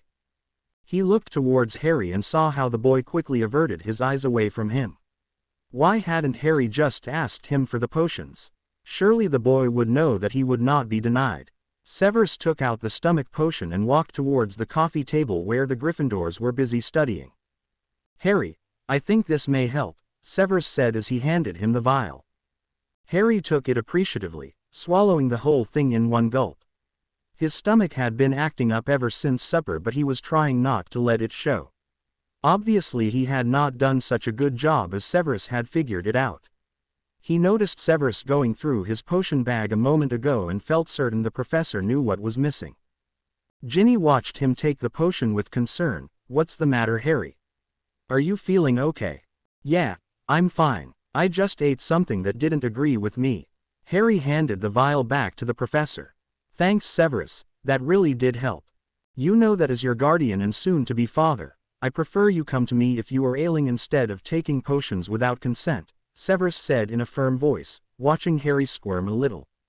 "Yes, sir," Harry said and then pointedly looked towards Ginny. Snape caught the message and decided to let the subject drop until Miss Weasley went back to the tower. Harry was saved from any further embarrassment as the fireplace suddenly turned green and Professor Dumbledore's face appeared. "Sorry to disturb you, but may I have word with you, Professor Snape?" Dumbledore had a stern look and didn't even acknowledge the Gryffindors in the room. Harry wondered what could be so dire. "Certainly, Professor," Snape said and threw flow powder into the fireplace before stepping in. Harry had a hard time concentrating on his homework as he began to wonder what the headmaster was so upset about. He didn't have to wait long as 5 minutes later the flow turned green. Severus stepped out with an infuriated look on his face. Harry felt Ginny tremble next to him and actually was a little frightened himself at the look of utter fury Snape was trying to mask. It took every bit of occlumency skill Snape had to say in a calm but shaky voice, "Miss Weasley, I must ask you to leave. It seems I must speak with Mr. Potter in private on a matter I am sure he does not wish to disclose." "Oh, Merlin, he knows about Bobaddons." Ginny quickly gathered her books and thanked the professor for the drink. Harry walked her to the door and she asked, "Are you going to be all right, Harry?" Professor Snape looks a little peeved at something. "Yeah, I know what it's about. He'll be okay after I talk with him." Harry tried to sound nonchalant, but his stomach was actually doing flips. He had no idea what kind of punishment this would incur. "I'll see you tomorrow." Harry slowly shut the door, trying to postpone the inevitable. He walked back into the living room and Severus was on him in a flash. He was roughly grabbed by the collar and shoved over towards the fireplace. Harry's heart raced with alarm. Snape threw in flow powder, then forced Harry in with a shove. Harry stumbled into Professor Dumbledore's office and barely had a chance to stand before Snape flowed in and was on him again. This time Snape grabbed hold of his arm and threw him into a chair. Harry landed with a thud and rubbed his arm where he felt sure he would see a bruise. "Severus, perhaps you should distance yourself from the boy." The headmaster noticed the look of fury on the potion master's face and Dumbledore quickly added, "Just until you have regained your deportment. Albus, I will discipline my son as I see fit. Obviously you have indulged his scheming plans way too long. Otherwise why would he feel no compunction at following through with what he did today?" Severus looked over towards Harry and saw how he was still rubbing the spot on his arm where he had just been grabbed. It helped to lessen the anger he was feeling, slightly. He stood before Harry and said 2 words, "Explain yourself." Harry knew better than to lie as it was obvious he had been caught. I just wanted to help, and after you hear what I have to say and have had a chance to think about it, then you might think it was actually a good idea. Please enlighten us, came the angry voice, just ready to snap any minute. Severus took a few steps back. Well, don't get mad, but I was in your quarters this morning when you guys were talking about the plan. Harry watched as both men gave him hard stares. I think my plan is actually a lot safer for you, Professor, and it is already set into motion. I asked Charlotte to come to the dance on Friday and she agreed. She's coming with Gabrielle. It took a moment for Snape to react. Of all the obtuse, dim-witted, totally Gryffindor things to do, you may have just ruined our entire plan in one fell swoop. You have no idea what harm you have caused to yourself. Harry stood up, gathering his courage. No, Professor, you're the one who had a foolish plan. Snape closed the gap between them in a flash. Harry backed up into the wall with fear in his eyes and instinctively raised his arm to cover his face. Dumbledore was up on his feet. Everyone froze for a second before Snape grabbed Harry's arm and lowered it slowly, gently. Then he turned on his heel and strode to the other side of the room with his long arms crossed in front of him. Harry stayed by the wall with his heart pounding in his ears. Dumbledore's soft voice calmed Harry. Now, let us hear Mr. Potter out. It may well be too late to change the plans he has set into motion. Dumbledore gave him an encouraging look and Harry continued. Well, she's not going to let Madame Maxime know she's coming, so Vespa won't have to be notified. Harry wasn't sure if Severus was even listening as the man still had his back to him. Exactly how is she going to accomplish that? Dumbledore asked with a bit of pride in his voice. Severus spun around to face the headmaster and laid into him with ferocity. How dare you encourage him with these escapades he concocts? He is but a boy and you send him on life-threatening missions. I will not have my son put in danger for the entertainment of some deranged old man. Harry couldn't believe Snape had just said that to the headmaster. He hoped Snape wouldn't get fired over those scathing remarks. But the headmaster seemed to just let it go in one ear and out the other as he replied, certainly asking a young lady to attend a school dance would not put your son at risk, Severus. You obviously do not know my young cousin. She is a viper in sheep's clothes. She would just as soon kill Harry than to dance with him if that would benefit her in any way. No, Harry, you will not follow through with this ridiculous plan, and that is final. Snape paced back and forth before asking, how was Charlotte going to get here without Madame Maxime knowing? Harry cleared his throat before answering, I left her my invisibility cloak. She's just going to join Gabrielle and no one will see her leave. Harry wearily watched as the professor continued pacing. After a few long minutes, Severus spoke in a much calmer voice. I need to reflect on the matter some more. However, I am greatly displeased with your behavior, Mr. Potter. I had thought you had more trust in me than to sneak off of school grounds. In the meantime, we should be getting back home. I would like to administer the potion as soon as possible. Dumbledore stood up again and said, yes, I feel a good night's sleep would do us all some good. Snape gave Dumbledore a nod before once again taking hold of Harry's arm. Harry roughly shook him off and threw the flow powder in himself. When he walked into the dungeon living room, he quickly headed for his bedroom. Snape flowed in and followed him into the room. Harry paced back and forth in front of his bed staring at the ground, a jumble of emotions running through him. How could Snape treat him like that, like he had wanted to hit him? Snape stood in the doorway with his arms folded, watching the boy pace. Do you really feel that I would have struck you? Harry stopped pacing and turned towards the professor. Why? Do you think that is such an absurd idea? Answer truthfully. Did you want to hit me? Snape was taken aback as he knew that for a half a second he had wanted to strike the boy. But that was just out of fear for the boy's safety. Or was it? He didn't know how to answer that question, as he could tell his answer was important to the boy. He opted to ignore the question altogether and pulled the vial of potion out of his robe. Harry looked away and Severus couldn't tell what he was thinking any longer. He knew he didn't have an excuse for being so rough with the boy, his actions had come instinctively. Severus shook the vial up and handed it to Harry. Harry quickly swallowed it and handed the vial back without looking up again. Snape was at a loss as to what he should say at the moment. He was still angry over Harry's exploits but felt guilty over his reaction to hearing about it. Harry walked past him and went into the bathroom. Snape heard the shower running and went back out into the living room.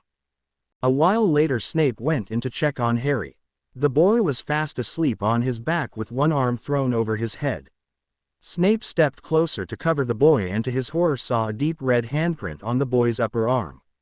He covered Harry with the blanket that had been kicked to the floor, then walked back out to the living room and sat down heavily.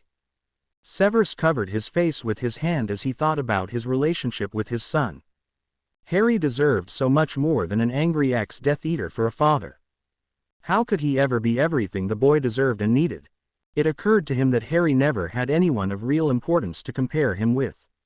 As far as Severus was concerned, Black never had custody of Harry, never having to discipline the boy. Snape had plenty of experience dealing with the students in Slytherin but felt no attachment to any of the students. He had never put much thought into how the students felt when they were doled out punishments.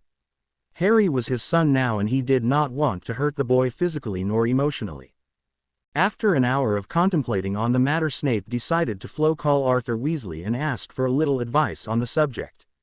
At this point he knew he needed help in dealing with an adolescent boy with a mind of his own.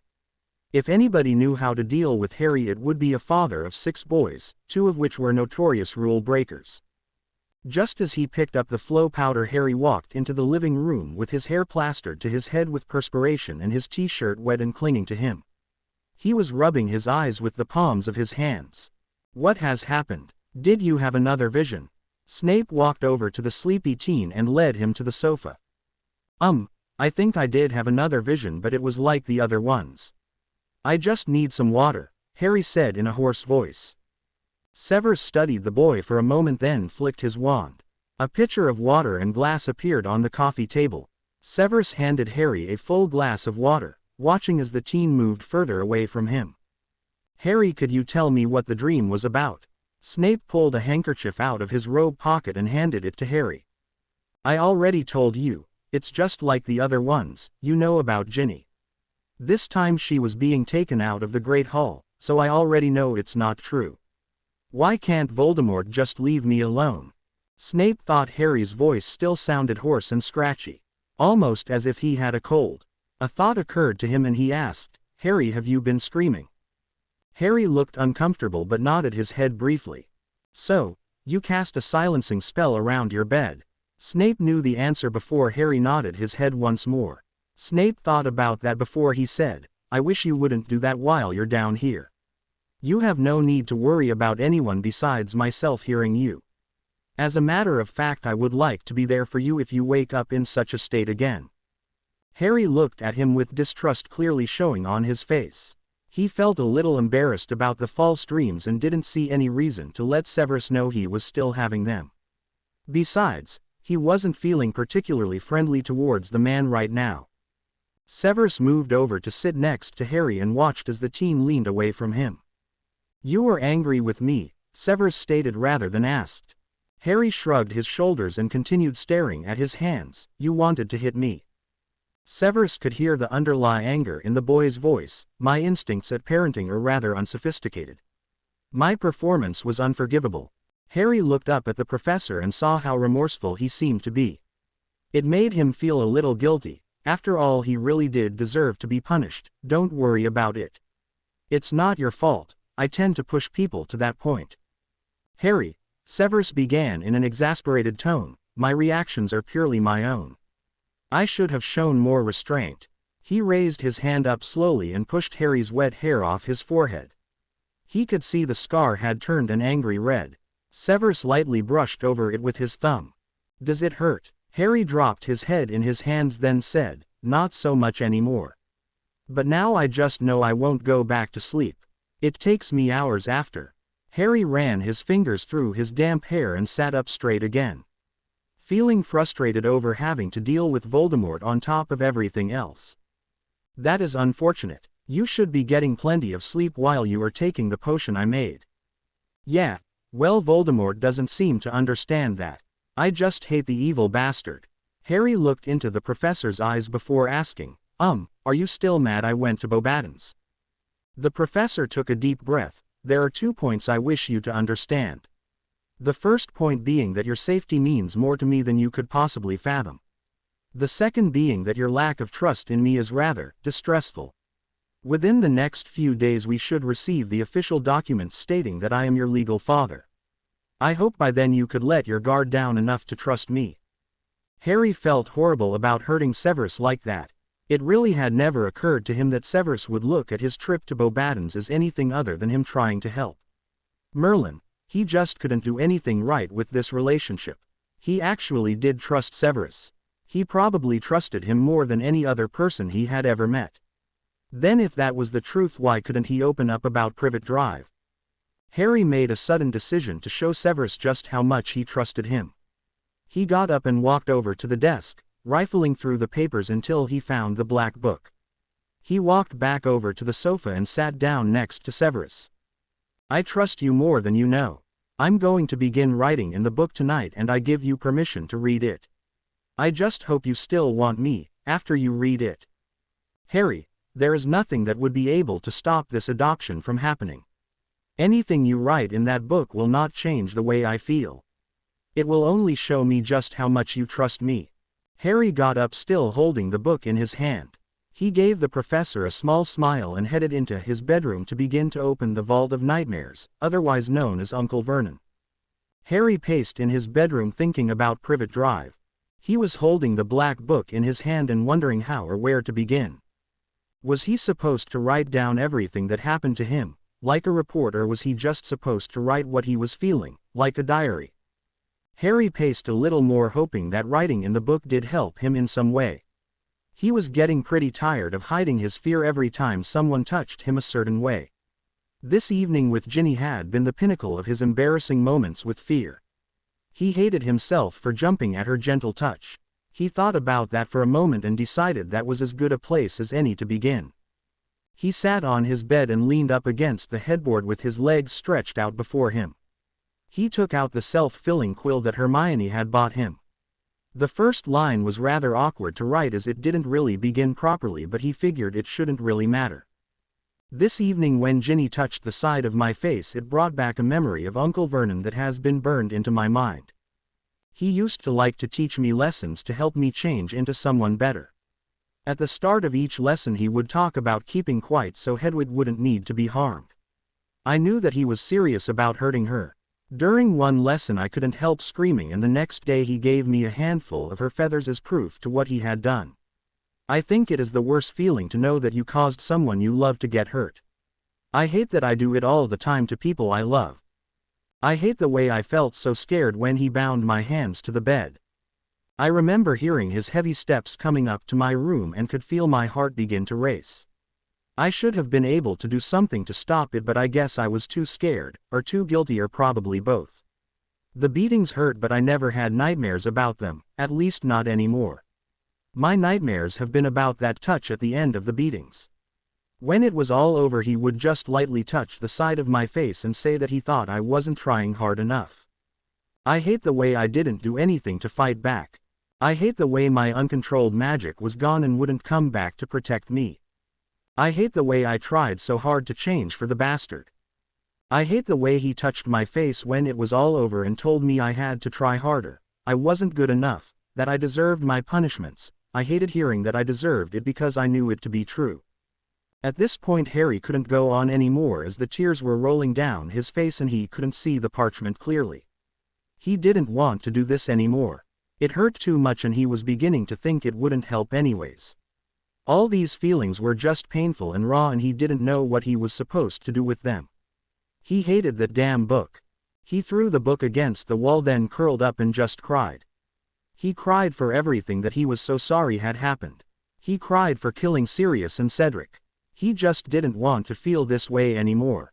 Just then he felt a gentle hand on his back. He reached back and grabbed Severus' hand but continued to let his tears flow. He held on to the professor's hand, not caring that Severus witnessed his grief. He felt himself drain of all the bad things that had happened to him over the summer and suddenly felt exhausted. Severus handed him a handkerchief and placed a hand on his shoulder while Harry wiped his face and gathered his emotions. Harry sat up, feeling better but still raw with emotion. Do you mind if I read what you wrote? Severus asked as he spotted the book by the wall. Go ahead. I mean, I haven't really got much to hide from you, do I? Harry leaned back against the pillows while watching the professor read what he had just written. At first the professor's face remained blank, like most always. But then he dropped his face into his hand. The professor turned towards Harry with a tear on his face and a look of sorrow. Harry was taken aback and didn't know what to say at first. Are you okay, Professor? Harry asked tentatively and handed the professor the handkerchief back. Severus knew exactly what Harry had been doing, taking all the bad things that had ever happened in his life and making them his own fault. It wasn't the abuse that had been haunting the boy, it was Harry's guilt. Severus knew that Harry really had felt responsible for his own parents' death, Sirius, Cedric, Vernon's abuse, and worse, even the times that Snape himself had harmed the boy. Harry actually thought it was his own entire fault that he had brought it all on. Severus did not know where to begin. Harry, first off, I want you to know just how proud of you I am. It took courage and bravery to write this. Severus held the book up. I know you wrote what was in your heart, and that takes a big man to face the challenge. I for one pushed those feelings down and became embittered for most of my life. I make a promise to you that I will not let that happen to you. We will get through this together, and you will come to see that the experiences you had were not caused by your own making. Severus looked into Harry's face for any signs of acceptance. Harry just looked sad. Thank you for saying that, but I don't really need you to tell me that none of it was my fault. I won't believe that because I know that it was my fault. Yes, I know you do, but it still does not make it true. The way your uncle treated you was revolting. You came to him a small child, a baby as innocent and pure as one can ever be. He was frightened of you even way back then. Not for any valid reason but purely out of stupidity. I saw into his memories, Harry, I know what he was thinking. He was frightened of you, he was afraid because you had not turned out to be this monster that he had once thought you would end up as. He hated you for all that his son was not. But they love Dudley, they think he's great. I know that's true because they say it all the time. No, Harry, they say it all the time because they are trying to make it so. Vernon took all the anger he felt at what his son was failing at and turned it on you. You became his outlet, his way to vent. I saw the way he felt, Harry. There was admiration for your courage that ate away at him, making him become harsher with his so-called lessons. He wanted to see you break, to fall apart. He hated to feel admiration for your courage and at the same time hated Dudley's cowardice along with his own. Severus let that sink in, watching Harry's face closely. Harry wanted it to be true but found it hard to accept. Severus, Vernon never admired anything I did. I know I tried my whole life to get him to love me. Harry suddenly stopped talking and thought about that for a moment. Was he really so desperate for Vernon's acceptance and love? Harry thought about who that man really was. After a moment he came to the sudden realization that he had no respect for the man. That even if Vernon was to accept him for who and what he was, it wouldn't change the way Harry felt towards him. Vernon no longer had any power over him because Harry saw him for who he really was. The way that Vernon had touched his face before was so powerful to Harry because it was the only time the man had ever touched him without hurting him. In a twisted way Harry knew that he craved that touch at the end of his lessons. It was sick and disgusting, but it was true. That touch represented love to him, but now he saw it for what it really was. Harry looked up at the professor and said, Severus, do you mind if we stop talking about this? I hear what it is you are trying to tell me, but I need some more time to make it true to myself. I just need some time to think about it. Severus tilted Harry's face up towards him and looked into his eyes. Harry knew Severus was reading his mind, his true feelings, and decided not to protest. The connection with Severus had grown so strong that the professor didn't really need to cast legilimens to be able to read Harry's mind anymore. He would simply concentrate and look into Harry's eyes to see his memories and feelings. After a moment Severus seemed satisfied and let Harry's chin go. We have just begun to unravel the damage your uncle has done to you, Harry. I will leave it be for tonight, but we will continue these discussions in the Black Book at another time. Harry leaned into the professor, giving him a quick hug. The professor seemed caught off guard and said, What was that for? I dunno. I guess I'm just happy you're here." Harry looked away as his face flushed. "Well, of course I'm here, you silly child. I am soon to be your father. Where else would I be?" Severus pushed Harry's hair back from his forehead and said, "Get some sleep, it's almost morning." Harry got under the covers and turned out the light. He was actually feeling peaceful knowing that he would get through this mess with the help of Severus. Harry woke up in the morning with his arm throbbing with pain. It really made him angry that Vespa had not only poisoned him but also hurt his arm, making it harder for him to play Quidditch.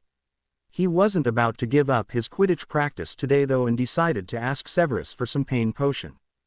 After taking the pain potion and promising Severus he would check in with him before practice, he left to go up to his classes. On his way up to class, Harry ran into a group of Slytherins hanging out on the staircase. "What the hell are you doing down here, Potter?"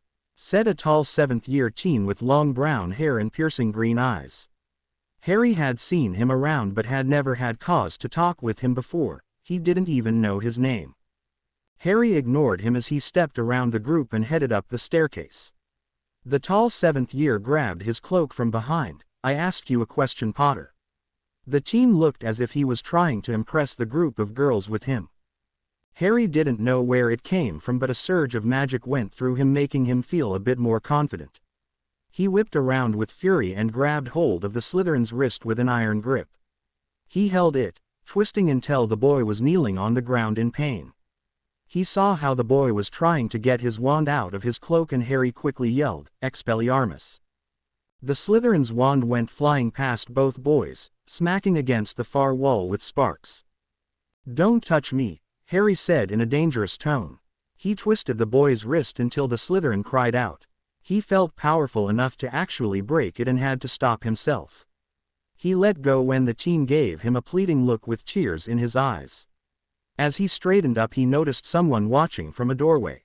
Snape walked towards the group with robes billowing and a scowl on his face that made Harry wish he hadn't just done that to one of Snape's Slytherins.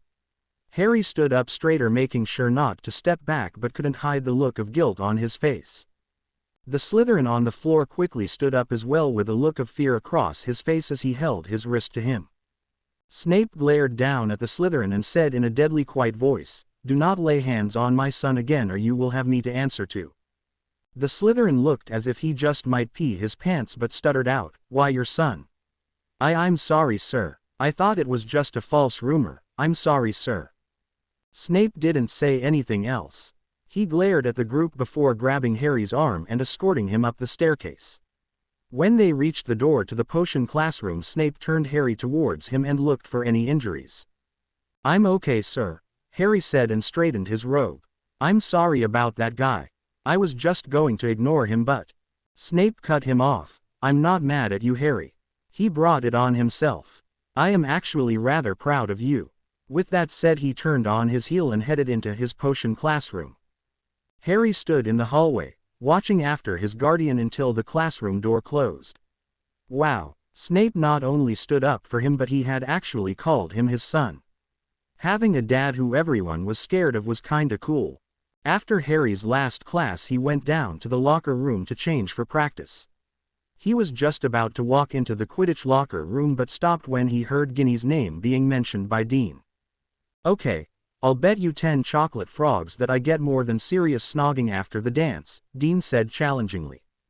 "I'll take that bet," Harry heard Seamus say, and a few more Gryffindor joined along. "How will we know who gets farther?" Dean was asking Seamus. Harry couldn't believe what he was hearing. They were actually placing bets on who gets the furthest with their dates.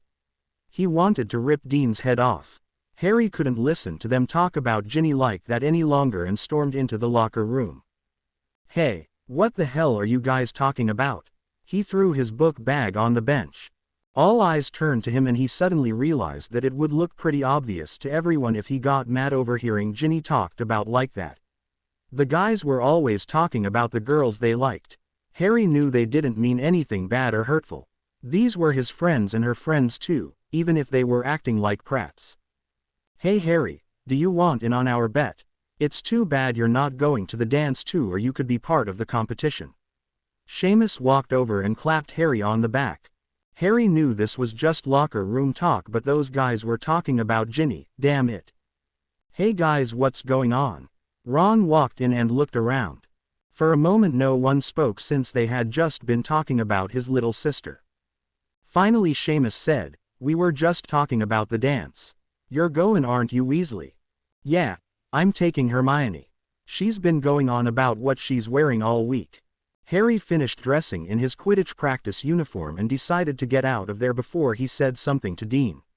He had forgotten to see Severus as promised and decided to go find him. He might as well get some more pain potion too. He thought maybe Severus might be in his classroom getting ready for tomorrow's lessons and headed down to the potion class.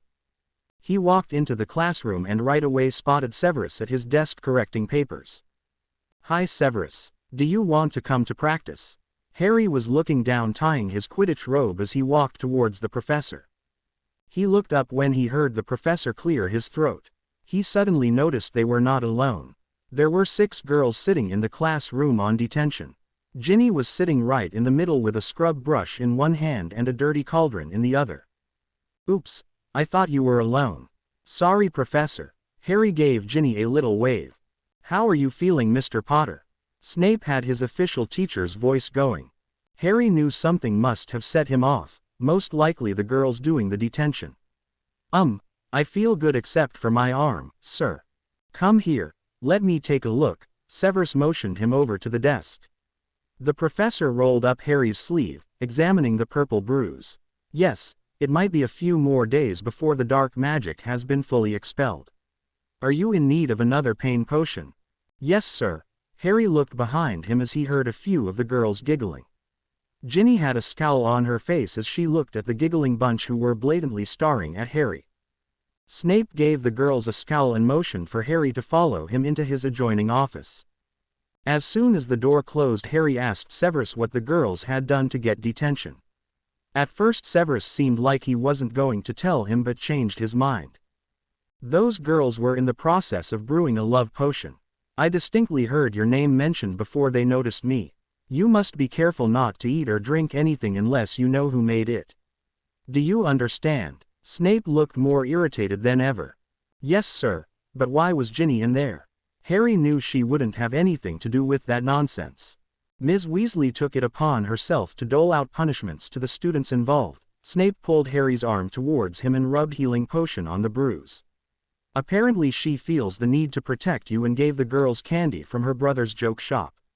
She obviously did not feel the detention I gave them was sufficient punishment." "Oh, what happened to the girls?"